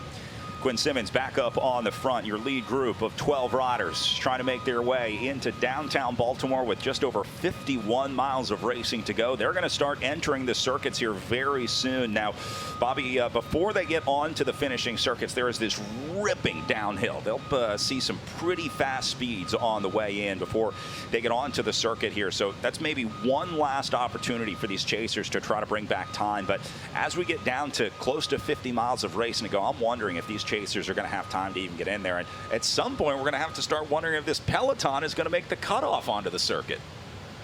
Good point. Good point. This group is just they're working so well together that it's going to take a monumentous effort by a lot more than just those 5 chasers to make a dent here. I think we're going to see the first ever winner of the Maryland Cycling Classic come from this group. But you mentioned something about downhills, and yesterday I got to do the Bridges of Hope charity ride, and the legend, the Hall of Fame linebacker legend, Ray Lewis rode with us. And he's a big dude. I mean, he's 240 pounds of just ripped muscle. And when we started going down those descents, I was a little bit nervous. Yeah. Then I saw Ray get in the super tuck.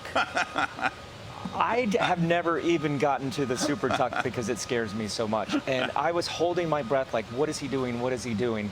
And he popped right back out of it. And then on the next descent, there was a nice right-hand turn, and he was in the super tuck the entire time. So not only is he a Hall of Fame linebacker, 2-time Super Bowl champion for the Baltimore Ravens, but the guy can ride his bike. Wow, great descender.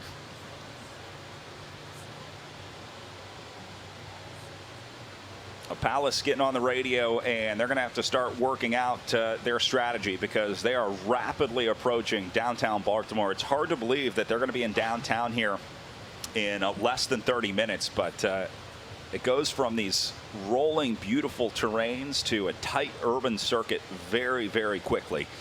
So I think that's what they're starting to set up here and starting to talk about, getting some information from the car, trying to figure out about this intermediate sprint coming up, and then the KOM, the third and final KOM, immediately following that. Yeah, they've been talking about from the beginning that this is the tale of two courses. You know, you got one out here in the beautiful Baltimore County area, and then you got the like suburban, or I'm sorry, rural sort of this city sort of circuit, which is always kind of unpredictable. Yeah. But when you see the way that these guys are working right now, I think it's not really going to change too much. So that's the downhill run that we were talking about going into the circuits. And then here's a good look at your finish line on the Inner Harbor here in Baltimore. It's plenty of straight from that last corner. I'm going to say at least 200 meters out of the last turn. So they should have plenty of space to open up the sprint. But if this comes down to a 12-group sprint to the line, or a 12-rider sprint out of that group, it's going to be interesting because that's a hard group to sprint out of. It's actually a lot longer than it looks. It's actually about a kilometer long straight. And I went out and walked the last 400 or 500 meters today. And yes, it's city streets. There's little grooves, there's little bumps in the pavement. There's a lot going on there. But they're going to have 4 times to actually pick the line that they want. And I'd rather be able to pick my line from a group of 12 rather than a group of 112.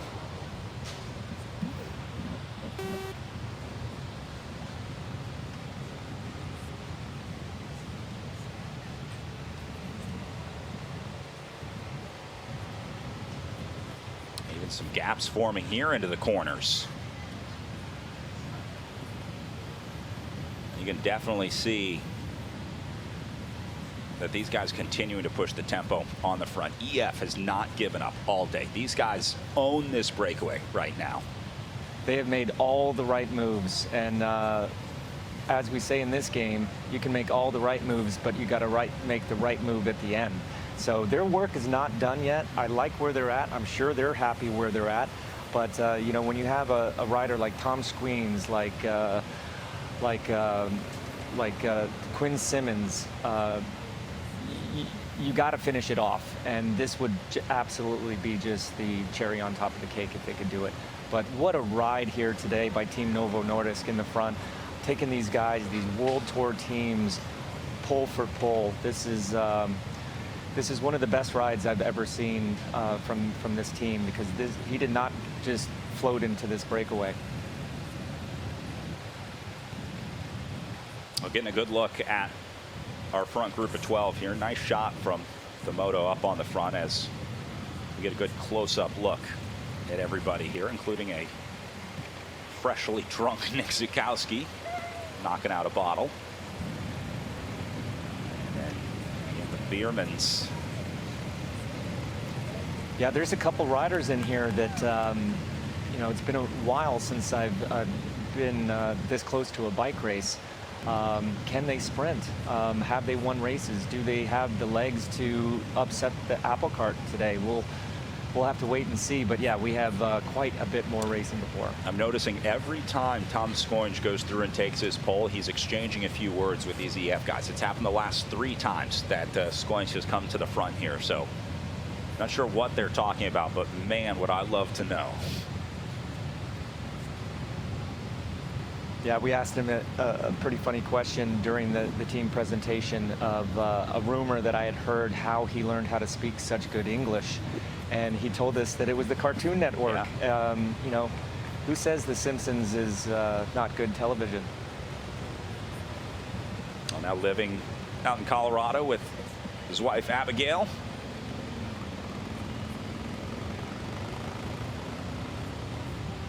So no stranger to racing on American roads. I'm thinking he's starting to develop some American tastes as well. I'm sure he's got his favorite restaurants and stuff back home.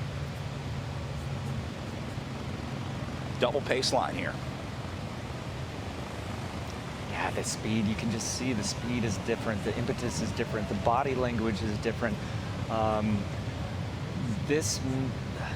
no disrespect, but this is what we would call chopping wood. You know, you're not gonna make the end roads here. Guys are talking, questioning, like, you know, how long are we gonna keep doing this? But, you know, there's still some top placings on you know, in the cards for these guys. They want to represent themselves the best they possibly can. No rider stops unless he absolutely has to stop, but this is a little bit of a losing battle, I'd hate to say.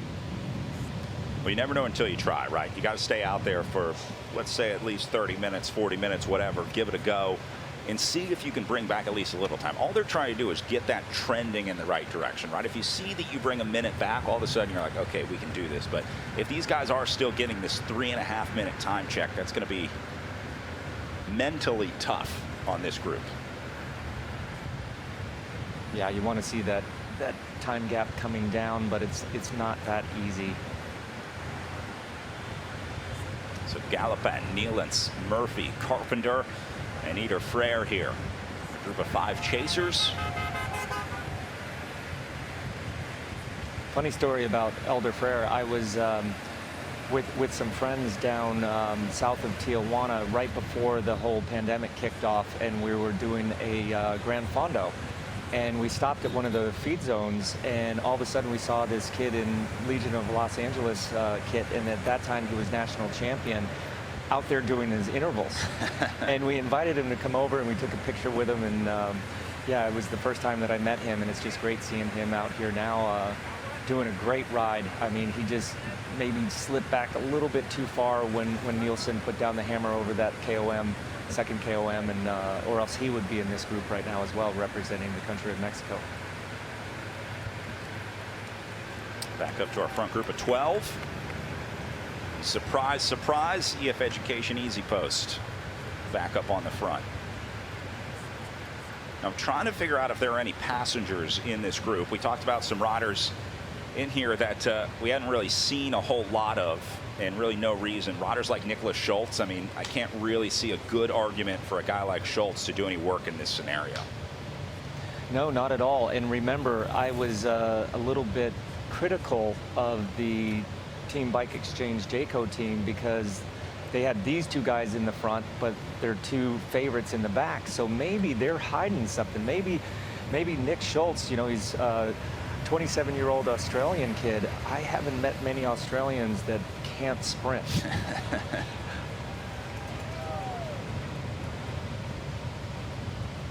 Well, we know they said they wanted Matthews or Groenewegen at the finish, but that is becoming increasingly less likely. We go down to 46.8 miles to go. Those guys are going to have to make up, let's see, what is now going to be right around 5.5 minutes. I mean, those guys are back in the peloton right now, so not only do they have to make up that gap to the 5 chasers, but then another 3.5 up to the 12 leaders.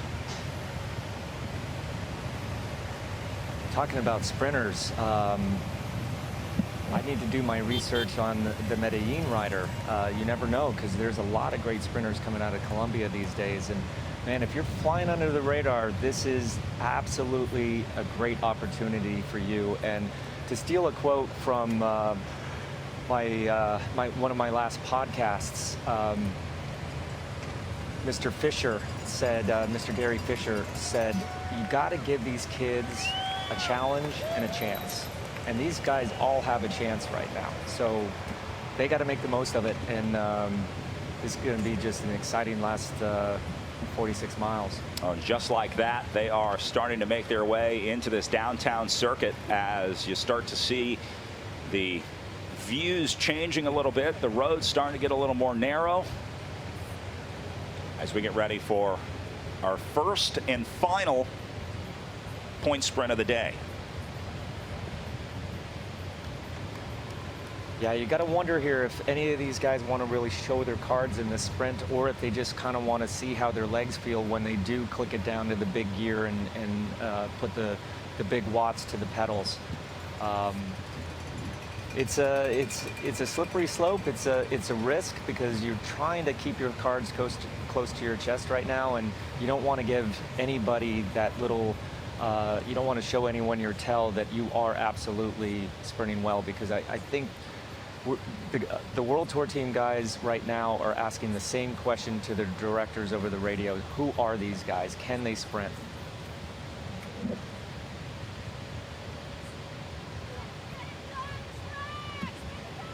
There's the KOM awaiting them. They're on right now.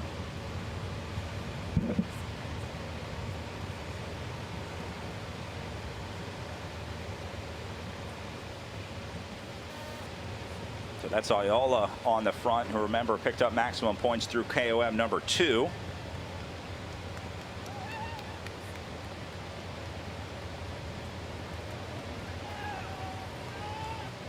But Quinn Simmons also picked up maximum points through KOM number 1.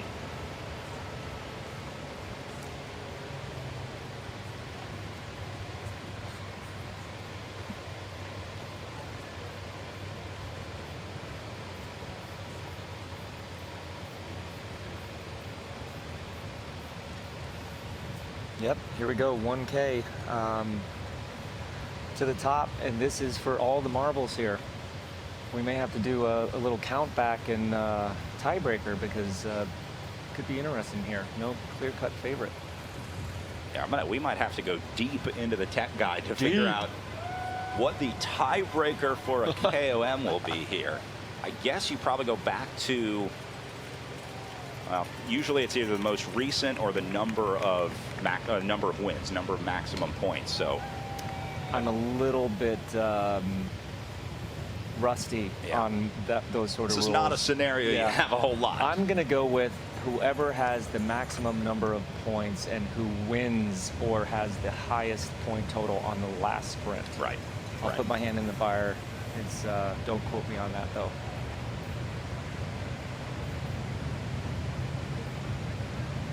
Simmons riding on the front here. Ayala was up there, but dropped back a little bit. Actually, there he is right there, just behind Simmons. And looks like Palace. Now, Simmons went a little early on the first one. He's taking it from the front, too. Yeah, Ayala waiting to jump here. We'll see if he does. And here goes Simmons. He'll be first to go. Ayala right on the wheel, though. This will be a great setup between these two. The American versus the Colombian going to the line. And Simmons going to pick up maximum points. But Ayala second through. So that should put Quinn Simmons into the KOM lead, and I think the KOM win for Quinn Simmons. He made it easy on us. Yeah, thank you, Quinn. Didn't want to go that deep in the books. Yeah, now if it had been a new rider winning maximum points, that would have left Simmons and Ayala tied on points, but Simmons breaking it here. Here's the jump. Took it from the front, too. Impressive. I think he was maybe trying to box Ayala in there just a little bit. He saw that he was kind of stuck behind Palace and then went. And I love the look over at the wheel. You see how he looks right at the front of Ayala's wheel there. Don't forget about these guys, 5 riders behind your 12 leaders. New gap is 3 minutes and 20 seconds. So they're not gaining time, they're not losing time, they're just kind of existing right now. You know, we talked about the bikes, how much they have changed, but we also have to mention the clothing. Back in the day, you could tell a cyclist because he had farmer's tan. Yeah. And one thing that I've noticed now with these aerodynamic jerseys and all these different materials are the sleeves are getting longer. Yep. And the socks are getting higher. Yep. So I was walking behind Nielsen Palace the other day, and he had his tan line basically up to the middle of his calf muscle. Yep. And man, there's no hiding that at the beach, my friend. And the fabric is getting thinner too, because now I'm seeing guys with tan lines on their back, like from the bibs, because you know, the jerseys are so thin, they're letting those UV rays through, and they're actually getting, or you'll see the pattern of the jersey sort of tanned onto their back.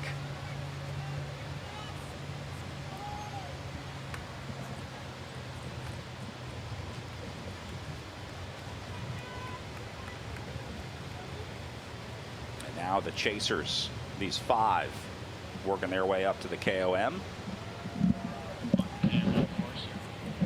Nice to see some folks out there gathering at one of the intermediate points to watch the racing. Now, hopefully, they'll have time to get back down onto the circuits. I know a lot of folks use the opportunity to see the start up at Kelly Benefits and then work their way down into Baltimore to watch the finishing circuits. So not really going to matter for the third KOM for those 5 riders. We're really just trying to get a look at what that gap might be at 3 minutes and 20 seconds, but I think that's going to be pretty accurate up here for the front group. So as we continue to watch them, we've been talking about how enjoyable it has been for the riders and staff here in Baltimore, and obviously a lot of maritime history along the water, including the finish at the Inner Harbor, where it hosts some pretty incredible ships. Welcome to Historic Ships in Baltimore, home port to USS Constellation. Constellation's keel was laid in 1854, and she's the last all-sail warship built by the U.S. Navy and the only Civil War era warship still afloat. We're up on the spar deck of USS Constellation right now. This is the uppermost deck of the ship where all of the sailing operations would have taken place. The ship's wheel is on this deck. All of the lines for controlling the sails are up on this deck, and this is where the crew would have done most of their work. The most important thing this ship did was just prior to the Civil War, when she was the flagship of the U.S. Africa Squadron.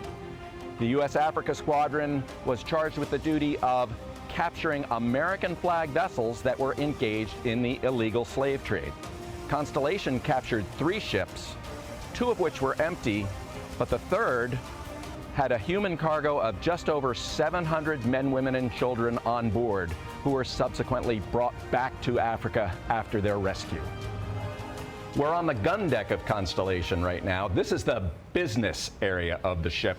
The ship carried 16 8-inch chambered shell guns, which fired an exploding shell, which for that time was brand new technology. It's also the deck where the ship's galley is located, with a stove big enough to feed 325 sailors. The sailors' diet consisted of many things that contained salt. Salt was the preservative. Salt beef, salt pork, salted fish, salted butter, salted cheese. The ship had no refrigeration, and they had to have enough provisions on board to last 2 to 3 months for those 325 sailors. The wardroom is where Constellation's officers lived. Constellation had 10 officers, plus the captain. The captain actually lived in the deck above us, all by himself in more splendor than this. And this is actually very luxurious compared to where the rest of the crew lived up forward of this area, slinging in hammocks and moving with the motion of the ship as the ship sailed across the Atlantic and back. This is only one vessel in the historic ships collection. We have 3 more ships: the submarine USS Torsk, the lightship Chesapeake, Coast Guard cutter WHEC 37, the last vessel still afloat from the Japanese attack on Pearl Harbor, and then the 7-foot Knoll Lighthouse. And all of these artifacts are available for viewing right here in Baltimore.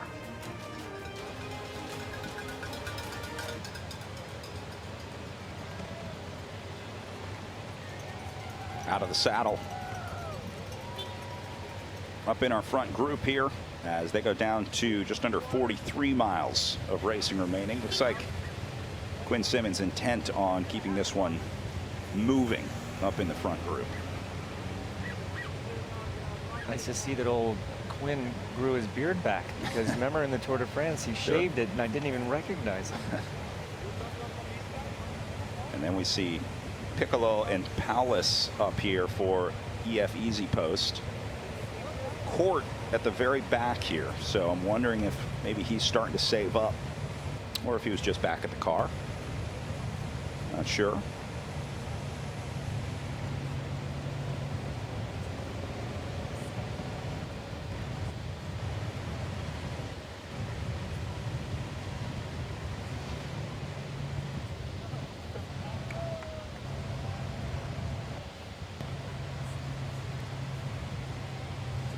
Starting to see some leaves falling Give I me was a little, just questioning little nostalgia for summer here. Okay, I know it's Labor Day weekend, and that's the official end of summer, but I'm not ready to see the leaves falling quite yet. No.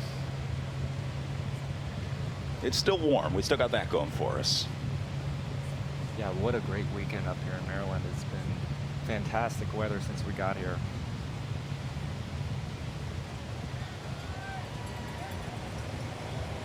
So I had to do a little bit of research right now on the Team Medellin rider, Oyola.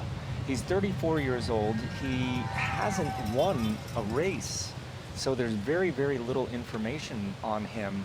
He's been riding since 2010, always on the Colombian teams.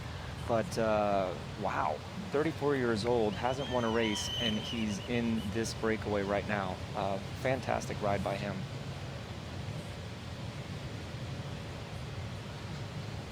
You have to imagine probably riding in support of some of the other team leaders. Guys like Oscar Sevilla would oftentimes be the team leader for a squad like that. I think I remember him from racing Colorado. I think he would have done the USA Pro Challenge years here in the U.S., so no stranger to racing on U.S. roads, but Baltimore a little different than Colorado, let's say.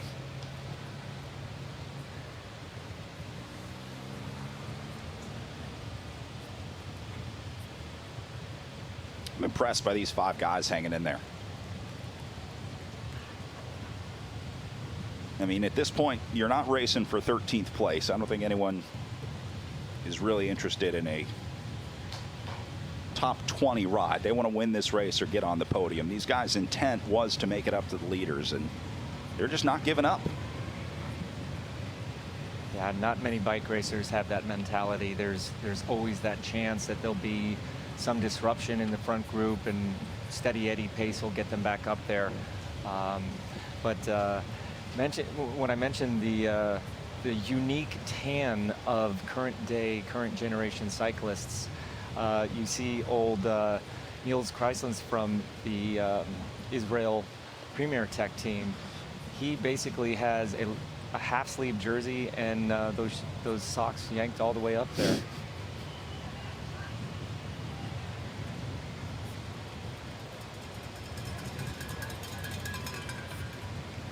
And I think you're going to start seeing more and more people on the side of the road the closer that we get to the downtown Baltimore area, because when I got to go and ride with the U.S. national team the other day, we're out on these beautiful roads, then we're coming through these urban neighborhoods, and they're all out there on the street corners yelling, "Hey, are you guys doing the bike race?" And we'd yell back to them, "Are you guys going to watch?" And they were like, "Absolutely." And it was really cool riding with the kids with the USA national team jerseys, because there was just that rallying cry, USA, USA, all the way into town. It was awesome.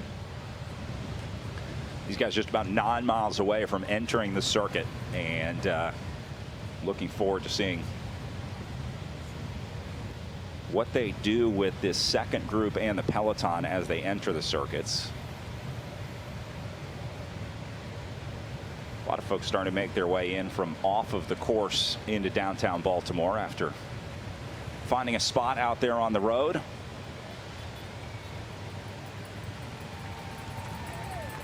It's just like being a soigneur or a team logistics manager. You got to try and figure out the best route to get there, try and figure out the timing, look at the logbook, figure out where they're going to be, and plan your day accordingly as a bike race spectator. Not as easy as it sounds.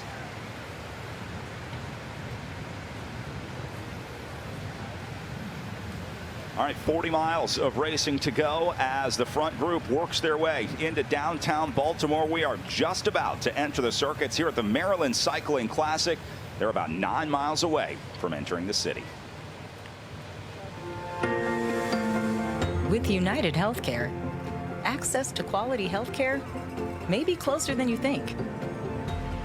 You'll find coverage solutions for virtually any budget, no matter where life takes you, with UnitedHealthcare. So access to care may be closer than you think when you choose UnitedHealthcare. Learn more at uhc.com.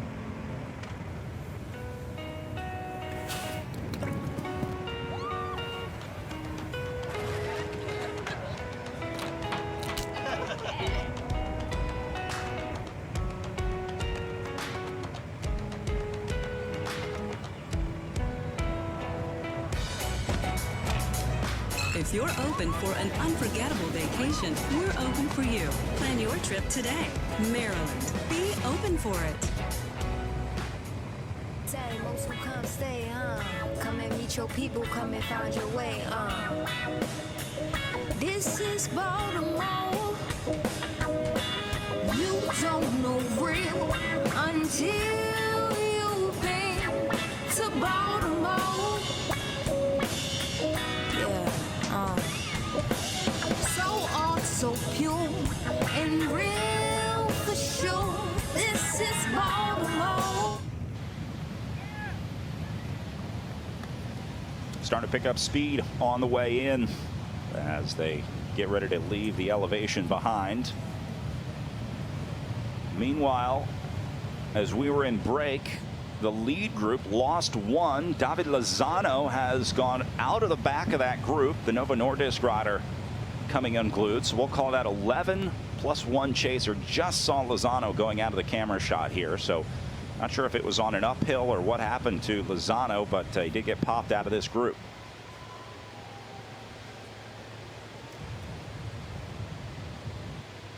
Some fans pumped to see a bottle coming their way. That's cool.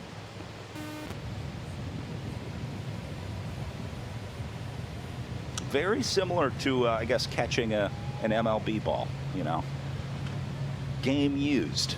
Yeah, and hopefully it'll be empty so it won't weigh too much. But when one of those foul balls is coming at you at 80 miles an hour, it's you better duck, get out of the way, or have a baseball glove.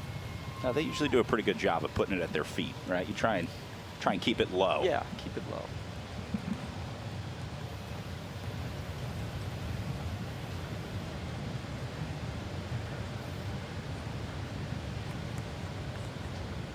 These guys not running out of motivation yet.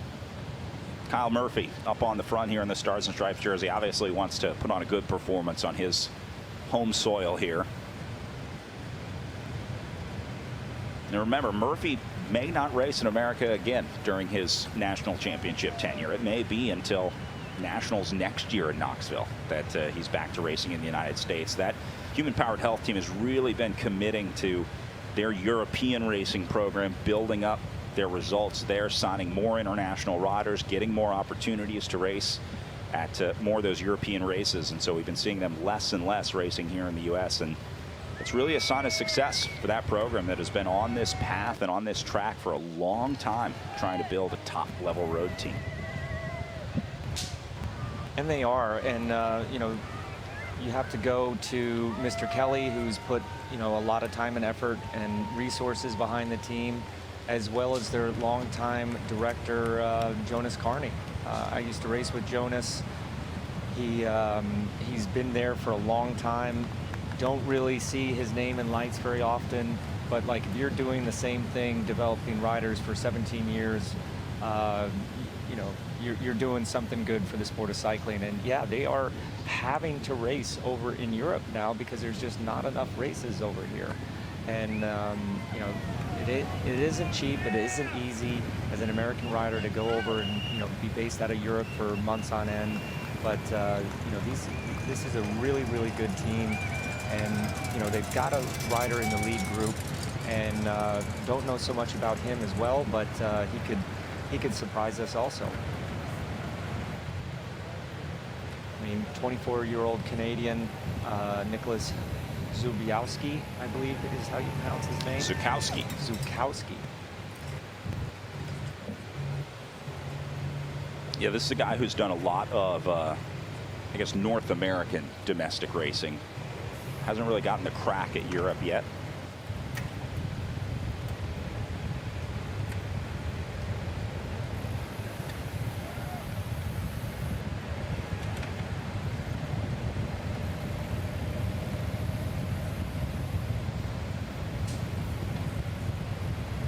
These guys look like they're settling down a little bit.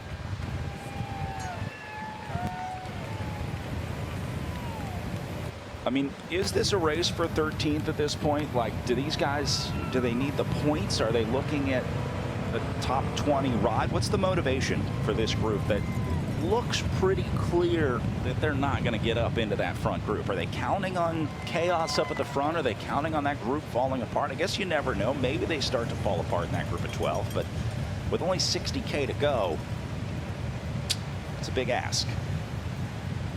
Bike racers are tough. You have a start line and you have a finish line, and unless you are sick or injured, you cross that finish line. And these guys may not be going for the top steps on the podium, but they're going to finish this race. This is going to be a good training day. You know, they got some other races coming up in Canada soon. You know, this is a race, not a simulation race, but a race. And you know, they're getting the most out of it, even though their names may not be in lights today.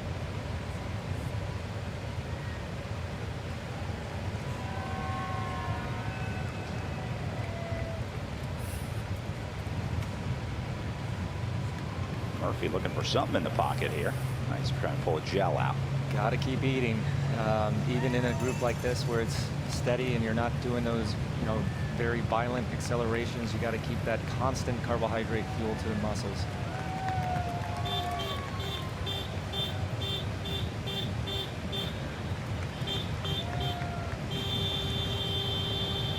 Nice neighborhood came down to watch. Yeah, I mean, I love seeing the crowds. I remember growing up and being on the national team and doing races on the East Coast like the Tour de Trump and the Tour de Pont, Kmart Classic, the Pittsburgh race, the part of the Triple Crown Drift Drug Classic. On the East Coast, I mean, all you need to get people interested in the sport is see, be exposed to it. And we haven't been able to expose, especially the Eastern Seaboard, Mid-Atlantic states, to cycling in quite a while, at least at this level. And, you know, bring your kids out next year. You know, maybe you just are a little perturbed because you can't get to where you need to go to, and you come out and you watch and you see these guys putting in this amazing effort. And then next year you bring out your kids, and then the next thing you know, your kids are asking you to buy a bicycle. So this race is so important on so many different levels, exposing the American population where cycling isn't very well known to the masses. And if we can do that through races like the Maryland Cycling Classic and other races that'll hopefully be spawned by this great event, we're going in the right direction.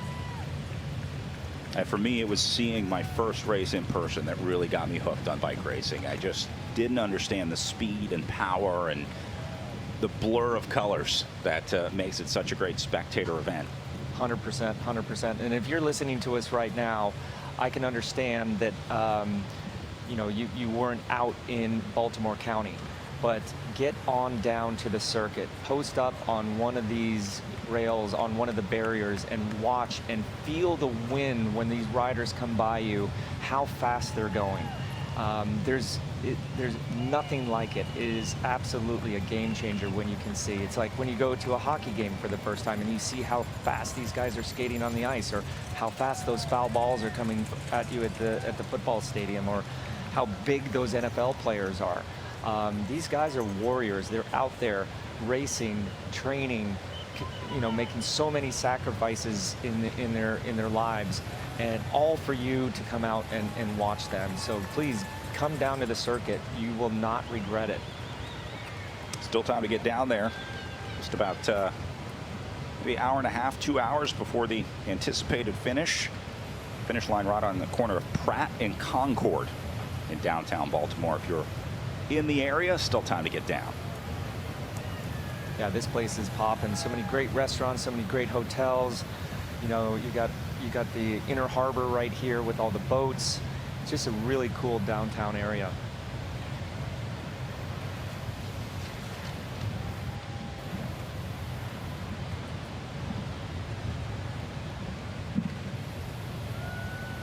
So maybe the Team Novo Nordisk rider just went back to the car, because I see him back in the group now. That's fantastic. No, when we last saw Lozano, he was a good 10, 15, 20 seconds off the back. I don't think he would have gone to the Must have had a mechanical. Yeah, I don't think he would have gone to the back of the caravan to get his team car. They would almost definitely call that car up for him. So, yeah, probably just recovering from a mechanical. But Lozano has got back in there. So we are back to 12 riders up on the front.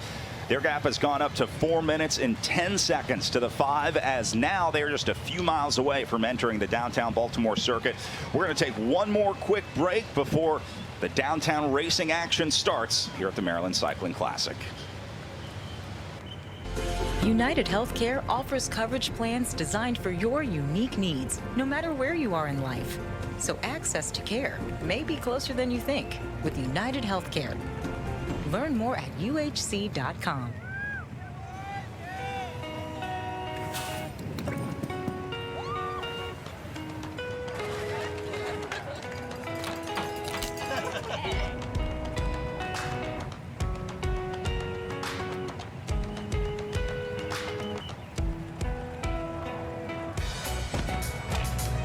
If you're open for an unforgettable vacation, we're open for you. Plan your trip today. Maryland. Be open for it. You know what they say, most who come stay, come and meet your people, come and find your way, This is Baltimore. You don't know real until you've been to Baltimore.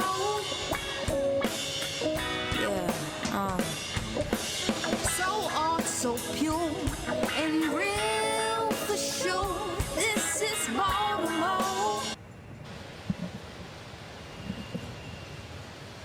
Just under 35 miles of racing for our 12 leaders as they make their way onto the circuits here. Now again, this group is the remnants of an original group of right around 24 riders. They have now whittled it down to what was 12. And now Race Radio reporting Simmons out of this one. He's right there. So we'll call this still 12 riders in the group. Those 12: Balmer, Biermans, Lozano, Court, Oyola, Piccolo, Paulus, Schultz, Simmons, Scoinge, Vanmarcke, and Zukowski.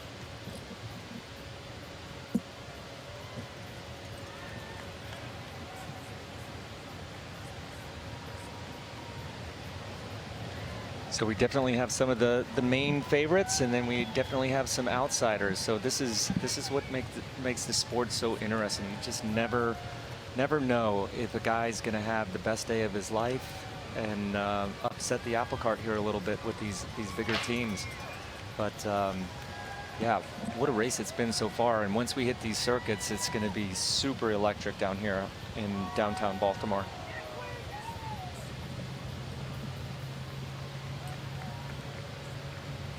Starting to get through some road furniture here as well. The divided road section here. And it'll start to get more technical as well. They'll start to have to deal with some of these 90-degree corners. You're going to start to get into a different cornering technique than they've used all day today on the winding roads of Baltimore County. It's going to be much more like a circuit race when they get into the city here. Even a moto is going to have to dial things up a bit here. Yeah, I know from yesterday and this morning coming into town and then doing some of the circuits. Listen, there's some urban streets here. You know, there's some bumps in the road, uneven pavement. But, you know, in the front with 12 guys, you're going to have a better field of vision. And these guys just need to point out these things to each other. You know, you don't want to run over a lifted manhole cover, you know, third wheel back and have a flat and wind up flatting out of this group, because these guys have put in an amazing effort today. Let's just hope this road furniture doesn't get in the way, but that's to be expected. And all these riders have gone out and recon this circuit so far, so there shouldn't be too many surprises. I will say the city has done a fantastic job of preparing this route. We saw them out over the last 3 days, patching roads, repaving sections, working with the Department of Public Works to make this course as perfect as it can be for the run into the finish.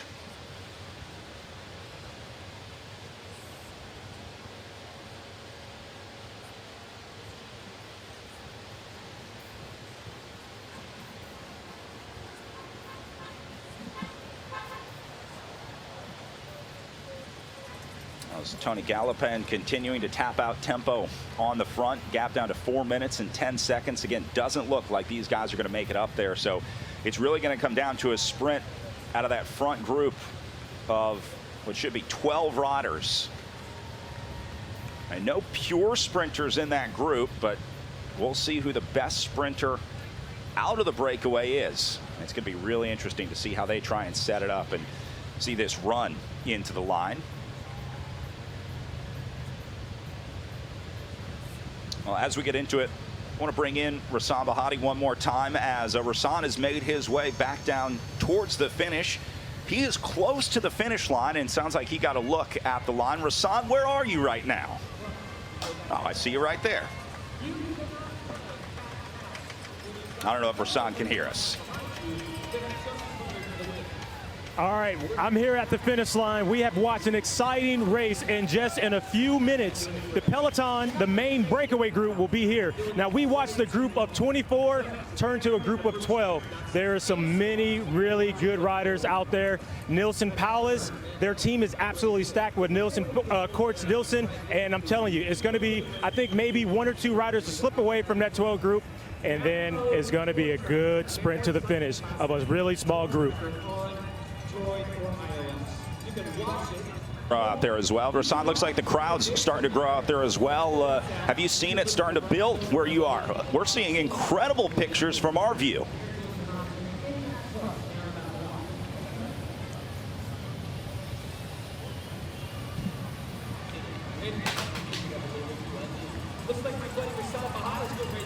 All right, we'll try and get Rasan back in here a little bit.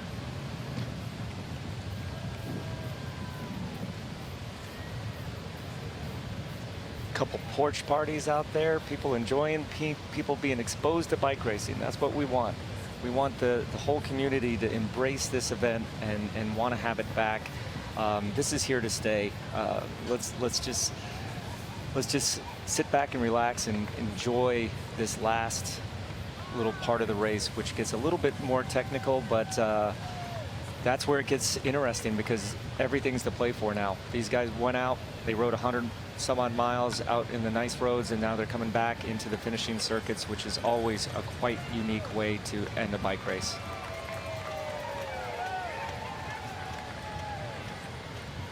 These guys slowing up a little bit.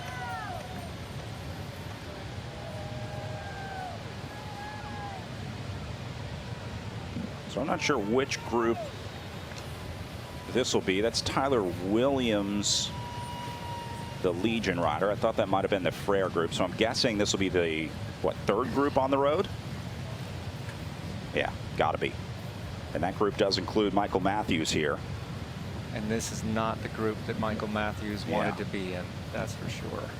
Well, not for lack of effort. Remember, he did give it that go to try and go across a massive gap earlier in the day, but turns out it didn't matter.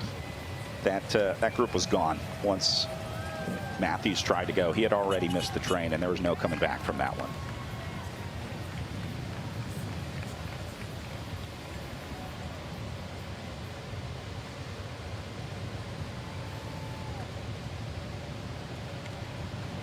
So this is Frere having a little trouble at the back here.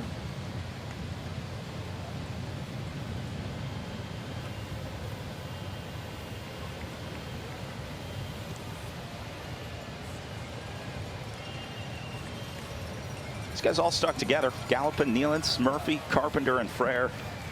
If nothing else, they rode well as a 5-rider unit. But fortunately, just not enough today. They just needed a few more guys as strong as them to help them at least have a 10 against 12 or 12 against 12. But when you're 5 against 12, it's tough. And I know to the general public, you don't really understand why. But like once you have 12 guys swapping off and getting that extra rest, being in the draft, which is saving you energy, and being in the draft means that you're directly behind the rider in the slipstream, just like a NASCAR race. So that's why they're kind of rotating to the front and to the back, is to share that workload, breaking the wind in the front. That makes it a little bit easier and makes the group go faster. But obviously, if you have more people in that group doing the same thing together, you're going to go faster.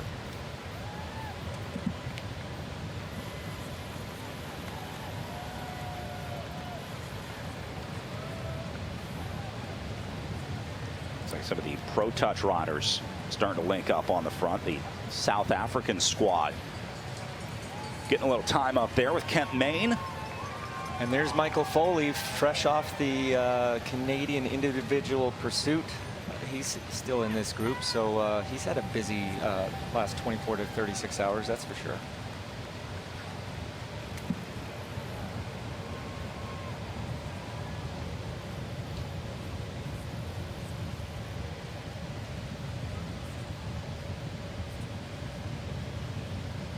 All right, and this will be the entry onto the circuit here as they make this left-hand turn, and that'll take us off of St. Paul Street onto Lanville.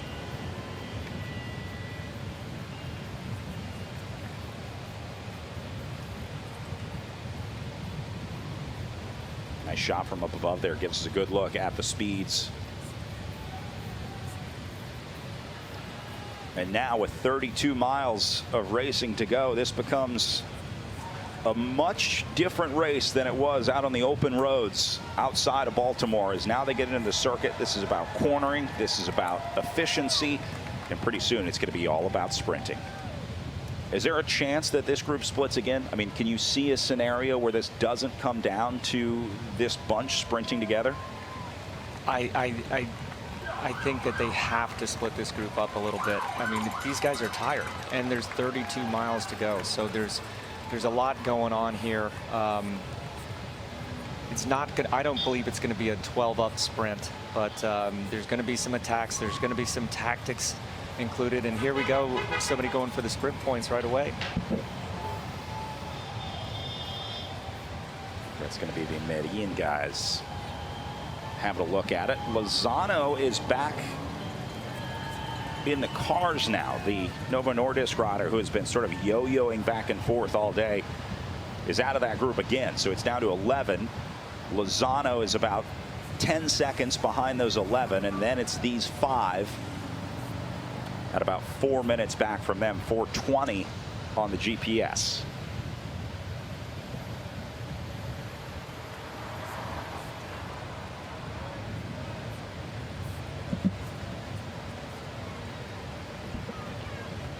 Yeah, so far they've been playing checkers in the front, and now it's time to play chess. It's going to get down and dirty. You want to look for combinations of those teams. Obviously, the numeric advantage goes to Team Education First Easy Post, but there's so many things that factor into a successful attack going up the road. I think they're going to stay together. They want to see a view of the circuit, because when they recon this, there was a lot of traffic. Now they have open roads. They want to get the best field of vision. They don't want to run over any potholes or, you know, any grooves in the road like you see. So I see them staying together for at least a lap, if not 2, and then on the 3rd lap, you know, trying to make that final selection. But they've been very, very good working together.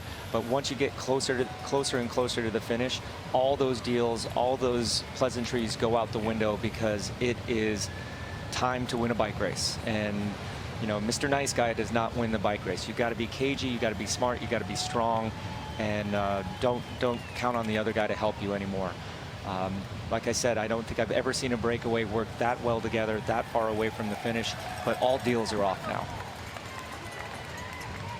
And this is where you start to link up with your teammates and try and figure out what that strategy is going to be, because if you've got numbers, you've got to use them. That's the only way you're going to up your odds of winning here, is figuring out how to use those teammates. Obviously, EF Education Easy Post with 3 guys in there. They've got to be looking at Magnus Kort out there today. Nielsen Palace maybe tries to go late. Piccolo the wild card for them, and then Trek Segafredo, the other big team with numbers. So we'll see if they put Quinn Simmons up there.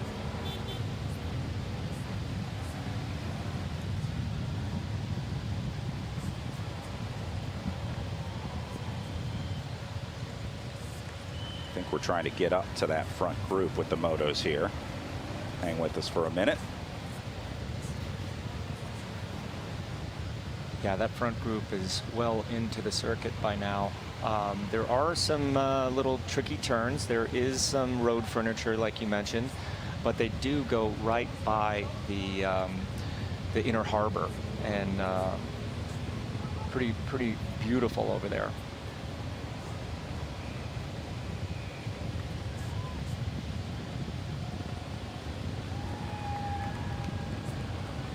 You can see the elevation change even on this downhill or a downtown circuit. Pretty good downhill section there, and what you give away, you must earn back. And that's what they're doing right now on the way back up.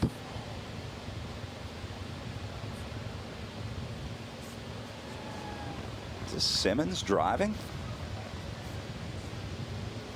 Oh, we're in the second group here, sorry. That'll be Galopin.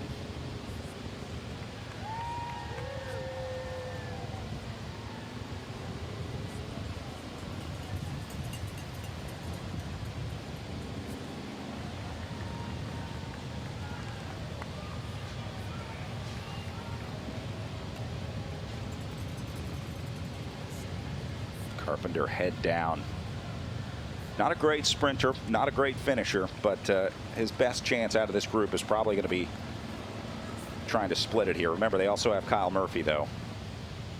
Frere can sprint. He's got a decent finishing kick on him.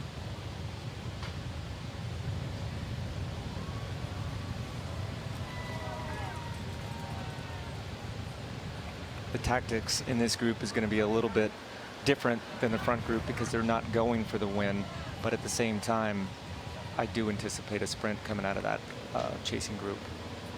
Hey, might as well try and pick up the points, right?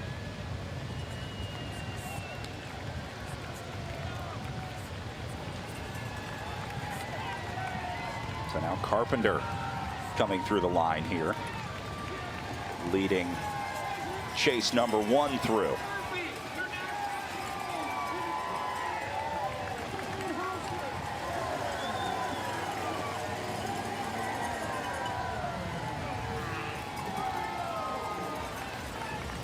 So again, Carpenter, Galopin, Hausen, Murphy, and Nealance. 5-rider chase we're watching here in the race for what will be 13th place. Now, we'll see if these guys pick up Lozano or if he's able to get back up into that group. He's been up and back a few times. He would have to lose a pretty significant amount of time to come back to this group. But sometimes when you pop, you pop. So see if he gets back in there. Back up to the front group here. EF Education Easy Post driving, as has been the story all day, without a doubt the most aggressive squad in this breakaway here. And I take that back. This has got to be the peloton. That's Simon Carr. So we must have lost our camera up with the leaders.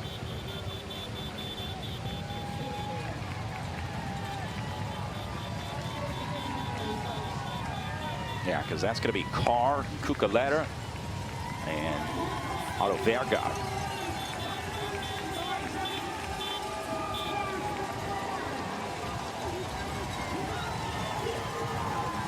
All right, so they're going to call that group Chase 2 through the line. And then there's another group of 9 riders behind them. So we're just kind of taking inventory as they come through the line.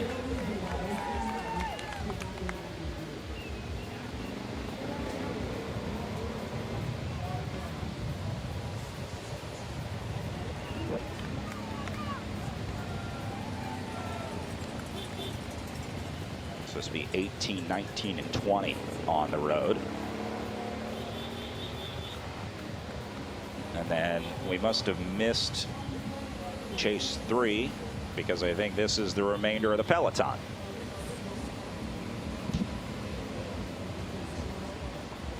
Or there is no Chase 3 anymore.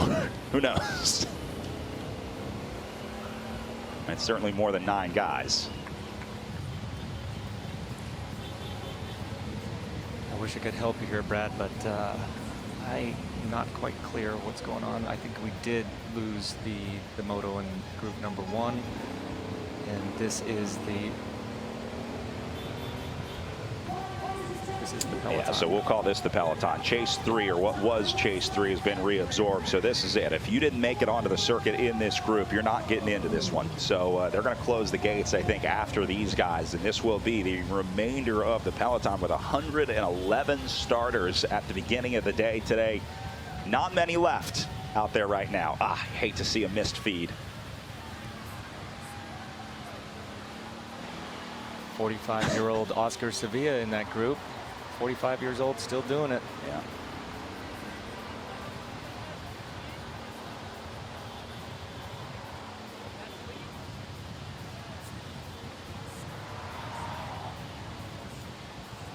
Well, team's going to use the opportunity to shuffle some staff in the cars as they're on the circuits here in Baltimore. We'll take one more break before we pick up the final 3 laps of racing from the Maryland Cycling Classic.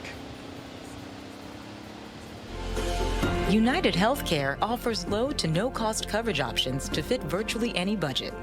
So access to care may be closer than you think with UnitedHealthcare. Learn more at uhc.com.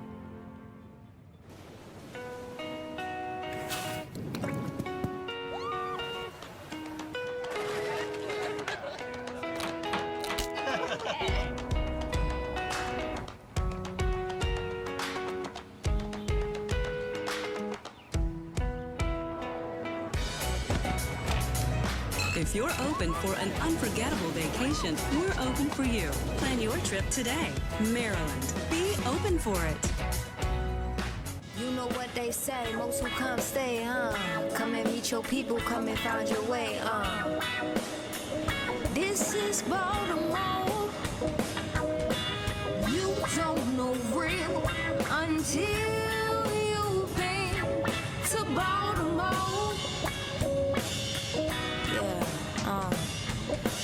So odd, so pure, and real for sure. This is Baltimore.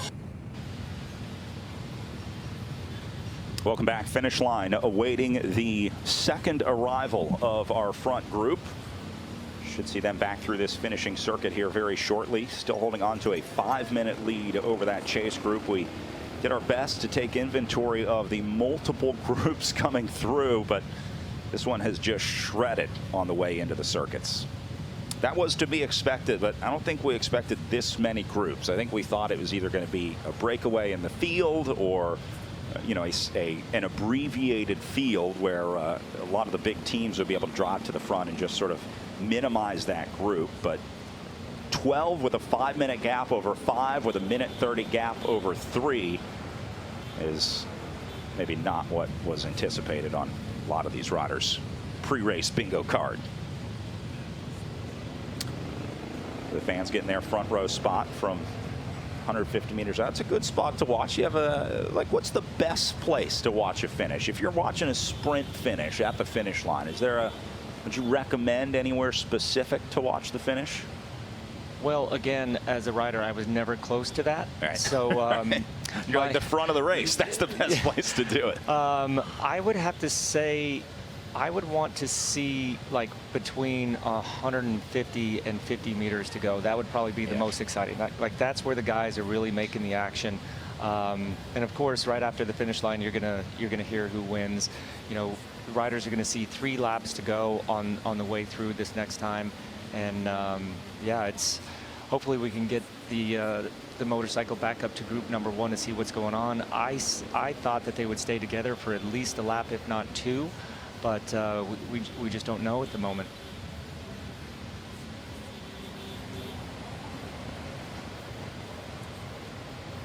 I got to ride this course this morning a couple times, and it's not super tricky, but it's still pretty hard. Yeah, we sent a camera out with Bobby on his pre-race course inspection, and here's what we found. So after a beautiful tour of Baltimore County countryside, the riders now face 4 laps of 7.5 miles in downtown Baltimore. The tricky thing in urban finishes and urban circuits is there's always the unpredictable pothole, manhole cover, or just bumpy surface. So as a leader, I would want to come onto the circuit in front position, make sure I have a bird's eye view of what's going on, pointing out obstacles and potholes to my teammates so that on the second lap, third lap, and especially the finish, we have everything dialed. Okay, long straights like this one in a circuit are very important. This is where you can make the difference. You can make the difference by attacking, you can make the difference by setting tempo for your sprinter, or you can make the difference by getting dropped. So these false flat uphill sections of the course are going to be where a lot of the selection, tempo, and suffering happens. After racing 120 miles, it's really going to boil down to the last kilometer after hitting the last 3 90-degree turns as we stand here on Pratt and Hopkins. 750 meters to go after they make this turn. Positioning is going to be key. Long straightaway, slight downhill, and from what I saw last night, a bit of a headwind. 750 meters to go is an extremely long way for a sprint finish. If I'm in this race and I'm coming at that last turn, I'm gonna preserve everything I have until I get to this point, which is about 200 meters to go. With a slight headwind and a long race in my legs, I wanna be as patient as possible and open my sprint up between 200 and 150 meters. That's good. I certainly don't want to be first out of that last corner with a 750-meter sprint. You could even get from 4th, 5th, 6th position in this front group of 12. 11 now. We're picking them back up. So this is your lead group as we get our first look at them since entering the circuits here. All right, so Court, Balmer, Biermans, Paulus, Piccolo, Skoin, Schultz, Vanmarcke, Zukowski, and Simmons. Lozano, the only one missing since this breakaway started. Well, this separation of the breakaway, because remember, this came from the ashes of a 24, and there's Lozano, so they're all back. I tell you, I do not know what's going on. It must be some mechanical issue because he's just seesawing off the back and then just pops right back in there like nothing was wrong. So obviously it's nothing too serious. Even surprised the camera guys because they wouldn't be in front of a rider in the break if he was that close. So he must have just got back in. Good on you. Yeah, what a race he's having. Team Novo Nordisk, this is exactly what they were looking for. So yeah, these guys know now that it's one of these 12 guys that's going to win the race. They're, you know, you see them a little bit spread across the road. They're not just totally driving it anymore. Their body language has changed. They wanted to see the circuit, and I think that's super important. Now they know, okay, turn 2, I need to avoid that pothole. Turn 5, there's that little, I call it the camelback corner. Just stay out of that sort of stuff, and like, let's let the pedals do the deciding in the race here.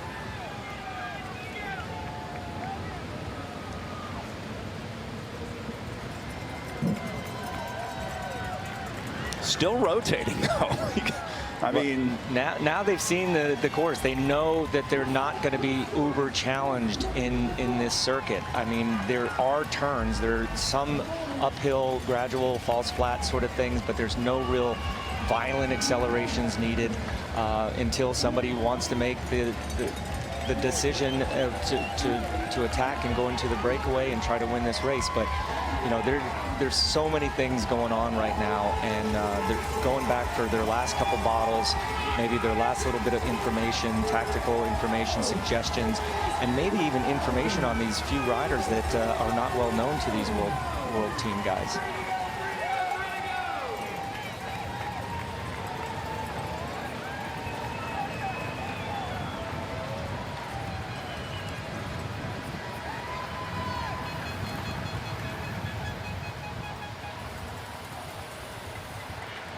Watching the rotation order here and the direction that they're rotating. Not a whole lot of wind out here, so I don't think that's going to play into a factor in the finishing sprint. I mean, there's no reason to really worry about trying to hide. Sometimes we look for crosswinds or things like that that could change the setup, but it's pretty calm here on the Inner Harbor. Pretty calm and pretty sheltered, you know, in this downtown urban environment. So it's going to be who has gas left in the tank to make that decisive move at the decisive time. I don't think it's going to be a one and done. I think there's going to be multiple attacks and counterattacks that reshuffle the deck and decide the winner of this bike race.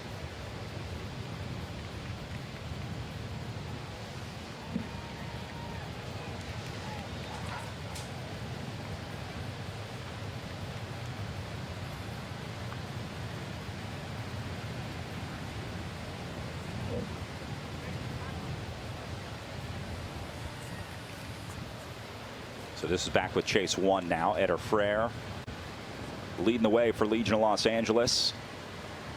Now, Frere going to like these circuits. He is the reigning Mexican Criterium National Champion. So, been seeing his red, white, and green jersey a lot throughout the year.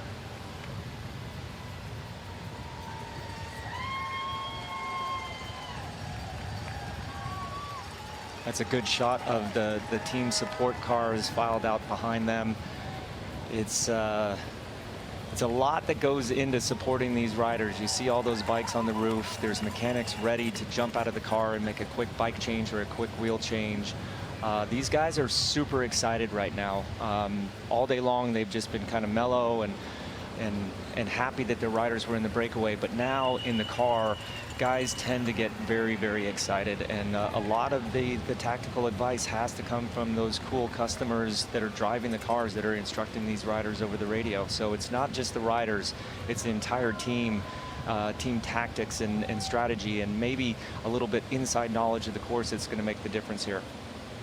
We really haven't seen a ton of mechanicals throughout the day today. I mean, we didn't catch a ton of wheel changes or anything like that. So fortunately for a lot of these riders, I think the mechanical gods have been on their side for the most part. But I hope we didn't just jinx anybody here. I know. But I rode these roads today. There are some tricky bits, and you know, everybody's tired right now. Your response time isn't super. You know, if you're forced onto the wrong line and you hit a pothole or a little bump in the road the wrong way, if there is going to be a mechanical, I would think it would be in this downtown urban environment, not out in those beautiful roads of Baltimore County. Zukowski flicked his elbow on the front here. A 5-minute gap back to these guys.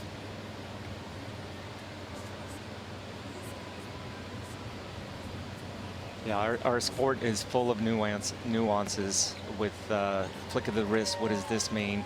You'll see some guys flick both their wrists before they get out of the saddle, because when you get out of the saddle, it maybe sends the back of the bike backwards a little bit, so you don't want to impede the guy behind you.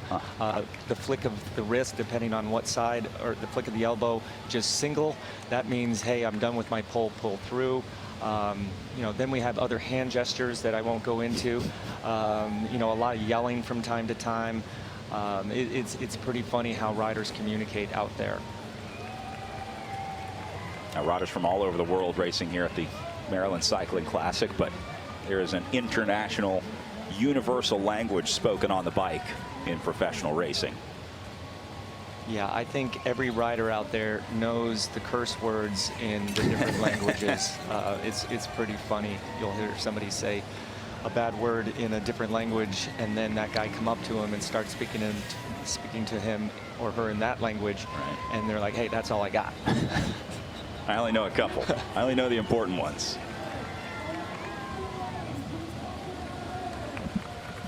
All right, so again, this is going to be 13th, 14th, 15th, and 16th place on the road. Yeah, the crowds. I mean, the electricity around an urban downtown finish is so much fun, especially here on the East Coast, because there's a history here. There's a long history here in Baltimore, and thank goodness it's back. I did get to race here in Baltimore in 1990 Tour de Trump. We had a stage that finished here. I don't remember it. I'm not going to act like I do. But, you know, every big city finish, there's electricity to these downtown finishes that are just, you know, the younger rider you are, the more wide-eyed you are. And even for these European riders, they get a chance to finish in downtown Baltimore, a historic city in the United States that, you know, they probably dreamed that they'd never be able to go to, and here they are. I believe that last stop here in 1990 would have been the Criterium stage with Davis Finney taking the win. Yes, yes, yes. So we did a road stage in the morning, and back then we didn't have what we now refer to as the concussion protocol. We were going through the feed zone. My soigneur actually put the feed bag into my front wheel, and I flipped over and I hit my head. And the next thing I knew, we were 50 miles down the road until I looked down and I saw that I was bleeding. I asked my teammate Nate Schaefer what happened to me, or why am I bleeding. He said, oh, you crashed 50 miles ago. And then we had to do a criterium that night, and I felt great in the criterium. So yeah, probably wouldn't have been able to continue racing this day and age because of the concussion protocol, which I fully support. Yeah.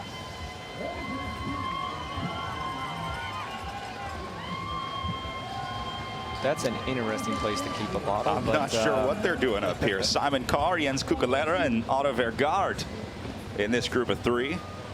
And then we go back up to the leaders here, our 12 riders at the front. They have now built their gap up to 5 minutes and 10 seconds. 3 laps to go for these guys. They are not coming back, and your winner will come out of this group right after this.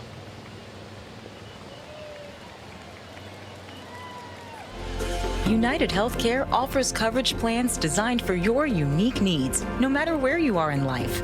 So access to care may be closer than you think with UnitedHealthcare. Learn more at uhc.com.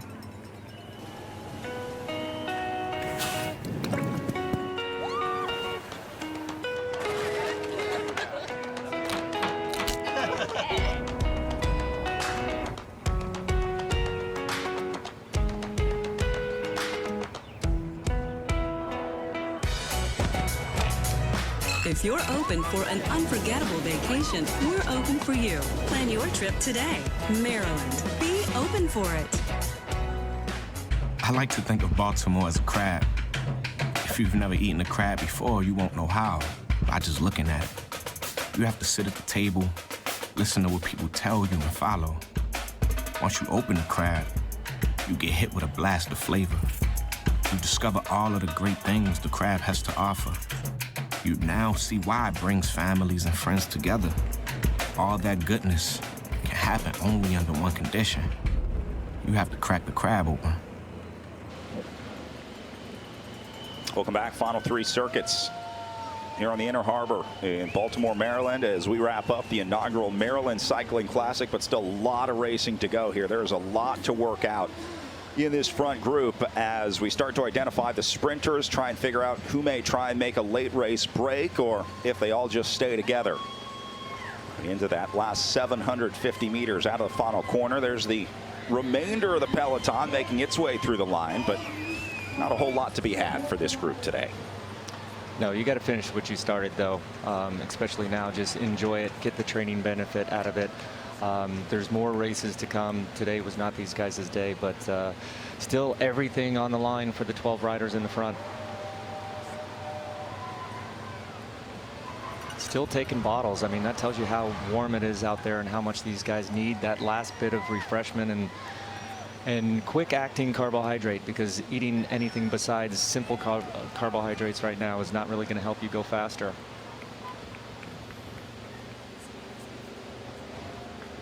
Now, there's not much that's going to help you go faster at this point. And I see the 2 Trek Segafredo riders. They're like, you know, right in front of each other and behind each other. The EF education guys are a little bit more split up. I would try to, if I was Trek Segafredo, I would try to be a little bit more split up there, because if you do get boxed in and an attack goes on the right side of the road or the wrong side of the road, you have a little bit better time to react. I don't know if you want to be like on each other's wheel right now, because there's going to be some absolute haymakers being thrown here pretty soon, and you just want to be in the best place possible to respond to those, not only as an individual but as a team. Diversify a little bit, diversify your positions here. Question is, who is going to throw those first haymakers out there today? And you got to think that the teams with numbers will be the best equipped to do it. EF Education, Easy Post with Powless, Court, and Piccolo the best equipped to send one rider up the road late here. The question is, who goes out of those three? That's a very, very tough question. I mean, they probably want it to come down to a sprint, so I don't see them initiating an attack, because I think that Kort Nielsen, Magnus Kort Nielsen, is the strongest, is the fastest in this group. So they probably want to keep those variables to a minimum. And they'll let Paulus and Piccolo lead Magnus Kort out. You know, they're going to have to flip the script. I mean, you know, on paper, they're not the best lead-out guys. That's not what they do for a living. But if you remember, Nielsen Paulus did win the Classic San Sebastian last year in a sprint. And I always wonder, I was not a sprinter, but are these guys in the breakaway strong still? You know, the fastest sprinter, if he's tired, he's not going to be a very good sprinter. So it always comes down to who fueled enough and who kept a little bit lighter gear, who has that ATP left in the muscles to make those real violent accelerations. My money is on Magnus, but I think everybody else in that group is thinking the same thing, so they may play off of him, and they could go with someone like Nielsen. To have Nielsen Paulus win this race in America, I think you would hear downtown Baltimore just explode.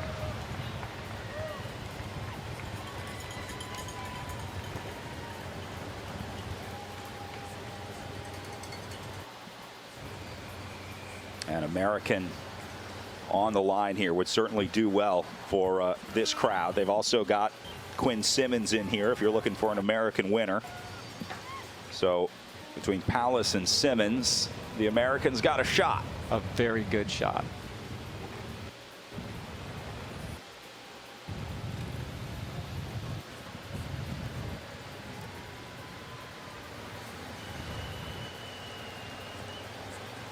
And none of these guys have shown anything that's too strong or too weak. They look like they're exactly at the same level here. So pretty soon we have to thin out the herd a little bit.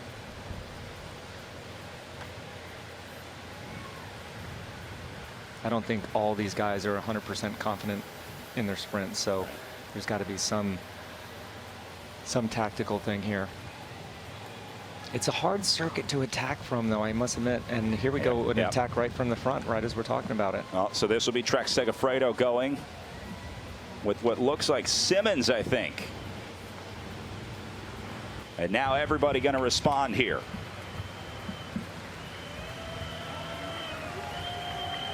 The first attack out of a group like this is normally not the attack that's going to stick, especially if you do it from the front. But like I said, this circuit, there's no really great place to attack because all the uphill sections are just kind of short, and then you have a turn right after it. Lozano getting dropped at the back of the lead group.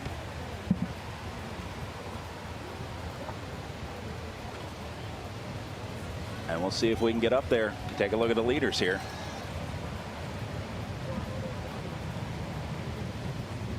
He's had a fantastic day. Obviously had some issues that he had to deal with his last 10 or 15 miles with maybe a bike change or getting refueled. But he's had an amazing ride. Murphy letting a little gap open up here. That's not good. Not sure if he was back at the car or what.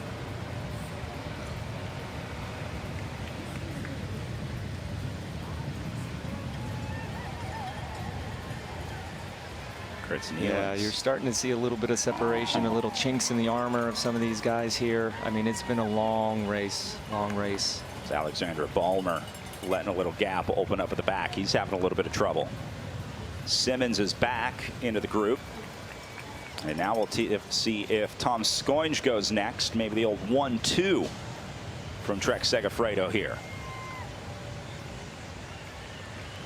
Tom's is such a good rider when it comes down to tactics, finding that perfect opportunity to attack when everyone else is either too tired to respond or not expecting it. He is super at this sort of finish.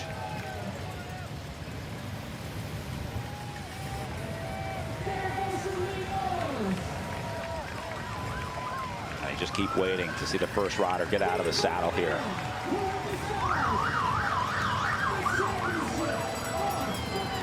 Yeah, that first little jab that Quinn Simmons threw was effective, but at the same time, it kind of lets people know that he's going to be the aggressor. Right. So, like I said, I didn't think the first attack would stick, but here he goes again. Or is that Tom's now? That's going to be Skoinch going now. So they did. They pulled the old 1-2 here for Trek Segafredo. Simmons goes first. Tom Skoinch will go here as they go back through the line. Seeing 2 laps to go on the counter. 2 more times around the circuit. And now EF is going to counter over the top of that one. It's on in downtown Maryland.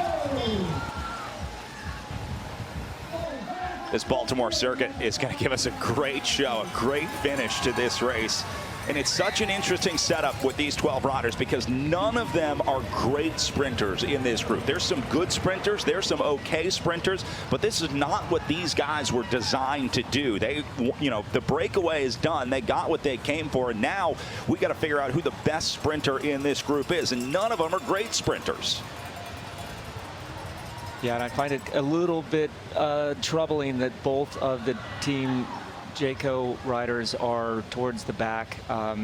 They should be a little bit split up, or at least a little bit further up in the front to respond to some of these attacks. But maybe this is tactics. Maybe their director, Matt White, has this all as part of his master plan. But this was some of the technical, sort of typical urban roads that they're going to have to deal with. This is really the only section where they have this sort of thing on the course. We did see Alexandra Balmer up there earlier, and now Nicholas Schultz sitting at the back here for the Bike Exchange Jayco squad. Again, those will be the guys in the dark to light blue fade.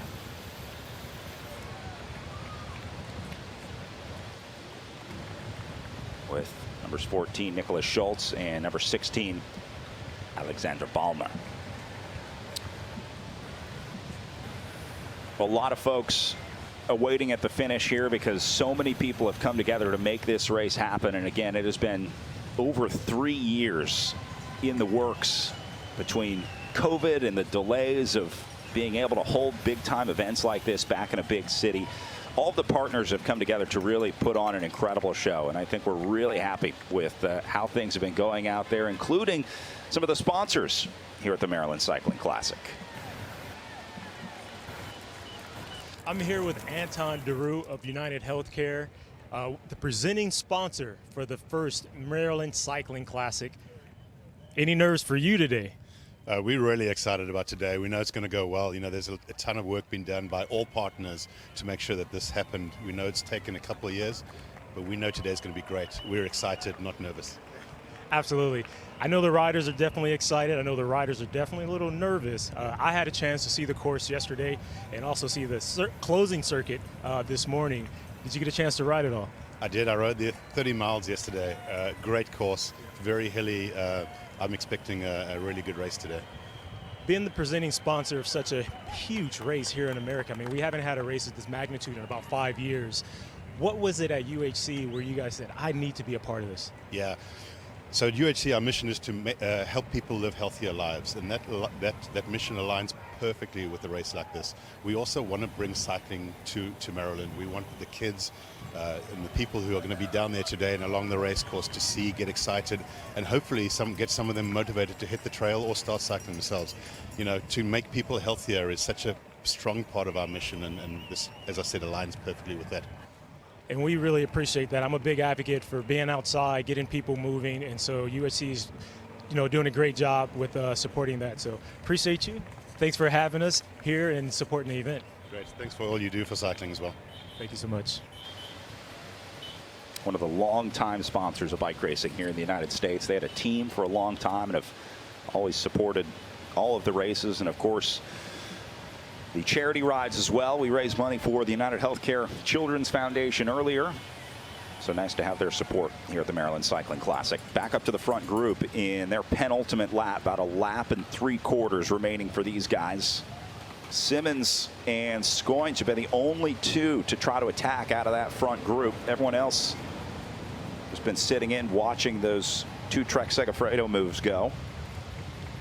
And the human yo-yo, David Lozano from Team Novo Nordisk, is back in the group. So I tell you, this guy is a fighter. There's no doubt about it.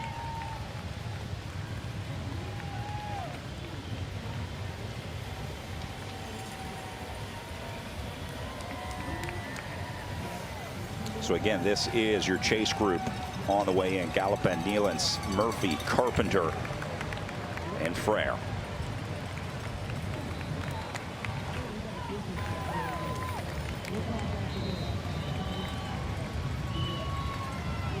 So we'll go back up to the front once we get a chance, but these guys inconsequential right now.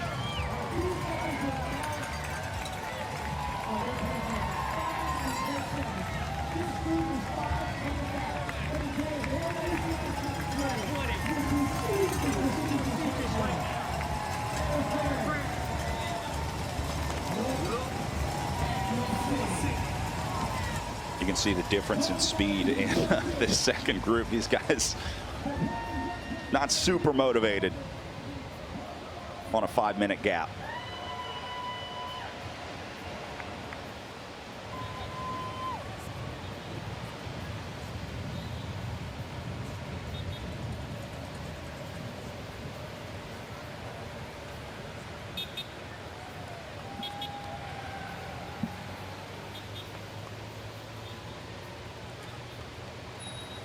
Back up to the front group, waiting for the jump.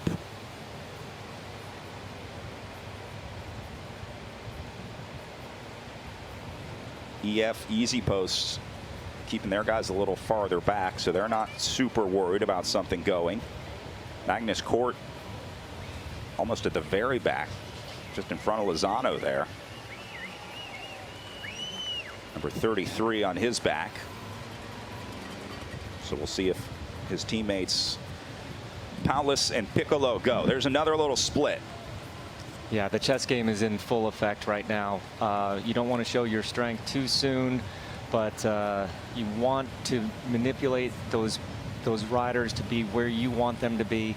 And when there's this many of them, anything can happen at any time. But you see the speed has come down. This has turned out to be more of a mental, tactical battle. It's just going to be who's the first to flinch and who's the first to actually shoot the bullet that actually hits the target.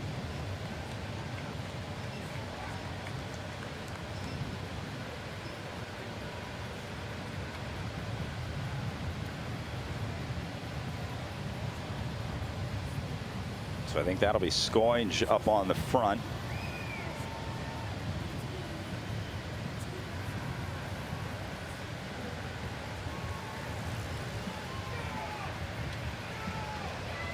Beautiful views of the Inner Harbor here.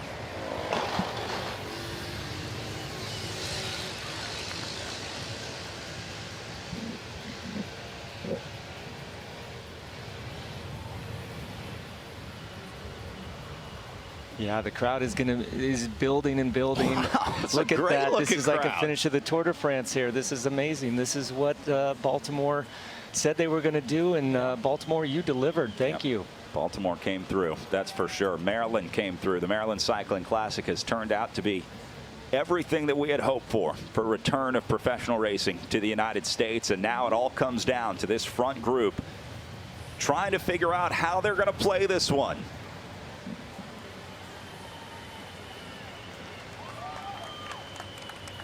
These guys are slowing down. They're playing some serious games up here.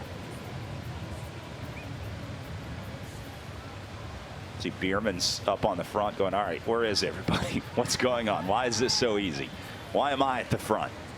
You know, it gets me thinking, you know, these guys did work so well together. There's not one guy that's uber fresh than the other one, right, or more fresh than the other one. Right. I think they're all kind of, oh boy, you know, we definitely made the effort to get us here. And now it's just going to be that one guy that's able to snap the elastic and win the race. But I think everyone in this breakaway worked so well together that they're all equally as tired. Yeah. Remainder of the peloton going through the line, but these guys up on the front are the real story of the day today. Yeah. And Sepp Vanmarcke, he's been around for a long time. This guy knows how to play the game.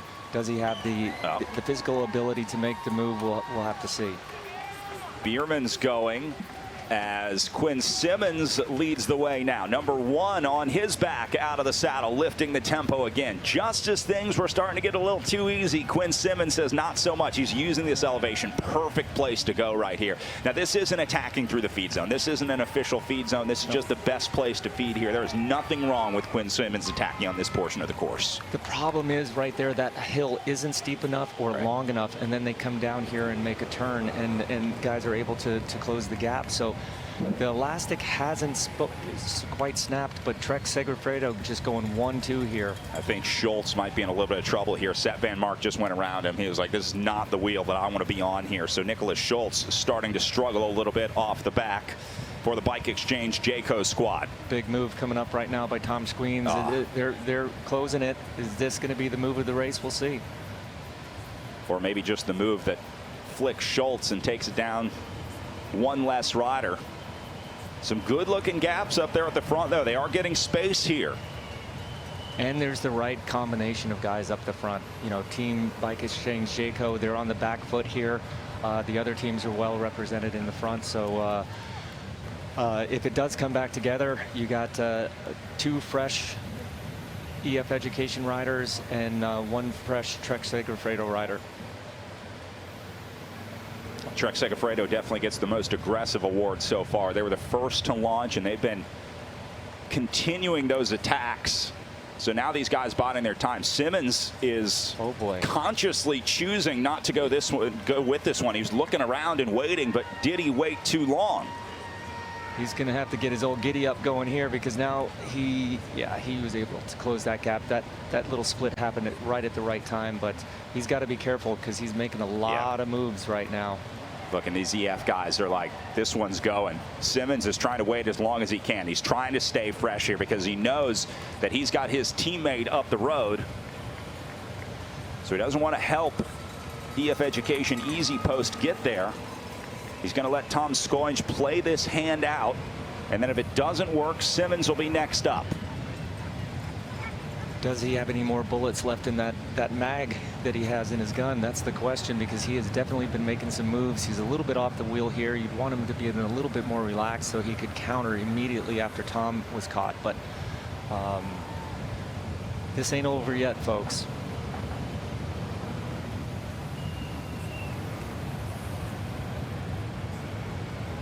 There we go, up to the front group. And now looks like EF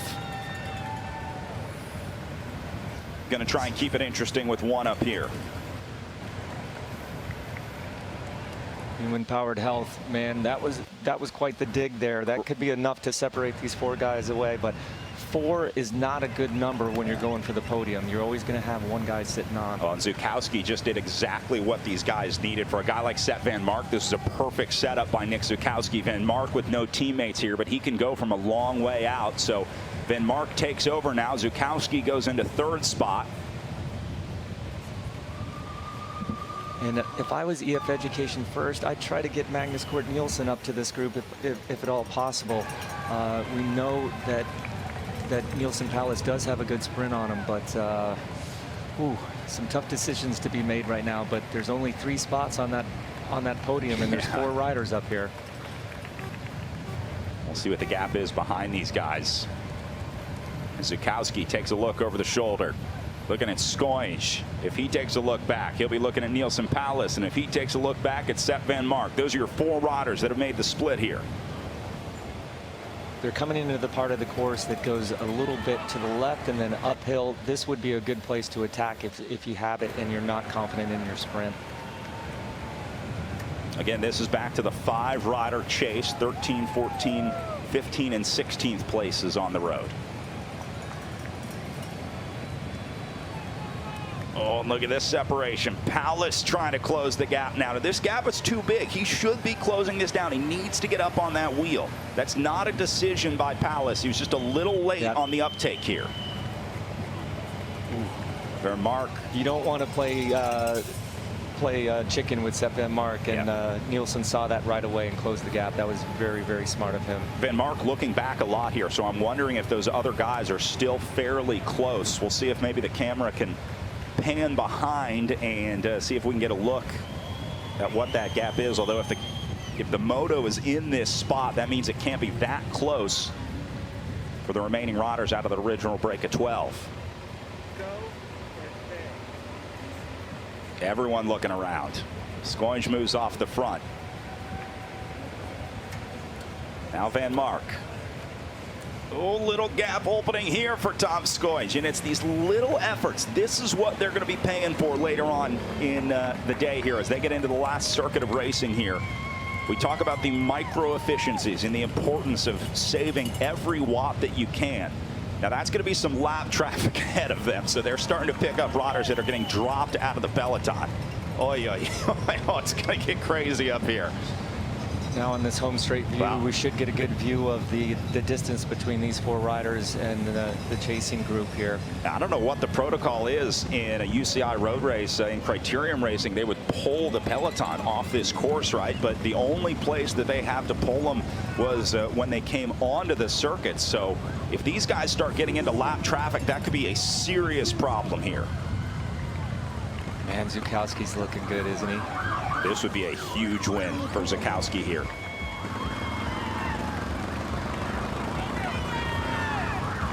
The only non-world team rider in this break of 4. Trek Segafredo, EF Education Easy Post. That gap is obviously big if they're letting spectators go across the road here. So you're right. I think we have our winner out of these 4 riders here. But like I said, there's only 3 spots on that podium, and you don't want to finish 4th today.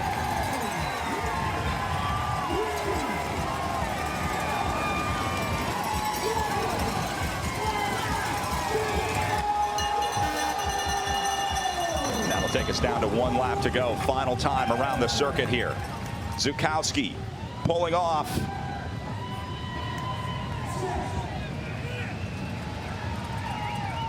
What a stellar final group. What a great race this has been. I love this. And this is exactly what we anticipated, a select group, but I had no idea it would happen this way.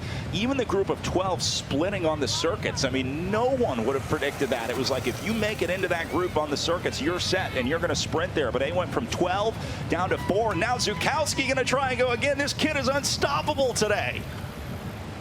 Tell you, he has got something going right for him, but I like the decisions that Nielsen Palace, he seems to be very tuned into what he needs to do, what gap he needs to close. But that wasn't a split on the final circuit of this front group. That was an absolute explosion. Yep. These guys were exhausted. They were all trying to fake it, and now we have the 4 guys that really have the energy left in their legs to see it through to the final of this race. Well, so now all these guys can do is hope that their teammates up the road can pull it off, or that they'll be able to settle for a 5th place sprint finish today. Each one of these guys has a massive amount of pressure on their shoulders right now. It's their team, it's the points at hand, and it's going to be between these 4 guys. Those other guys aren't coming back. Nielsen talking with the group here. Saw him talking with Sepp Vanmarcke earlier, and now he's talking to the whole group. Zukowski talking back. Zukowski is, he doesn't have the responsibility to go and drive this group. Yeah. These other teams, these World Tour teams, they need the points. He's doing a little bit too much right now. Zukowski's like, I know how much you make. Do your work.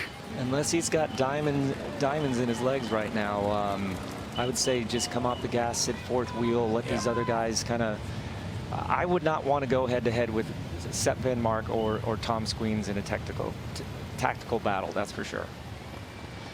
See, Sepp Vanmarcke keeps being able to manipulate those pieces that on the chessboard the way that he wants them. Is that what he's doing? Is trying to gap him off here? He's just making him make those few other quicker decisions, and Nielsen isn't as tactically experienced as him, but Nielsen's pedal stroke looks great to me. He's making all the right decisions. He's lucid. Man, this is just going to be a great finishing lap. All right, we got to take one last break here from the Maryland Cycling Classic. When we come back, it's the sprint finish in downtown Baltimore for the inaugural Maryland Cycling Classic.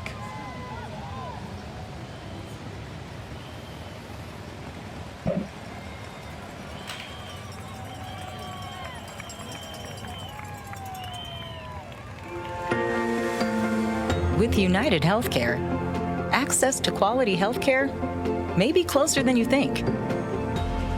You'll find coverage solutions for virtually any budget, no matter where life takes you, with UnitedHealthcare. So access to care may be closer than you think when you choose UnitedHealthcare. Learn more at uhc.com.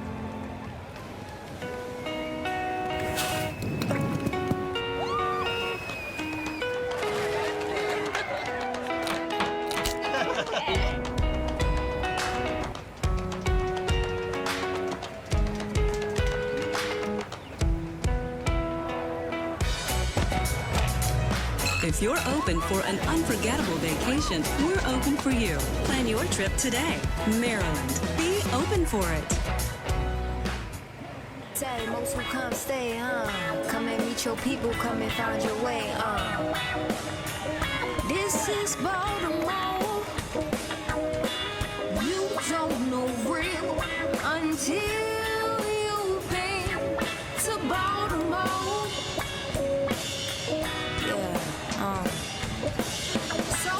So pure and real for sure. This is Baltimore. The lead group was 24, then 12, then 4, and now they're trying to split it again in the last 5 miles of racing. As we just saw Sepp Vanmarcke go on the attack. Not much changing while we were in break, but they are starting to heat up out there. They will not go quietly into the night for this break of 4 today. No, this is great. We just saw the first little dig by Sepp Vanmarcke there. You know, Belgian rider, he does these races. There he goes again. I tell you, this guy, you would not want to go to head-to-head with him very often in a finish like this. He's just so smart. Palace going to try and cover it. Tom Scoinge says, thank you very much, Nielsen. Oh, no. Vehicle getting onto the course. Okay, that's going to slow the pace up here. No one wants to attack into the back of a car. They went to the other side here. Ooh, this is going to be a good one. Oh, Zukowski going to go now.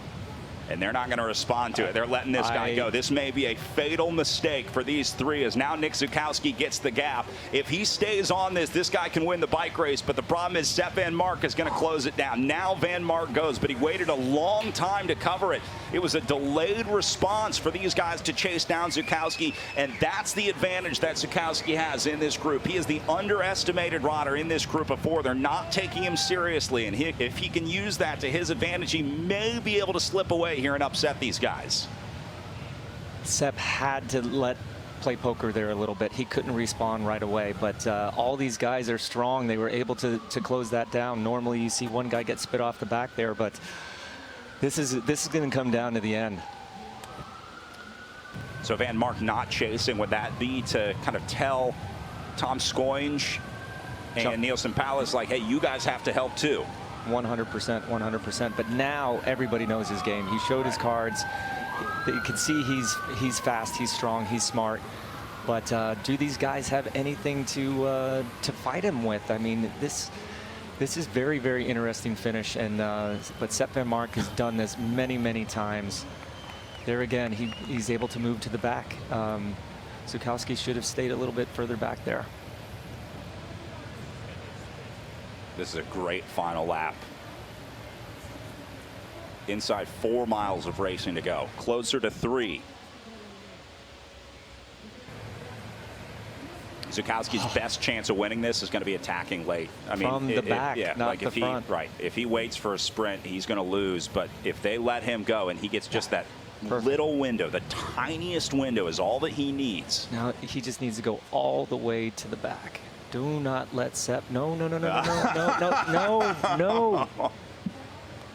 Yep. Sepp Vanmarcke knows exactly what he's trying to do here. Or Vanmarcke is already, just like you, seeing what the right thing to do for Zukowski here would be. Oh, man. Yeah. Sepp just played him right there.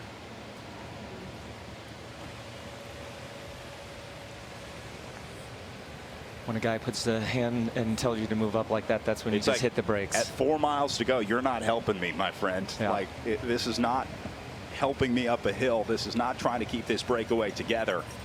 That was just trying to keep Zukowski off the back. Yeah. Now he's got it. Now he's got the position.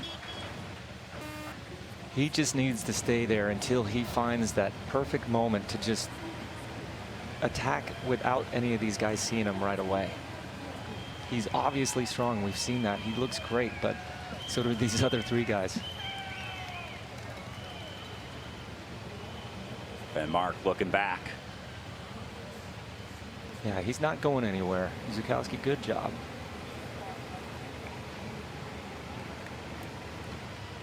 Vanmarcke letting a little gap open up here.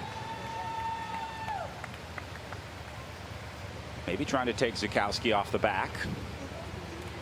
Remember the old Saturn sit-up here in the U.S.? They would take you into the last couple corners, let that gap off a little bit. Here goes Paulus out of the saddle now. Sepp seems very confident right now. Yeah. In both in the tactics and in the feeling in his legs. Vanmarcke looks like he's having fun when he attacks. The way that he's riding and sort of weaving through the group, he just looks, yeah, I agree. He looks like the most comfortable guy out of this group of four. Although Zukowski looks like he's got the biggest guts out of anybody here. But riding the way that Vanmarcke is riding right now, you don't learn that over racing over here in the States very often. Right. That's a European tactic. That's the trickiness. That's the really cagey European tactics that we need to get more kids over there to Europe to learn these sort of techniques, because it's could come down to that. Sounds like Piccolo has attacked out of that Chase 2 group, but we'll stay with these guys up at the front. Just waiting for the what will be race-winning move, or does this come down to 4 riders in a 750-meter sprint out of the final corner?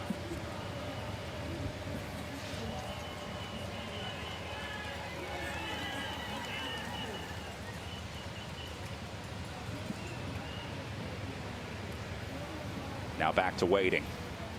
Things slowing up a little bit. A lot of looking around here.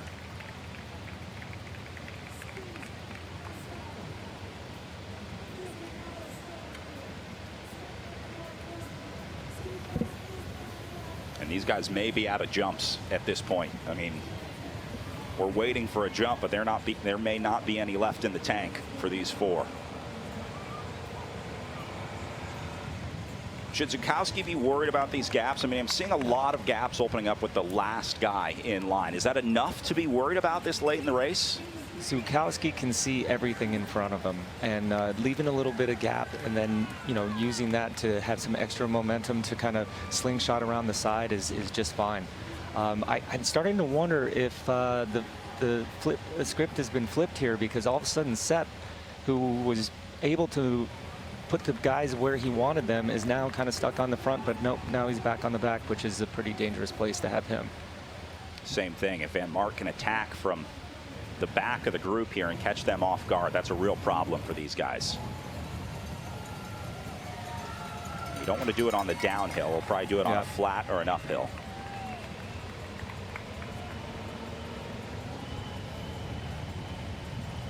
Looking for some distance markers along the course here. See if we can get an update on distance remaining. Goes Zukowski off to the side.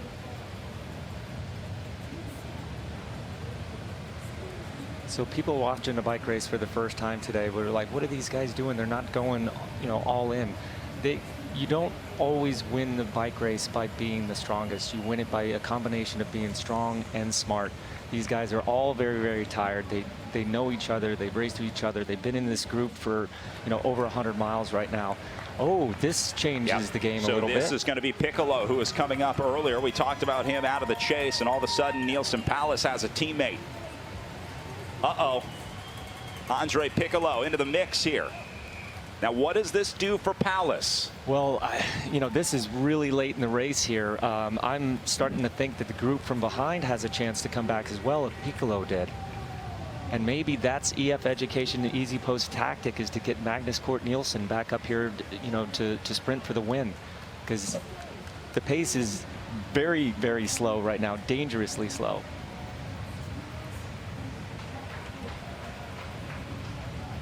Yep, and now here we go. EF Education easy post. brings reinforcements, and then steps on the gas. This is what these guys were afraid of. This is why you can't play games. They waited too long, and Piccolo was able to come up and provide some help to Nielsen Palace. But now they have a very short window to get their plan together.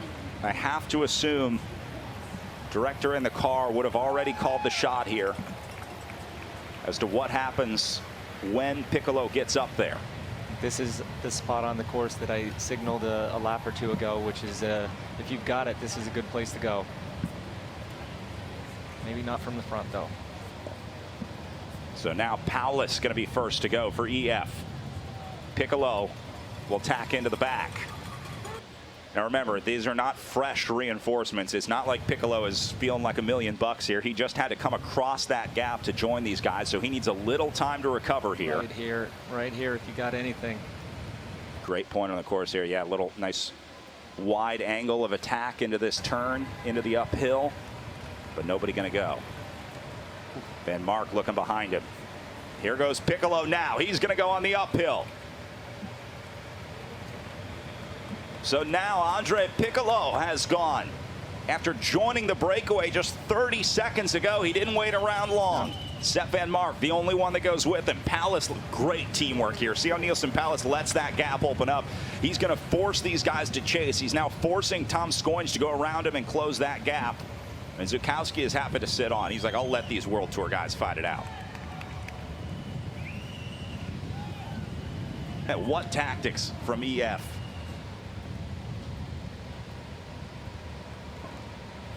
An incredible ride by Andre Piccolo. Oh, guys going way wide here. I think Zukowski watching Nielsen Palace and Sepp Vanmarcke off to the right-hand side of the screen here.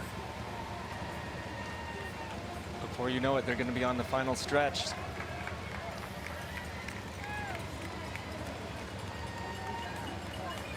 Piccolo slowing down a little bit. Palace will get back up there. Now Tom Skoins takes a turn at the front. Haven't seen a lot of him doing poles here over the last couple minutes because it's really been up to these EF easy post guys. So now they're going to put Piccolo up there to pull it.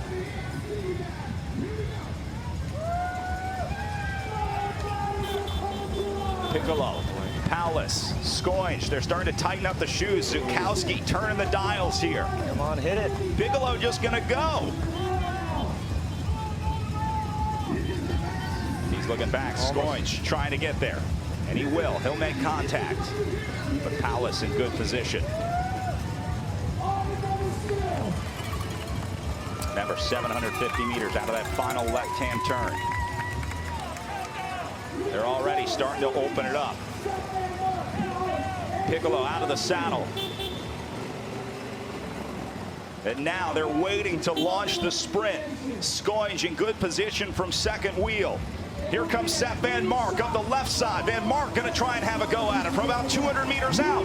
Vanmarcke has now moved to the front. Zukowski is moving up into second wheel. Zukowski has a chance to come around for human-powered help, but Sepp Vanmarcke holds on, and Vanmarcke will win in Maryland. The Maryland Cycling Classic finally has a winner, and Sepp Vanmarcke gets it done in downtown Baltimore.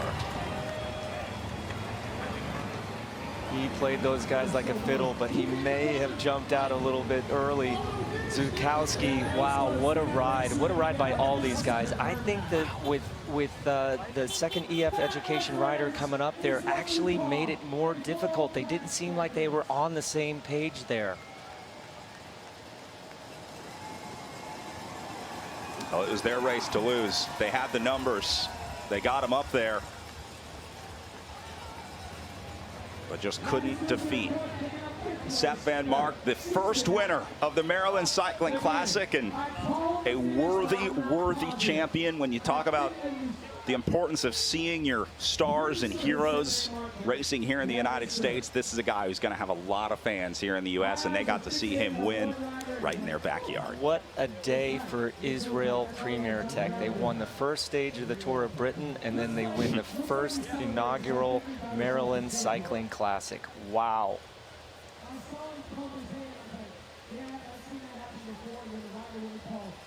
And a thumbs up for Sepp Vanmarcke.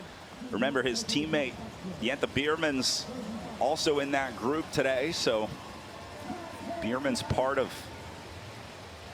the work to keep the other guys tired, but in the end, Sepp Vanmarcke was just too strong for everyone else, and we saw it. The way that he was riding in those last 5 miles just seemed like he had that extra little bit of freshness. And he was just a master tactician. I mean, obviously he had the confidence, but the ability to manipulate those pieces on the chessboard to where you want them. Obviously, you still have to come through with the goods in the sprint, but he just, once they hit the circuits and once that group split up, he just looked like he was the Sepp Vanmarcke of old, and this is great to see. This is what you expect from Sepp Vanmarcke, and that's what, when we saw that group, we really were waiting for a move like that from Sepp. And in the end, it didn't really come down to a jump. It just came down to a good old-fashioned sprint to the line.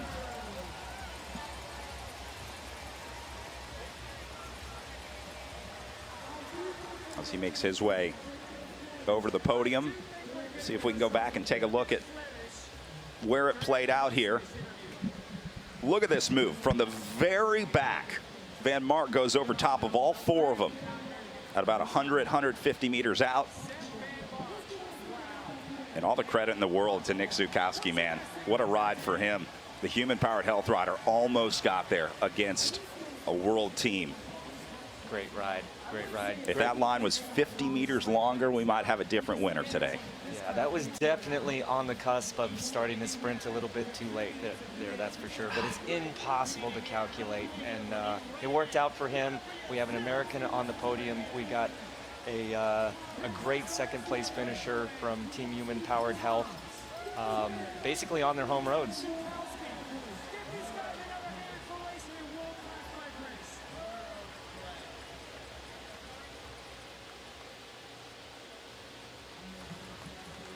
You see the chain, you see the road is so bumpy. Anything could have gone wrong there, but it didn't for Sepp Vanmarcke today. Look at that, it's wheels skidding from side to side. Wow, that's a lot of power. That is power with vibration.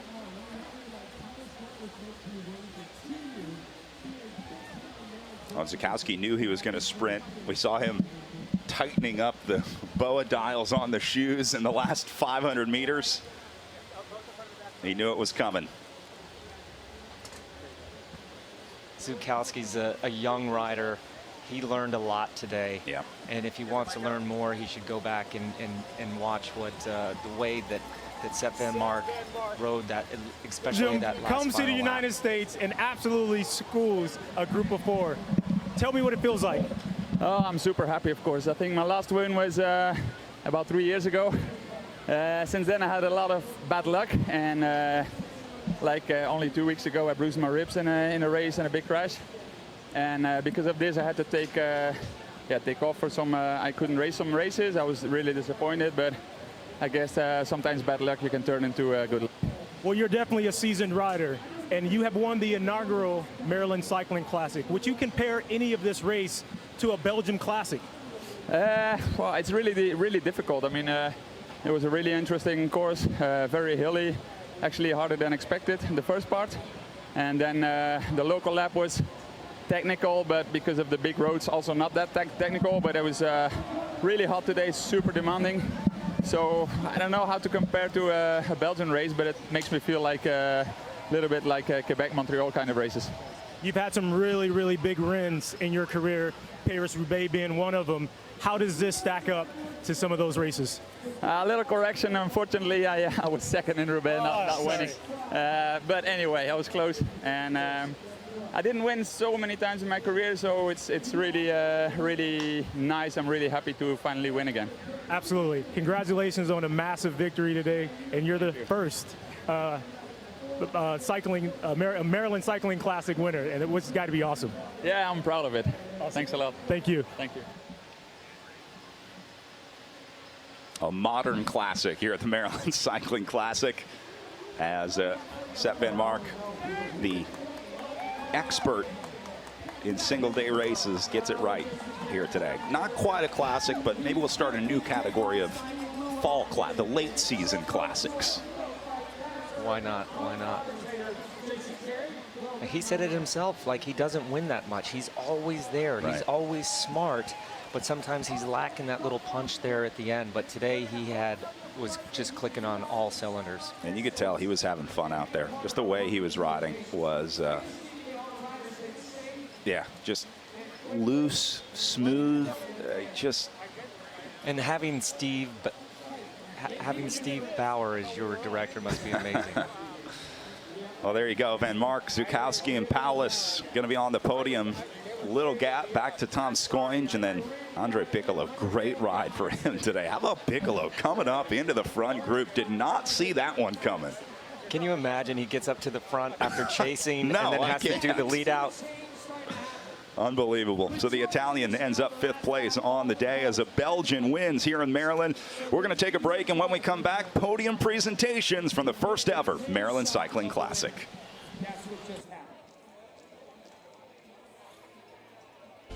UnitedHealthcare offers coverage plans designed for your unique needs, no matter where you are in life. So access to care may be closer than you think with UnitedHealthcare. Learn more at uhc.com.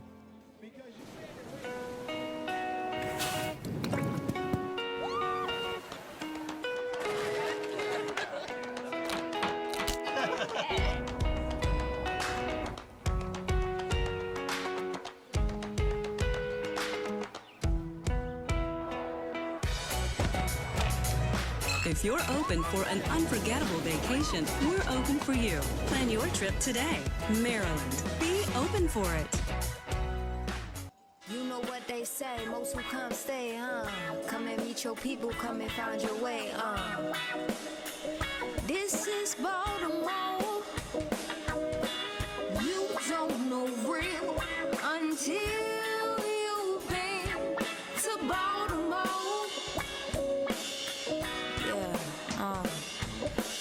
So odd, so pure, and real for sure.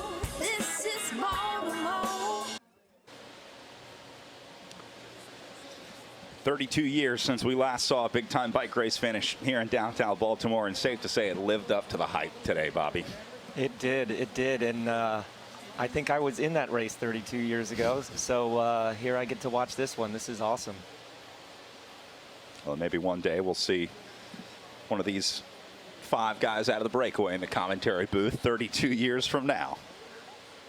I hope we're celebrating the 33rd annual Maryland Cycling Classic in 32 years. But just again, what a day. I mean, from start to finish, from the moment we got here on Thursday till the end of the race, it's just been perfect. So great job to all the sponsors, all the volunteers, all the staff. It's just, it takes a lot of people to make something like this and to pull it off the way it came off. And I tip my hat to you, everyone. This guy's sprinting for the remaining places out there on course. But Baltimore and the state of Maryland have a lot to be proud of out there.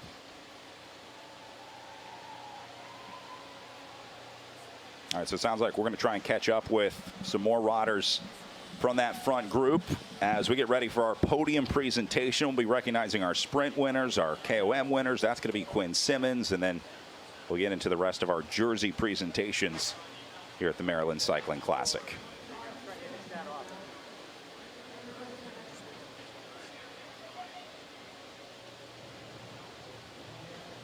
All right, so it sounds like we've got Quinn Simmons, so let's go back down to Hassan Bahati with our King of the Mountain.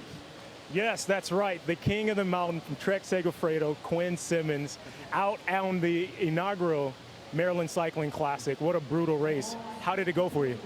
Yeah, it was a bit strange. You know, normally don't see a big group go like that, but I could feel early on that it was just going to split up with the disparity in the riders here. And yeah, obviously I think we had ambition for a bit more, especially as it being my closest to hometown race, but at least I think we made it entertaining, and I hope people enjoyed watching it. Well, I can tell you I enjoyed watching it, and all the thousands of people here in downtown Baltimore enjoyed watching it. You had a great, in my opinion, Tour de France. Your breaks all the time. How did that play out?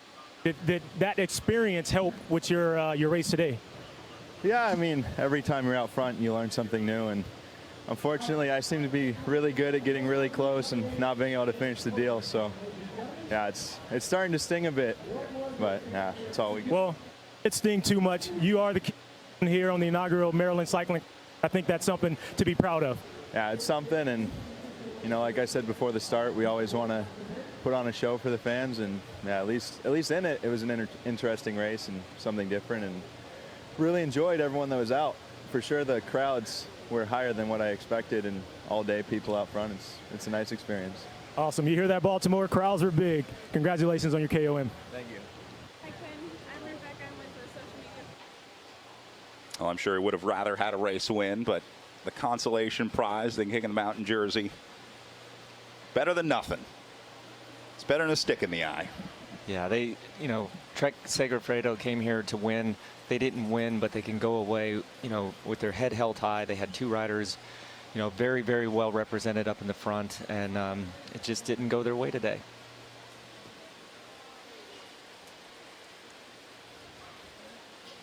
Well, and again, we answered so many questions about this course and about this race today that I think a lot of riders going into next year and the following year into 2024 are going to go back and try and glean some information or what they can from the way that this one played out, because you never really know until you race it, right? You can talk about it on paper all you want. You can sort of game it out with the team, but until you get out there and get the rubber on the road, you never really know how a course or a race is going to play out. So see the press gathering for the podium presentation. That is just a couple minutes away. So we'll take one more quick break here. And when we come back, we're awarding our winners at the Maryland Cycling Classic.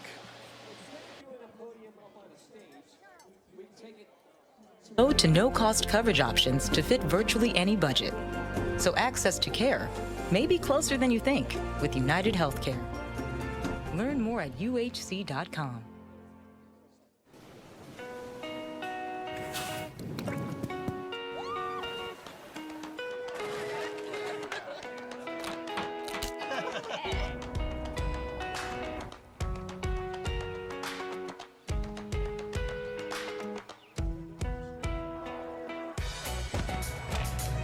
If you're open for an unforgettable vacation, we're open for you. Plan your trip today. Maryland. Be open for it. You know what they say, most who come stay, come and meet your people, come and find your way, This is Baltimore. You don't know real until you've been to Baltimore.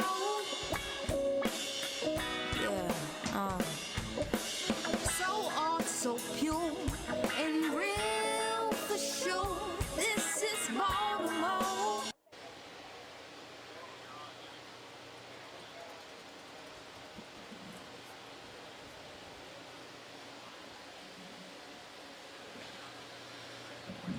Welcome back. Podium in place and awaiting athletes on the line here as the sun sets on the Inner Harbor.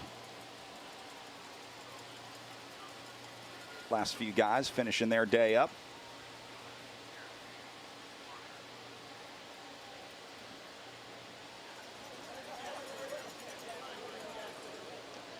I've never seen riders finishing when there's no podium presentation. We don't do a lot of podiums in the middle of the road, though. I like it. I like it too. This comes from the American criterium scene. This is how we do it in a lot of the U.S. crits here. You get the arch in the background, you get the fans. It's very nice. Yeah, look at all the people still. This is fantastic. Love seeing the Air Train fans here. The flag and the umbrellas. They have one of the most dedicated fan bases to cycling. And so many countries represented here. So many riders from so many different countries. I think they're all going to go away saying that Baltimore was a great trip and they want to come back next year. Well, certainly impressed me, that's for sure. And we still have to go out and get you some Maryland blue crabs after this. I got a great spot for a crab cake sandwich. I've cold heard beer. a lot about them. I don't know if I've ever had a blue crab, so I may have to take you up on that.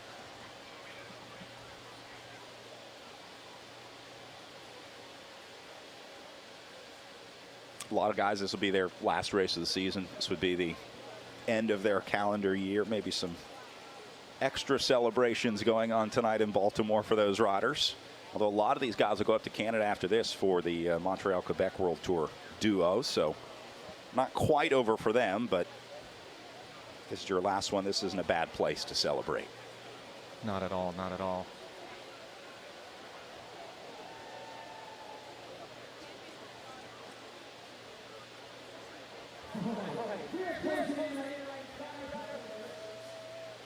We have our racers, I think. And of course, we have you guys. So again, your top 5 with Vanmarcke, Zukowski, and Paulus on the podium. Rough day for Trek Segafredo. I mean, they had it. The numbers were there. The situation was there. Ending up 4th and I guess what'll be 6th for Nielsen or for Quinn Simmons. A little disappointing for them. But like you said, they were super aggressive once they got to the circuits and maybe just overplayed their hand a little bit, maybe overestimated what the amount of gas they had left in the tank. But, you know, I got to respect that. They brought the race to the other guys. Kelly, we'd like they you just at the got finish outmaneuvered line. at the end. John Kelly. Well, Nicholas Zukowski might be my new favorite rider in this group. The Human Powered Health rider did such a great job. Undergunned, outnumbered, and somehow found a way to go up against one of the best classics finishers out there. I mean, yes, he's going to look back at this and say, I got 2nd place, but he's going to look back and say, I got 2nd place to Sepp Vanmarcke. For those of you who are joining He's us got right plenty now, of time to learn these things, and he obviously has the horsepower in the legs. And like you said, if it was 25, 50 meters longer, he would have been on the top step of the podium. But I'm happy for him. I'm sure that he's happy. His team has to be happy. What a way to represent here in Baltimore. I hope he is. I hope he doesn't dwell on what could have been and is able to celebrate what is.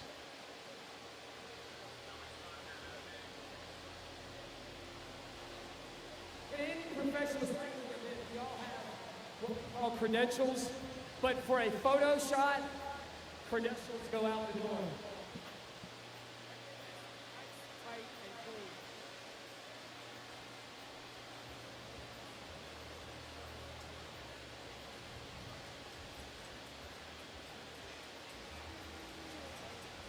Well, I see the dignitaries, I see the flowers, I see the photographers. I think now we're just waiting on some bike racers.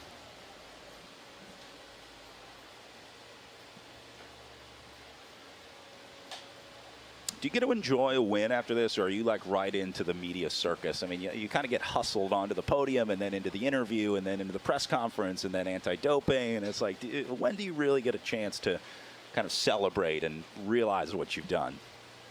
I mean, it's special. You're at those things that you just mentioned because you won a bike race. So it's part of the celebration. It's part of it. But the real celebration will be tonight with all your teammates, with all the staff, when you raise a glass of champagne and just congratulate everyone. You know, Sepp finished it off, but everyone that came here. Steve Bauer, I'm sure, was in his ear.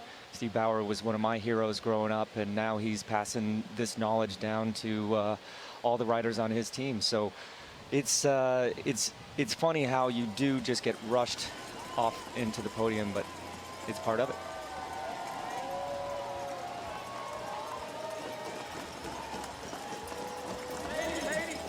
All right, looks like we are just about ready to go. So we're going to go down to Chad Andrews, our PA announcer, for our podium presentation. Third place, and your bronze medalist, racing for EF Education Easy Post, out of the USA, Nielsen Paulus. Flowers are being presented by Al Hutchison, CEO of Visit Baltimore.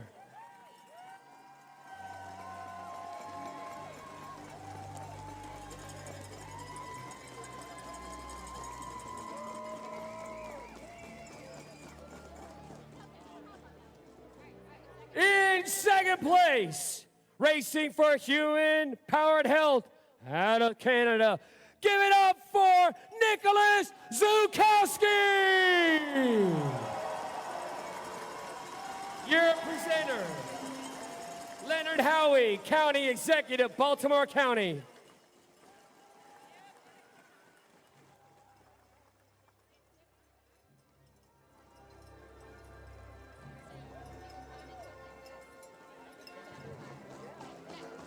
Ladies and gentlemen, your 2022 Maryland Cycling Classic winner for Israel Premier Tech.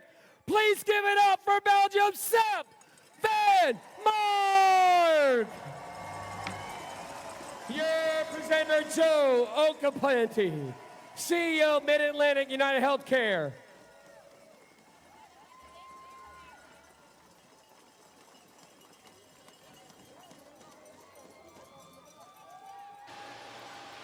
We're going to have to get it. Thank you. I like that. Oh, Vanmarcke slipping on the yellow jersey after an incredible day of racing. Just over 120 miles on the roads of Baltimore County.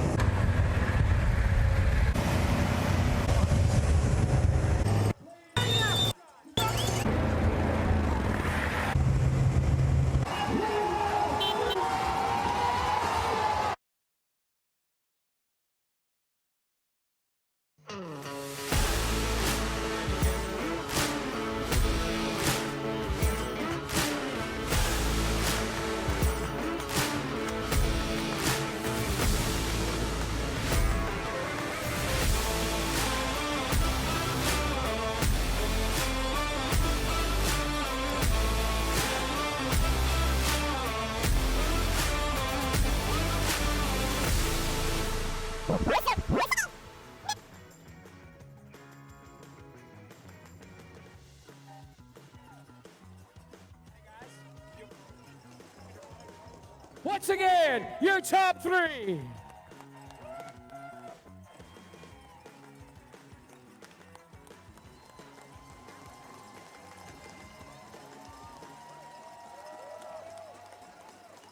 Thank you, gentlemen. Be careful getting off the stage. We appreciate it. Warm round of applause for our top three again.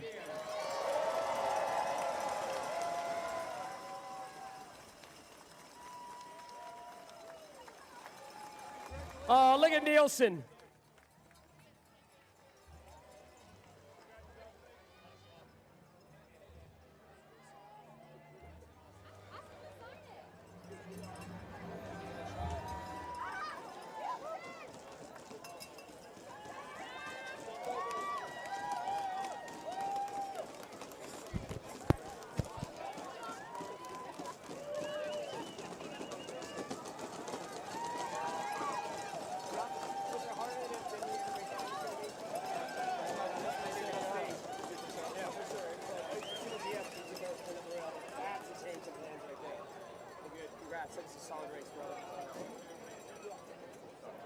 All right, we still have a little bit more to go, guys. We have our jerseys to present, and also a quick word with Sepp Vanmarcke when we can.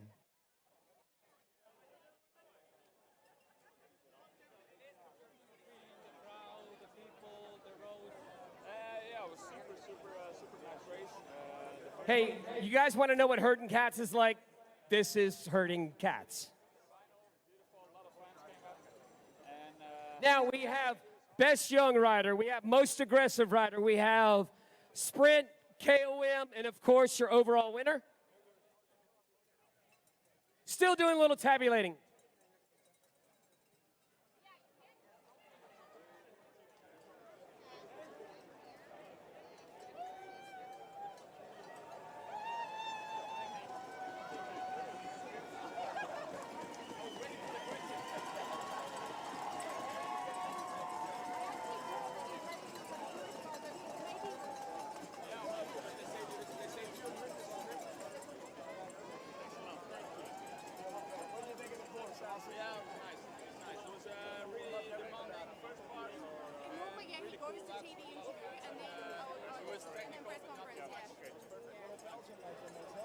Yeah.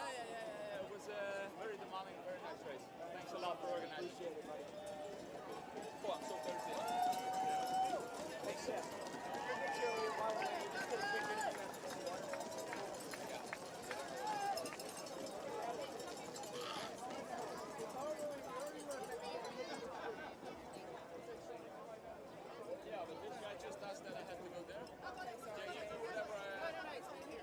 All right, just a second. I'm going to interview here with Sepp Vanmarcke, your champion.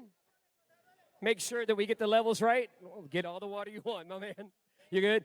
Ladies and gentlemen, I'm here with the Maryland Cycling Classic champion for Israel Premier Tech, Sepp Vanmarcke. Sepp, tell us a little bit about the last 15 miles. The race seemed a lot harder than we had originally thought. Hard from the gun, get it going. Tell us a little bit about how it unfolded. Yeah, actually, we also thought it would be a sprint because the first part was demanding, but the final lap didn't seem to be too hard, so we thought it would be a sprint. Anyway, pretty soon in the race, there was a big breakaway, and because every team had a couple of guys involved, the peloton had to let go. And from then on, actually, from the start, it became a hard race. The first part was harder than we expected. It was super nice, but a lot of climbing.